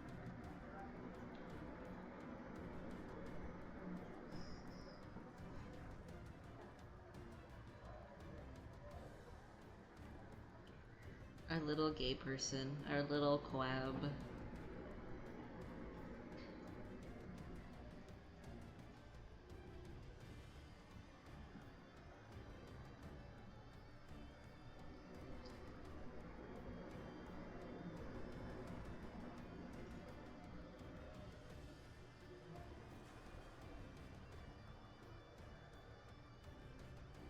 Drink some water while we wait a second. Everyone gesturing to Cathin. Yeah. Gesturing to our gay person. We love Cathin. Baby girl baby. We love this gay crab.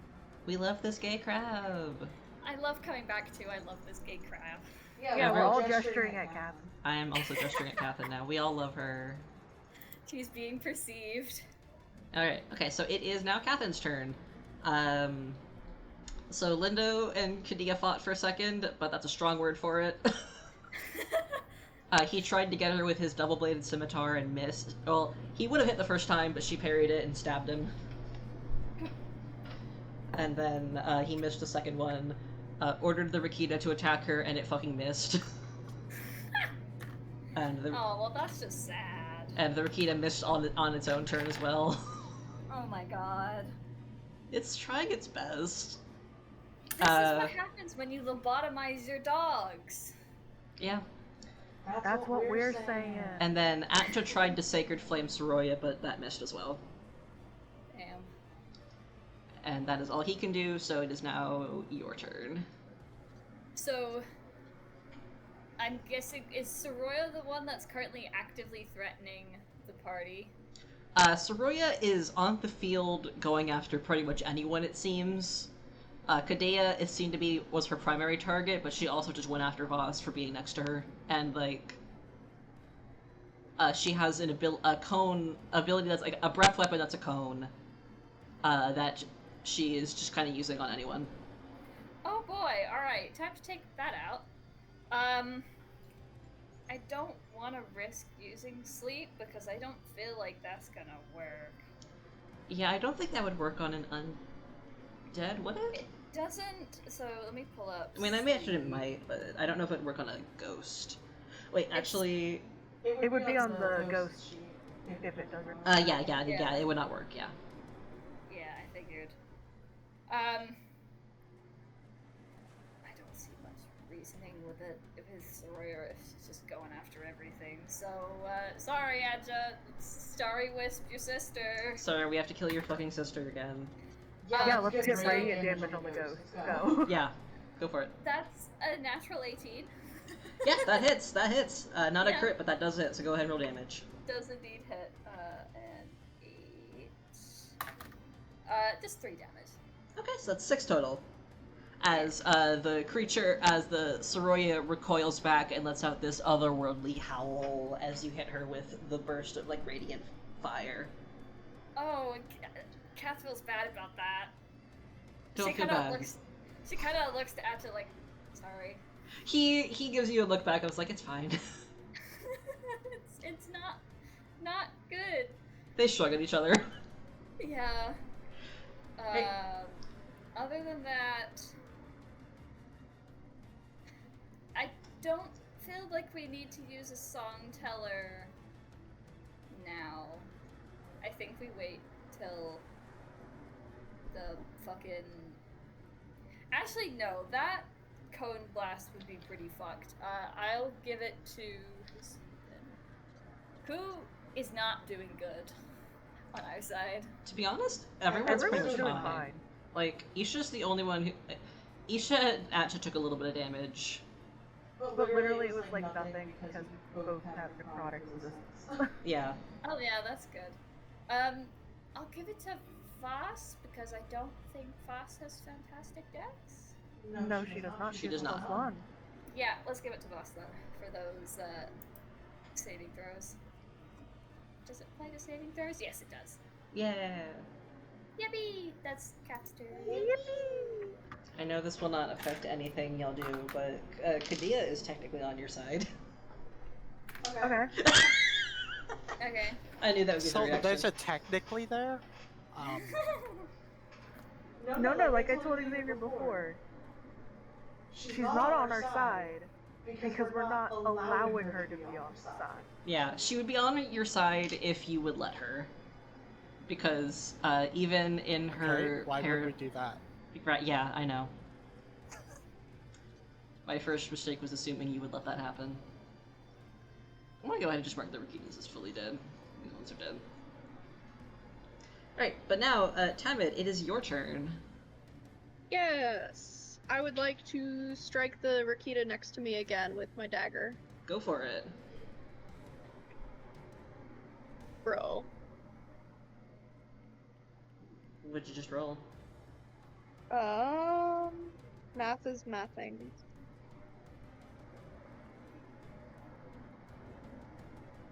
Oh, 12. Okay, yep, that hits. Yay! Go ahead and roll your damage. D4. That's a 2. Hey, that works. Jab at the Rakita, it growls at you again. Bark, bark. Yep. Alright, did you do anything else? I can use my help bonus action to help Yes. Termal again. Yeah, absolutely. Go get a Termal. Go get him. Alright, and Turnbull, it is your turn.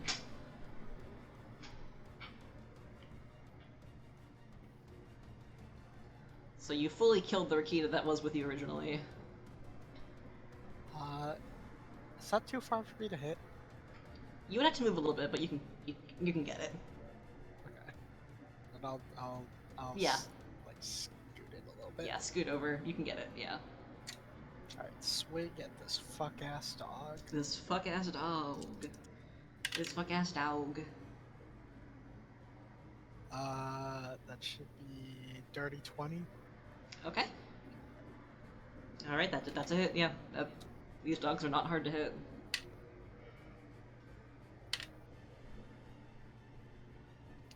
6. 6, okay. Alright. Go ahead, swing down on the Rakita, fucking get it in the side. It is still standing, but it is looking fucked up. Hell yeah. Alright. Would you like to do anything else? Nope. Alrighty. Okay, and then after you, it's going to be Kadia again. Alright, she is going to stab this Rakita with her rapier.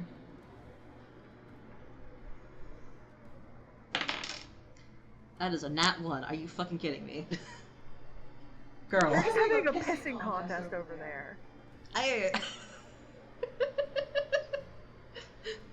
Jesus. Yep. Okay. Fully misses. Yep. Oh. Okay. All right. All right. She's going to attempt to stab it again. I also just realized that this Rakita should have had advantage when it attacked her last, but that's fine.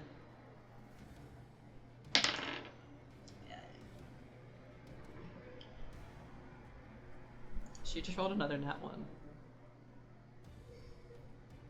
This is just a slap fight. I saw you making the L for Kadia with the ruler. Alright, so use both of her attacks on that, so... once again going to bonus action disengage. And this time she's going to go a bit more down this. Actually, make sure I got it. Yeah, just go down a bit this way. And that's going to be Kadia's turn, and it is now Voss's turn. Fucking coward. That is what Boss's opinion is. I don't remember if this will actually work on a ghost, but Boss is going to try and slash the ghost. You can go for it, yeah. I think it's like resistance or full. Yeah, I will go ahead and just tell you she does have resistance, but you can still do it. Yeah, not if I roll a 4. Yeah, that's not gonna hit. Total. That's not gonna hit, yeah. That's really all I can do, though. Her things are reactions. Yeah. It's fine. You have... You can be ready with your reactions. Yeah. And then it's Isha's And then turn. it's Isha again, our beloved. Isha is going to actually drop down about... I don't know how the heights work for doing the math of distance, but Isha's gonna drop down to about 15 feet up instead of the full 35. That's fine, yeah. I'm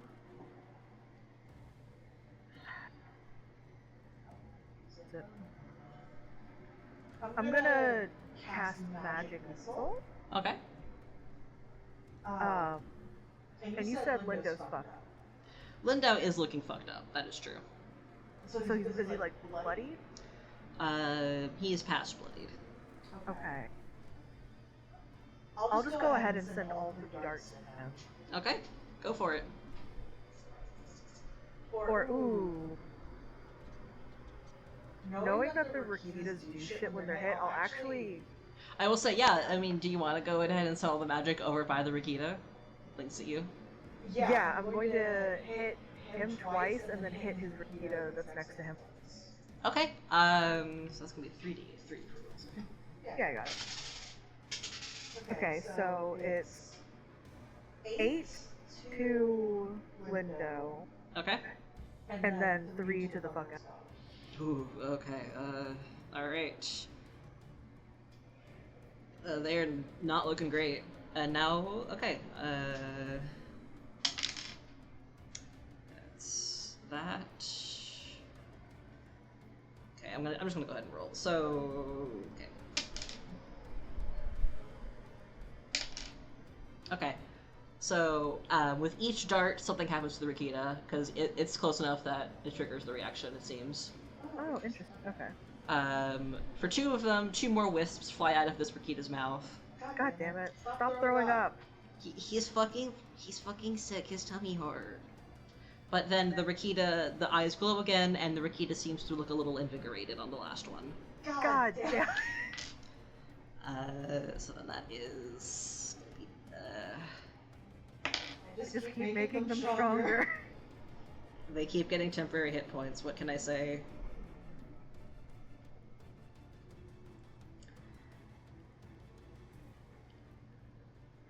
I love my annoying fuck-ass dogs. Alright, and next it is going to be Soroya, and Soroya is going to make a grab for Voss. But as she goes to do that, Atja's eyes kind of flash gold for a second as he extends his hand, and Soroya automatically just fully misses the grab.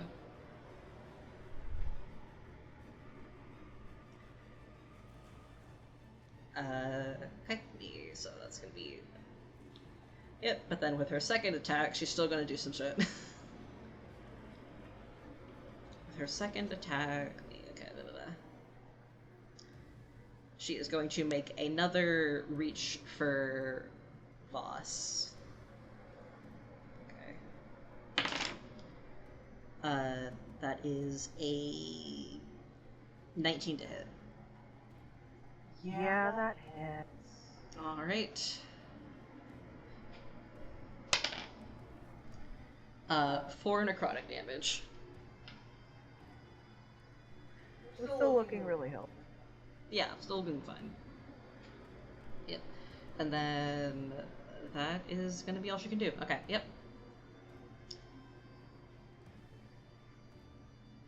There's one of your other hints about what Atcha can do. He can do that a lot sometimes.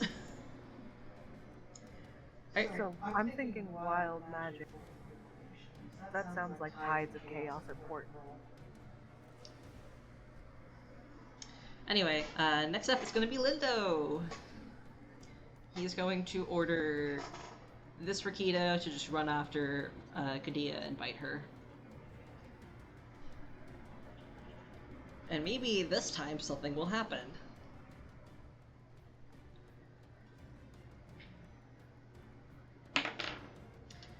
Yeah, the Rikita just crit.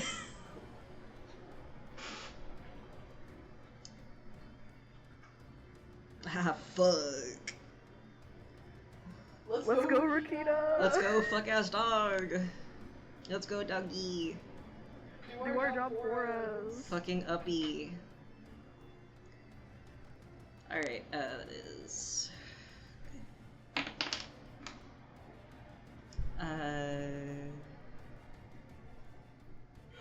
Yeah, Madrigadi is down. Oh no. Yeah. Atcha, don't look. Atcha, don't look, baby boy. Just avert your gaze. Avert your gaze for at least 3 rounds. Yep. For at least 3 rounds, Jesus Christ. I love you. Okay. Alright, and then... Alright, so that Rikita, and then Lindo for his next... Alright, how... It's probably too far away to do this, but...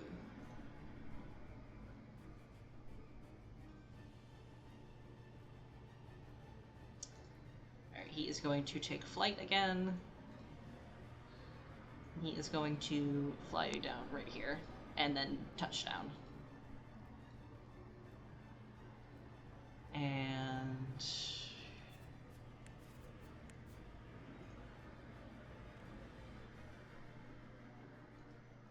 And then he is going to use his double-bladed scimitar on Voss. Fucking bring it, old. Fucking bring it, you old bitch. Actually, wait, no, never mind, hang on, wait, sorry. Take that back, he did not move, he is not going over there to attack. Coward. No, he's... Okay. Actually, instead, as he stands there for a second, he is going to tear a strip off of one of his robes and wrap one of his wounds real quick. see. Second. Not quite, but okay. Yep. So then that. Okay. All right. He is looking still pretty messed up, but better.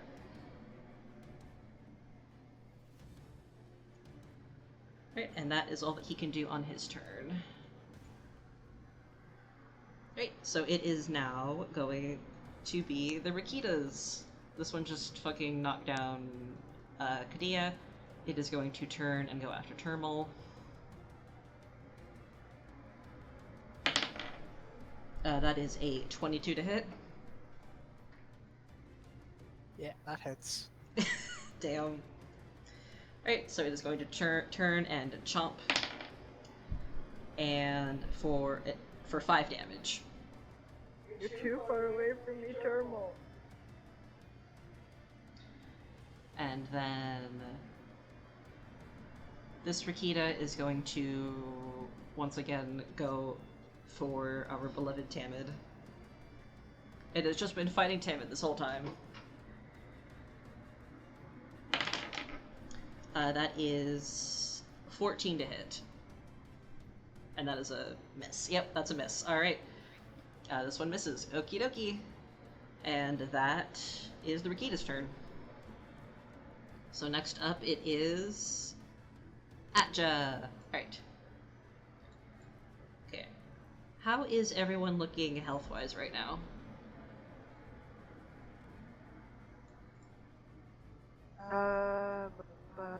Voss is at 26 of 30 and is at 7. Okay.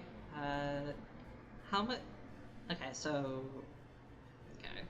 Everyone's still doing great. Everyone's still doing pretty good, yeah. Okay, so Atja is going to. Fucking mom. Atja's going to move to be a bit right here. Make sure. Let's see if it's in range.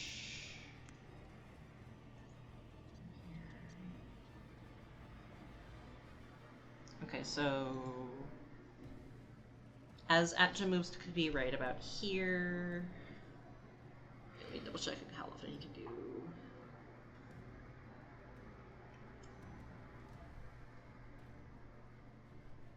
Okay. Okay.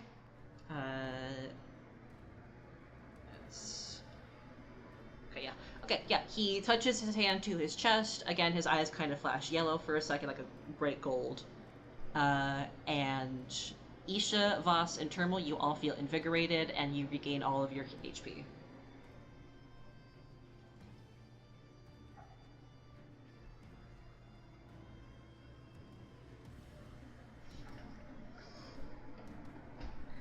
And then, once after he does that, he is going to use Guiding Bolt. Actually, no, he's going to Sacred Flame her again. He's trying to save his spell slots for the moment. So that's another dex throw.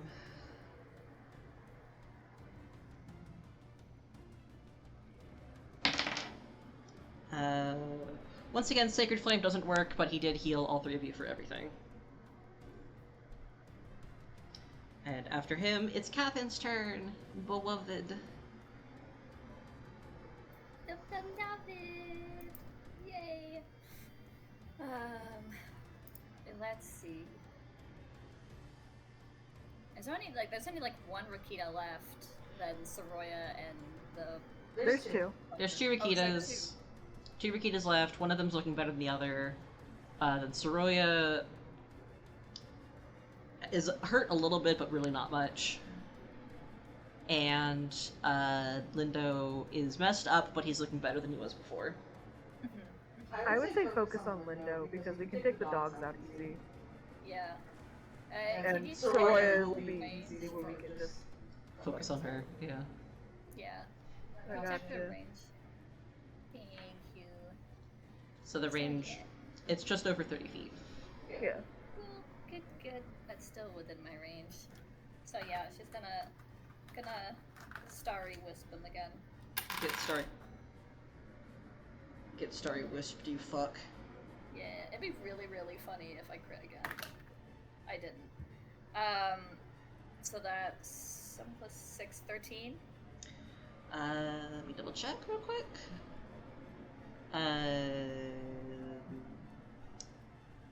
That is a miss. Damn. He managed to dodge the burst of Starry Wisp this time. Yeah, Cringe. he sees it coming and is like, no. Fuck Nope. you. Not again. I can't really do anything. How many? Equal to my charisma modifier. So I have 2 more song teller dice. Mm-hmm. Who is Tamid's after me? Did she? Yeah, Taman's Yeah. after. Tamid and Termal are right after you, and then it is Kadia and Voss. Not that you care about Kadia, but Voss still has 1. yeah. Boss still has 1. Tamid used yours already, so I could put it on Tamid again. Oh, just so I know, it's a D4 for your song teller dice, right? D6. 6. Yes. Yeah, I'll put him on Tamid again, since Tamid's right after me. That's fine. Alright. Alright, and now it is your turn, Tamid. Speaking of. You're gonna finally kill that dog? Yay! I'm hopefully gonna finally kill this dog. So then that's D6, right? Is what you said? Yeah, it's D6 for the added to the roll. Awesome. Bro, these dice hate me. Oh, That no. is a... Actually, wait, before you say that, actually, don't say that. Atja is Okay. going to extend his hand again, his eyes will flash gold. You got an 18 on that. Okay. Thank you, Atcha. Yeah. So then damage... That's a 6. That is exactly enough. Yay! Goodbye, This- dog. This dog is dead. Alright. 1 dog left. 1 dog left. Kill it, Thermal! Alright, it is now your turn, Termal. I would also like to help Termal again, by the way. Yeah.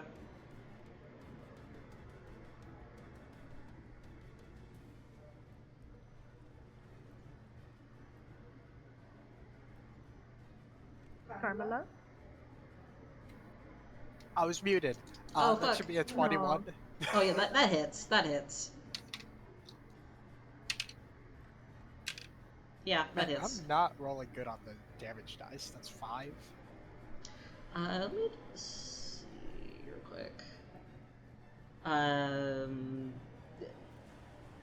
Not bad. The Rikita is looking, I believe the term is mortal. I mean, we're all mortal. Don't.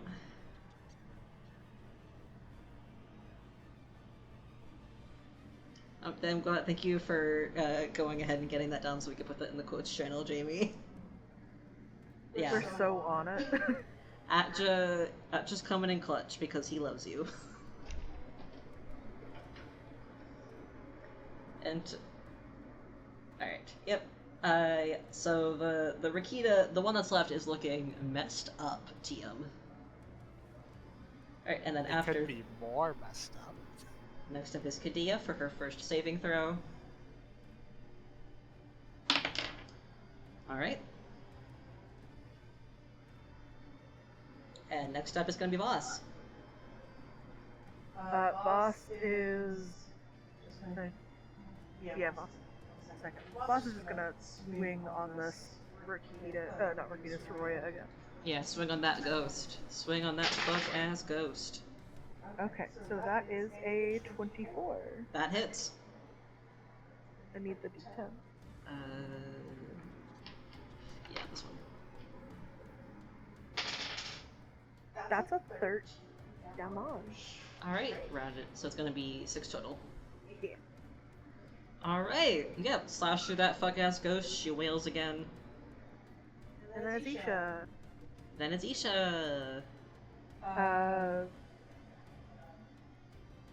Isha's not. Isha's fine where they stand. Well, where they're fluttering. Oh, perfect. He's in range.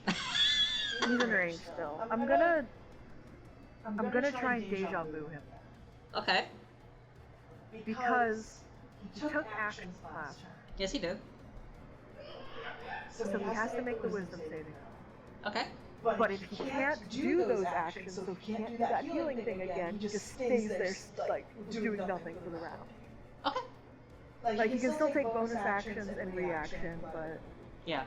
Yeah, it's, I'll send it to chat. Oh, you're fine. But Yeah. yeah, I need a wisdom save from him. Alright. What's the DC for that? 14. Got it, boss.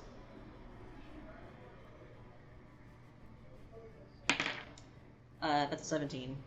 God damn it, they were my last spell slot. Sorry.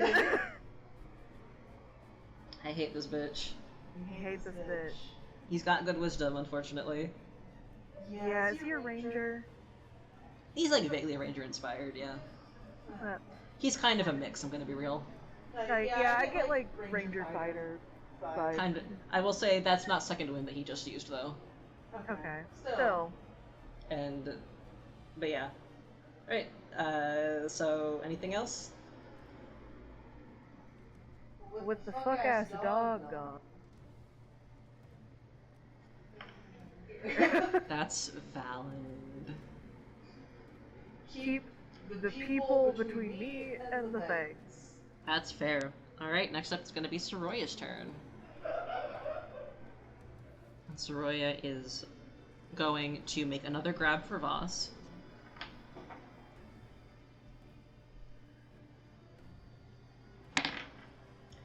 And that is... That's a miss, that's a miss. I already know. Right, and then when that doesn't work, she's instead going to turn and look at Termal, make direct eye contact with Termal with her empty, ghostly eye sockets. And, Termal, I am going to need a wisdom saving throw from you. Shit. What if she didn't? Unfortunately, she already did. That was a 17. Okay, you pass. Nothing happens. You feel for a moment as though you hear whispers in the back of your mind for a moment as though Soroya is trying to communicate with you, but then you shake your head and it's gone. And that is Soroya's turn. I'm sure that's fine. I'm sure it's fine, yeah. It's literally fine. I don't know what the worry is. Next up is going to be, I believe it's Lindo. Yep, the bitch. Alright, he is going to once again patch himself up with another strip of cloth from his robes. And...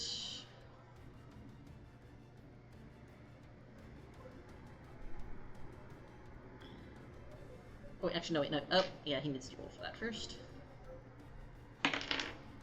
Yep, okay, patches himself up with another strip of cloth from his robes.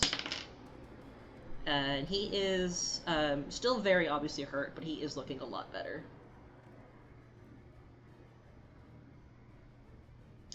And now that that is sorted... She tried to do something to Termal. Frightened's not the word, though. And she is going to command the... after that, he is going to command Rikita to... Yeah, he's going to command the Rikita to attack Termal again. Because it's right there.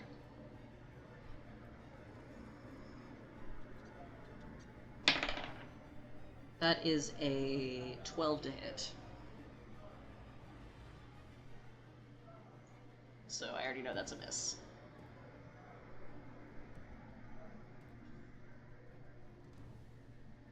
Alright, and then last thing he will do...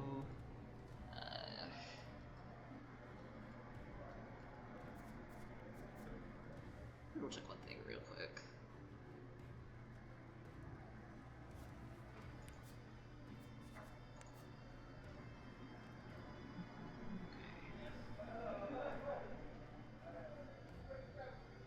He cannot get close enough, unfortunate. He'll just go a little down this way. Alright. And next up, it is the one last Rikita. God bless this fuck-ass dog. And it is going to bite Termal again. It's trying its goddamn best. And it misses. It misses.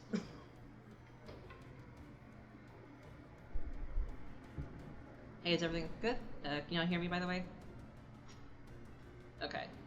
We can. Just I making think sure. everyone's muted in between stuff. That's fair.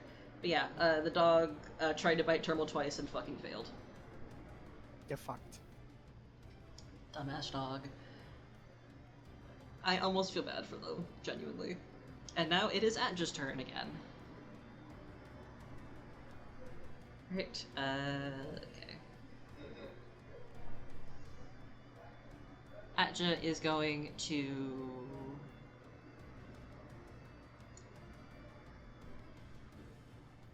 let's see...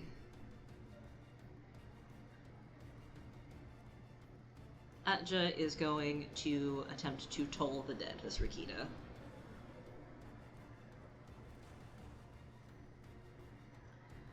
Right, so that is... Toll the dead as a wisdom save, if I remember right?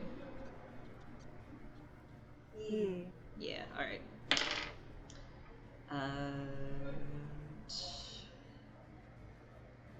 And thank fucking god, it fails. The Rikita, he snaps his fingers in the Rikita's direction, and there's the sound of a bell tolling as the Rikita drops dead.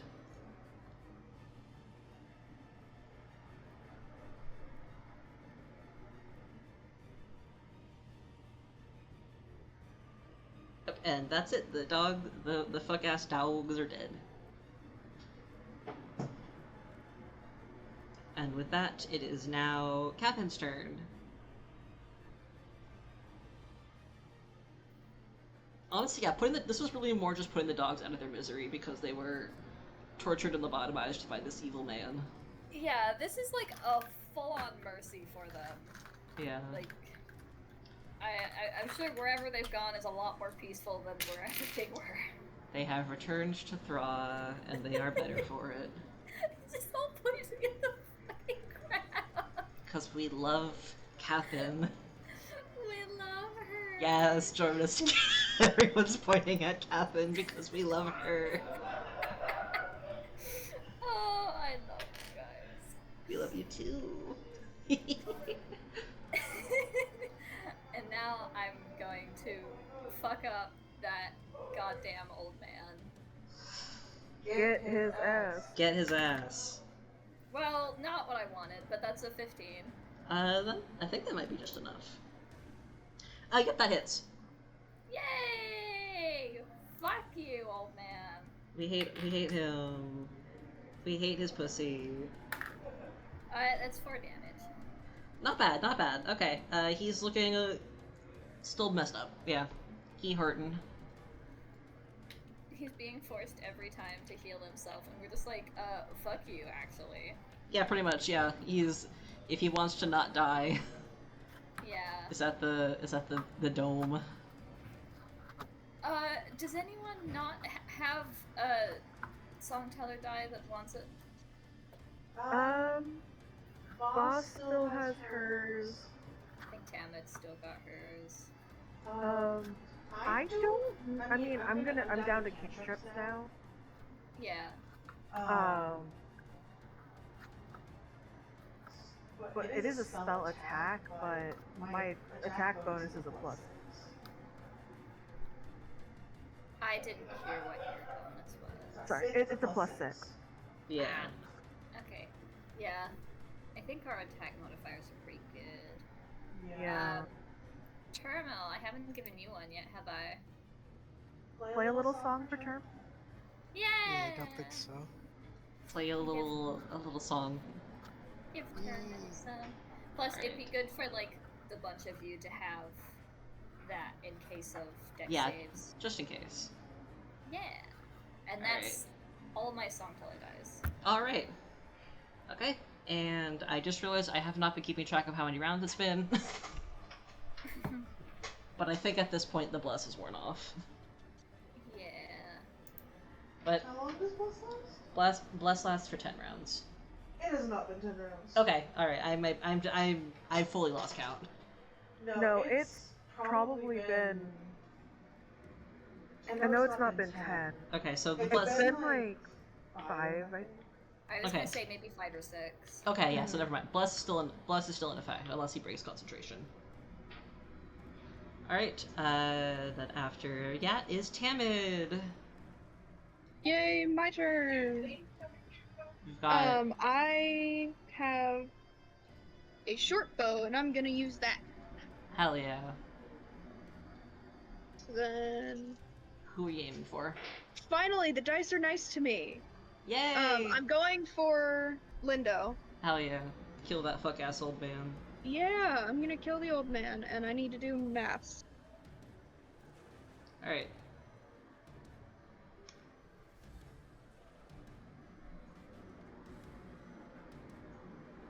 That's a 30? Hey, what? So, 17 plus Okay. 6 plus the blessed dice, which is D6? No, plus D4. D4. yeah, it's D4 plus Cathan's thing, Songteller dice, which is a D6. so you can choose to use that. So you could keep Yeah. that if you roll low. No, I rolled. Yeah, that's fair. I will- As I'm much pretty as sure 20 something is going to hit. Yeah, no, I know. you already hit. That was really funny, though. Yeah. My brain is not always braining all the way. Forgive No, it's me. okay. Jamie, I love you. That was really good. 30 to hit. Send him to hell. Yes, kill the guy. I want him dead. Yeah, so the damage is short bow's a D6. Hmm. 5 plus 4. 9 damage. Lindo is down. Yay! Oh, thank fuck. Goodbye, old man. He's not dead, but he is down, and he will be making death saves. Okay. Everyone convene on the ghost. The way the thing just flops down is so funny. Yeah. Anyway, next up is going to be Termal. Nap time. Now it's time to face this fuck-ass ghost. She's gonna wiggle. If you get behind it, Termal, you can flank with Moss. You get advantage. Just kind of step on Linda's corpse. Or Yeah, not I don't corpse, care. he's unconscious. I mean, gladly. Yeah. Just kind of step on it. I'm imagining fully just Termal stepping on his tail.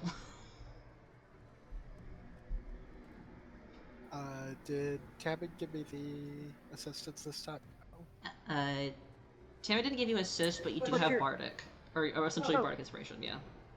But also you're flanking. Oh, You're flanking, yeah. so you have advantage. Jamie also said in the chat that they're gonna give you that again, but so yeah, you're good. You're good.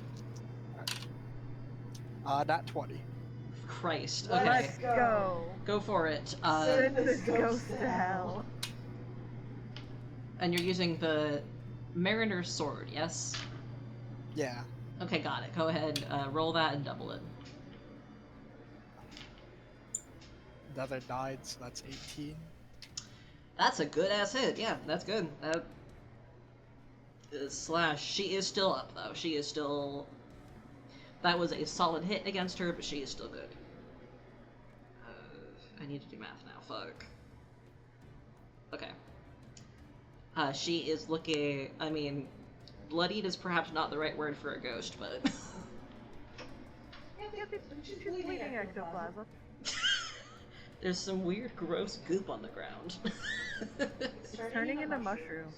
Ew. Alright. And next up, after. Is there anything else you'd like to do, Termal?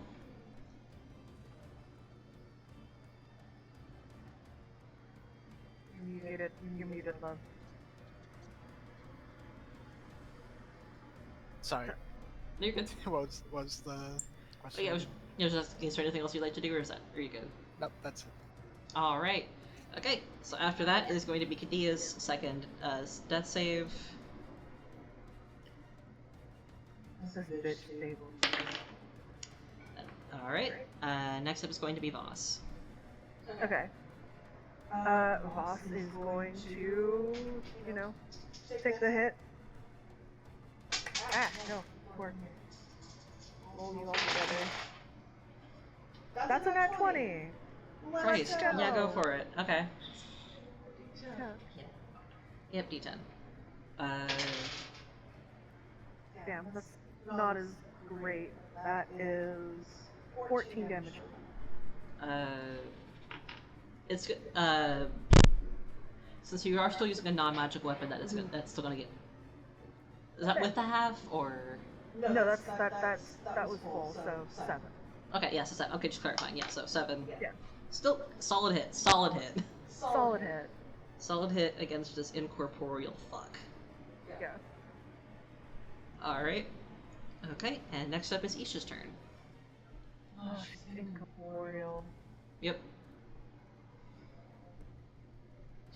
How does Isha want to go about? All I have is Wind Lash, which if it hits, pushes her 5 feet away. Mm-hmm.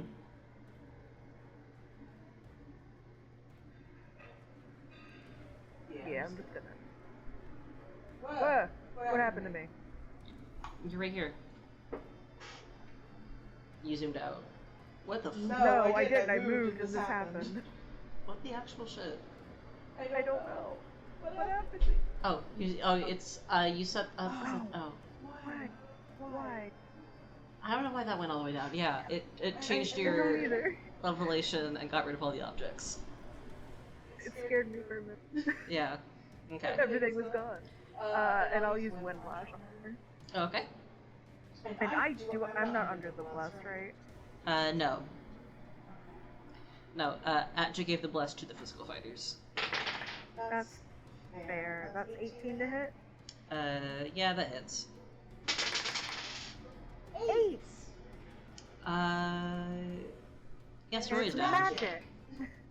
Yeah, Soroya's fucked. Yeah, she's, ghost down. It dissipates. It's a Wind Lash, she's just like a You gust. blew her away. So that is it. Yeah, she's gone. Yeah, and I'm gonna go ahead roll. So we are out of combat. Can I be landed? What? Can I be landed? Yeah. Oh, I'll put you down. I'll put you down so nicely. Ah, why did it do it again? Oh my god. You're in hell.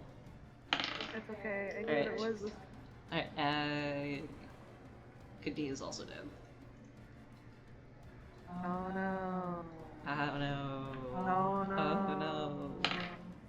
Oh no.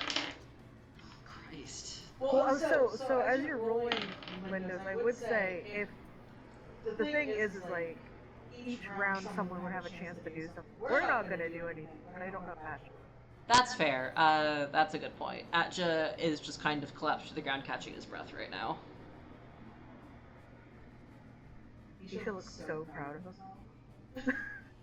We did it! We did it! I'm gonna sit on the stump. We're gonna jump up on the Captain is stone. gonna go to, where's Adja and kind of put a hand on her shoulder. She can't heal him, but emotional support. Aww. Pat, pat, pat. Voss Voss will check on Atcha as well, but is also going to double check and make sure everything is dead, ending Yeah. with like Lindo. Yeah. That's just like for what. No, I get you. Yeah. And then we'll kind of like stand back, being like, gotta tell him now that his mom's dead. Yeah. Dead. Like, Hey. dead. Hey. Hey, buddy. Hey, Rusty. Which I do think she would probably just be like, the monster is dead. The mod, yeah, fully, no delicacy about it. Atja does not reply at first. He just kind of sits there with his head in his hands and says, "I guess that means we did it." Yes, but we will be able to vouch for you that you didn't do it. It was Lindo. Right. That is true.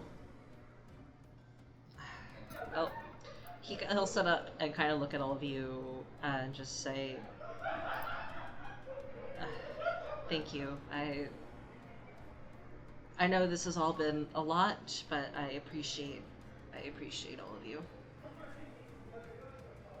Of course, dear, and we'll help you. The wrong way to put it, but essentially clean up the mess. Oh my fucking god! Yeah. All right. How does this window stabilize? Let's see. All right. 'Cause I don't think any of us are helping. I don't think so. Oh, are you just gonna jump on? Yeah. He is stabilized, yeah.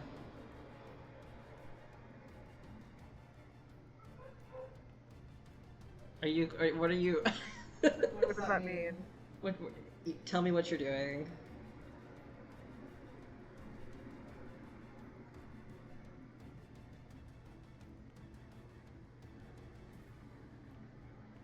Yeah, okay.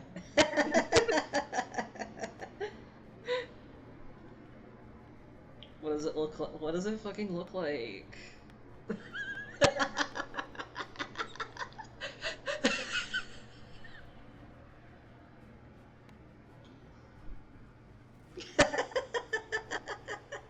Sorry, I'm just laughing.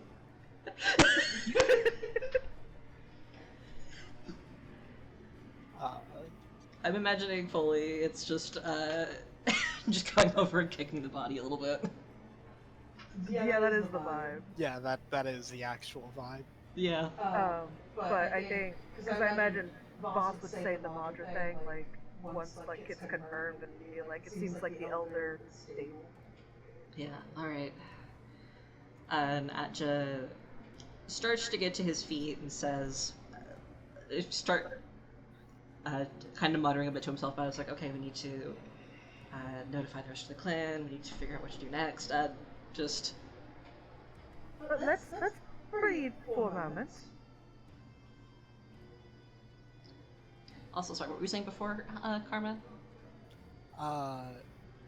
Terrible would like to walk up to Atja and just be like, do you mind if I try something, my dear prince?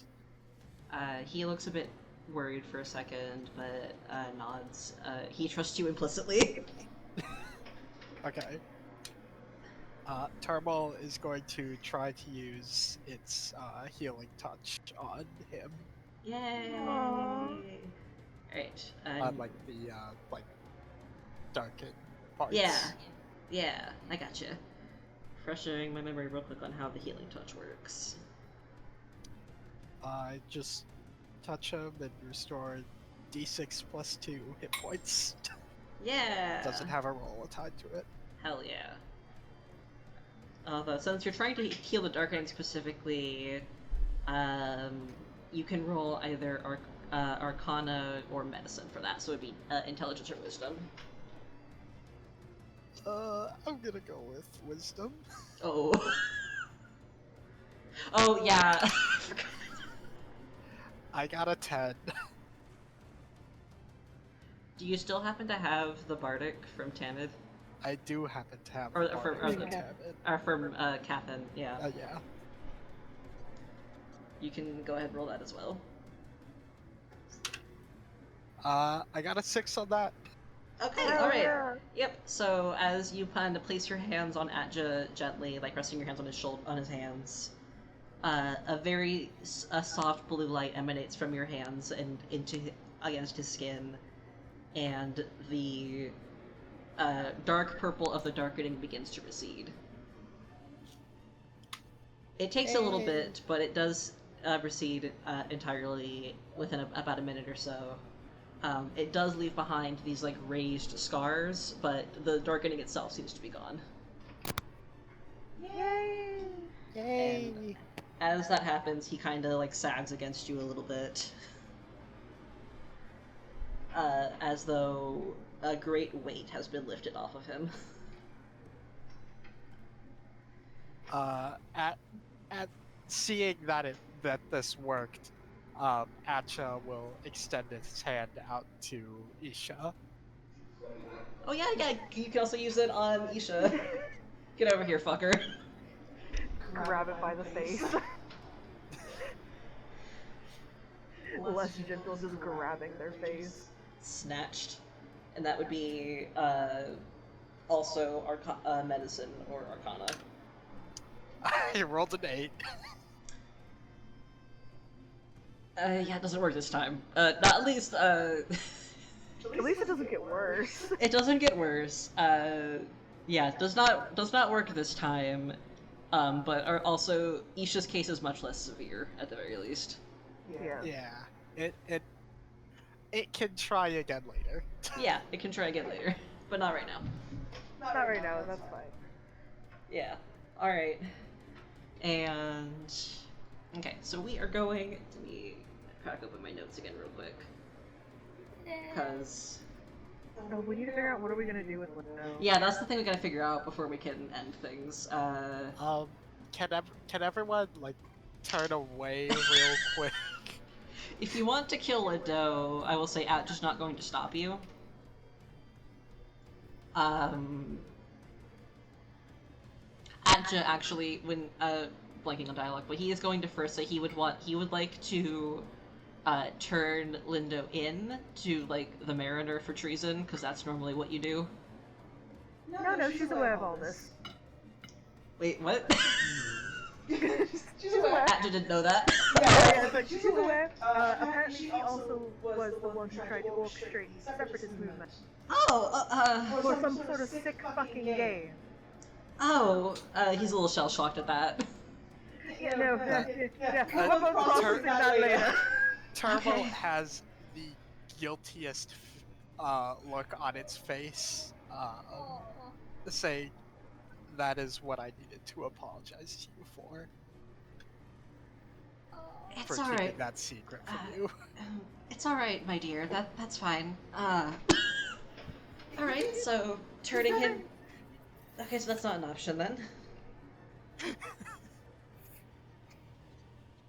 And honestly, since he was able to figure out how to control the Rakita, I wouldn't want to turn him over to them anyway. That's true. That is also true. And he will... We can say the Rakita went rogue. That's true. That... Yeah. True, we could, you know, take their bodies and put some puncture marks on them. Only discussing how to stage a scene. Hideo is also covered in them, so it looked like they were both just killed by the Rakita. Except Obsessed. for the burn marks on It's fine, it's fine. Lito's body. An unfortunate happenstance. We don't know what happened, we just got here. Obsessed. Yeah. They're all like, "Yep, let's do this." I was like, I'm just like, wow, I thought you guys, like, the optimistic, cheery friends on here, now they're just like, let's just kill him. I love that Captain, who has never done anything wrong in her life, is now accessory to murder. Wait, just don't look. Just don't look. Just don't look. Temid will just quietly, like, casually grab Catherine's hand and, like, turn her away. Aww. Yeah, Catherine Yeah. want to do that. She doesn't really want to see. Well, y'all are handling Lindo. Atja is going to approach Kadia's corpse, which is roughly here. He's going to kneel by the body and gently kind of place his hands on her forehead. Casts a spell on the body so that a faint shimmery yellow light kind of glitters over it for a second before it disappears. Okay. If anyone would like to roll Arcana to see what that was, you can. Absolutely. I think I feel like I know what that was. I want to, but Catherine didn't see it, so no. That's fine. 17. I have a feeling that was like a late arrest ceremony. Essentially, yeah. It was so. It was the spell Gentle Repose, just laying to rest, so that for at least the next 10 days she cannot be resurrected. But just you're at peace now.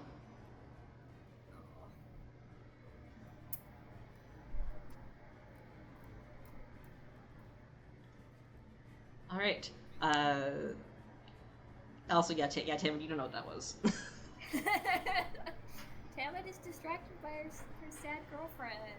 Oh, but yeah. Yeah, Tamid has other shit to worry about right now. Mm-hmm. All right. So after that, Everyone's probably wondering where. Yeah, that's where true. She is Uh, for the yeah. okay. Actually, how do you feel about taking over the ceremonies, or we at least need to tell a council member? Well, I suppose. Yeah, go. I'll approve the attack. Go ahead. Yeah. So Adja will nod, and he'll say, "I suppose that will be the best option." Yes. He clears his throat. Says, "In the distance, you can hear the other sounds of the performance coming to an end." Oh. Oh. All right. So that was all happening while they were having the fun performance. Well, so, I mean, it's the bonfire and then the late meal. Yeah, bonfire then late meal. So. We got time. We can tell the council kind of what happened. God. Alright, so we're not going to go through the nitty-gritty of the rest of the festival. But yeah, so are y'all going to tell them immediately, or are you going to wait? I think we should honestly tell them immediately. Yeah, that's probably for the best. Yeah. Alright, so we're just going to kind of zoom out a little bit. Kind of zoom out a little bit for y'all do decide to tell the council immediately, at least they're remaining to. Septon is horrified. She had no idea this shit was going to happen. Yeah, I would like to say, I would like to clarify, we are saying that we managed to talk to Lindo about finding Atja. We went to go meet him at Soroya's grave. We're not going to mention that we or Atja was part of the coup. Yeah. That it's just like, oh, Kadea showed up, she started immediately arguing with Atja, and then Lindo came with his Rakita and tried to kill us and successfully killed her. Yeah. So. Yep. Yep. That makes sense, and y'all are not mentioning the ghost, I assume. No, there's no need. There's no reason. No need. Okay. Septon is still horrified. She's horrified that Lindo would do this. She knew he disliked Kadea, didn't think it would go this far. Pembrar does not say shit. Yeah, I would say we're all staring at Pembrar like, don't you fucking say anything. Pembrar makes eye contact with Isha and just nods. And goes back to sipping their wine. It's like, okay, anyway. In the wake of the sudden death of both the Madra and a beloved member of the council, who turned out to be up to some fuck shit, the rest of the festival is canceled, essentially. The guests are not, like, immediately asked to leave or anything like that, but just the rest of the events are canceled for the day. And the rest of the night is spent in mourning as a vigil for the dead Madra. Isha will propose they still do the lanterns, because that's more of a ceremonial thing. To like, Yeah. and just be like, keep the spirits high for the rest of the Thief and clan, The Yeah. Madra may be gone, but we can use it as a time of ushering hopefully a new, better future for everyone. Yeah, and Atja will agree with that. In the immediate interim, Atja is appointed as like an interim leader for the clan. He's not crowned Boy Madra TM, but Cal in the chat saying he will be. But if he is appointed as the interim leader, he's the only one really here. I mean, technically Septon could do it, but I suppose, like, the tribe already like him anyway. yeah, they like him. We do still have the release of the lanterns. It becomes more of a somber ceremony, in part a memorial for the Madra. Atja does not participate, but he does lead it. He gives his own speech, which I'll admit I did not write. And for the night, all of the guests are invited to stay in Serena, at least until the morning. And you all specifically are invited if you would like to join Atja on the Omaraya for the rest of the night. Absolutely. Yes. Oh, well, Catherine is like, I don't really want to, but there's nowhere else to go. Aww. She did fine on the race, but she still doesn't like the sea. I think Is that Atja inviting Turbo to spend the night with him? yes, technically all of you are being invited, but yeah. Well, we all know what they're doing together. I know what Isha's doing.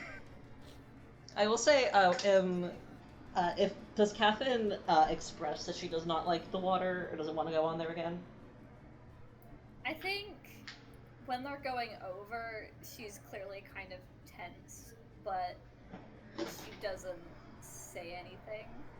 Because they're being invited onto this incredible ship. She feels kind of rude saying no.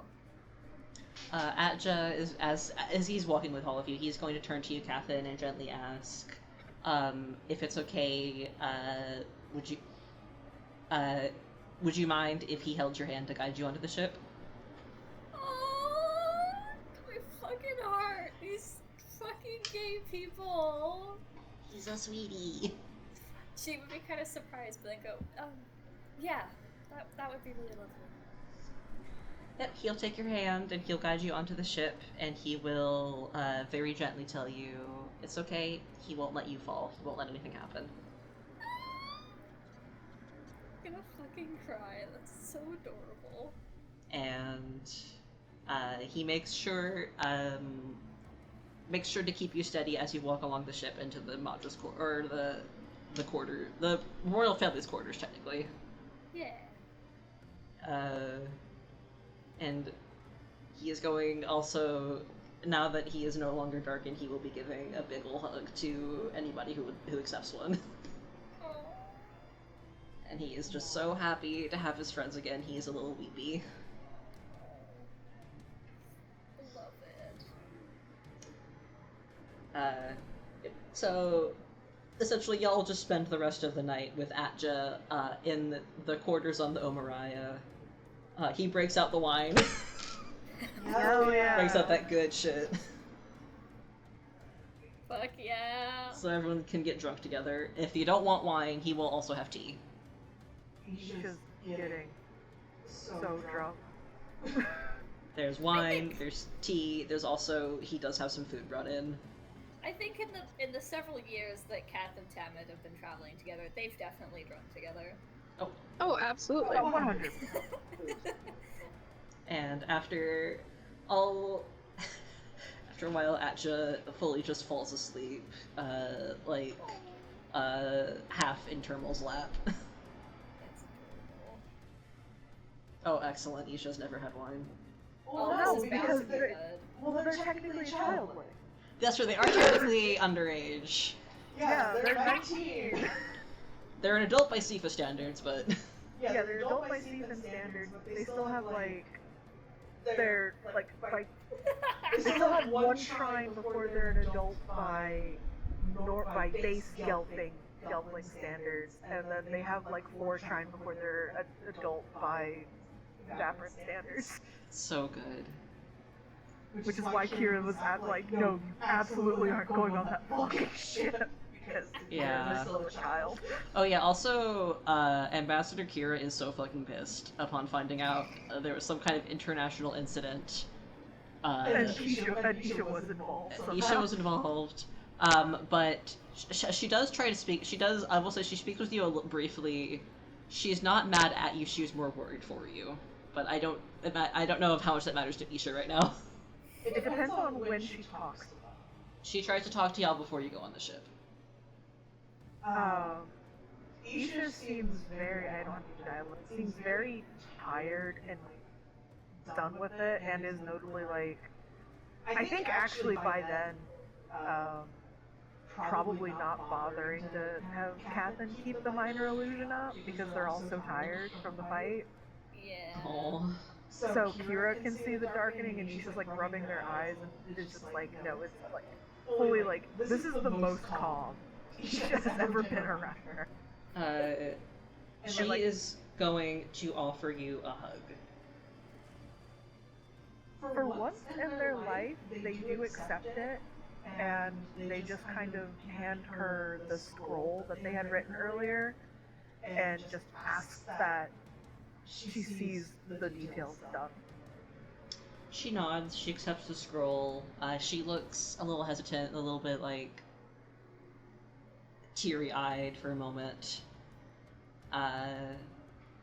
She will press a kiss to your forehead before she lets go, and she tells you your fathers would be proud of you. And then she leaves to join the rest of the Vapor delegation. Yeah, Isha was already like on the brink of crying when coming back into the ship, and it's like, just takes the wine from Atja. Yeah, and I will say, at one point during the night, Atja will again offer to take a look at Isha's eyes and see if he can heal. Now that he is no longer darkened. Isha's very drunk, but they say sure. They say, yeah, sure, buddy. Yeah, it's a very defeated sure, because they've peeked behind the curtain. That letter was essentially detailing, explaining that they got darkened, and that it's probably more than likely they'll not be returning to Harar, and unless they, and unless another letter comes for like instruction, like basically smaller instructions of little things that Kira may not have noticed about their siblings or when taking care of them. Because Kira is stepped up to try and be a parent after their parents died. Yeah. But like if another letter comes, I'm coming back for them. They're going to be living with me in Serenah. Yeah, I will say I think seeing your general demeanor, Atja will. He wasn't eavesdropping or anything, obviously. Yeah. But he does say, if you would like to stay here for now, you are welcome to. As he kind of cups your face, runs his thumb over the darkening marks. You feel a very warm, gentle warmth emanating from his hands as the darkening marks recede from your eyes. Yay. He was able to remove the curse, or the infection, because it was not a curse yet. Yeah. And then he passes out in Trundle's lap. That's fair. He's fucking EP. So And for purely my own self-indulgence, I'm imagining like the little spellcasters just tucked between all the fighters. Oh, absolutely. Oh, for sure. Atja, Isha, and Cathin just stuffed in the middle. Yeah. And alright, so that is where we will leave off on them, but I do have one little epilogue moment that I wanted to do. Yippee! This is like I don't have like a map or anything for it, we're just gonna keep looking at the battle map. But this is just a kind of a little cutscene moment. Later that night, over on the Dreadnought, the Mariner is on her ship. She is alone in her office there, which is much less opulent than her office in the Keep. It's much more bare bones, utilitarian. She's reading over her letters and communications with the scientist, Skektek. Her friend isn't the right word. The Skeksis are not friends with each other, but she likes him a little more than she likes the others. She's reading. She's very frustrated and pissed. She has her head kind of in one hand, rubbing her forehead with her claws. She's muttering under her breath. Once again, she made the mistake of trusting a Gelfling to get anything done. And this time, she should have known better. She should have known better than to trust that naive little princeling and that foolhardy Beastmaster could have accomplished anything. And after a moment, she lifts her head and kind of calls for one of her guards to come speak with her. And a Gelfling peers into the room. A Gelfling whose face is completely blank and sunken and pale, covered in dark purple veins going out through their eyes, which are glassy and white and completely expressionless. And she tells them to set a course westward, because it's time she pays a visit to the other lords to speak with them about what happened here today. The guard twitches a little bit, and then leaves, and the Mariner goes back to her notes. And that is the end of that. Hey. Hell yeah. I'm going to stop the recording now. I'm gonna get out of Tails.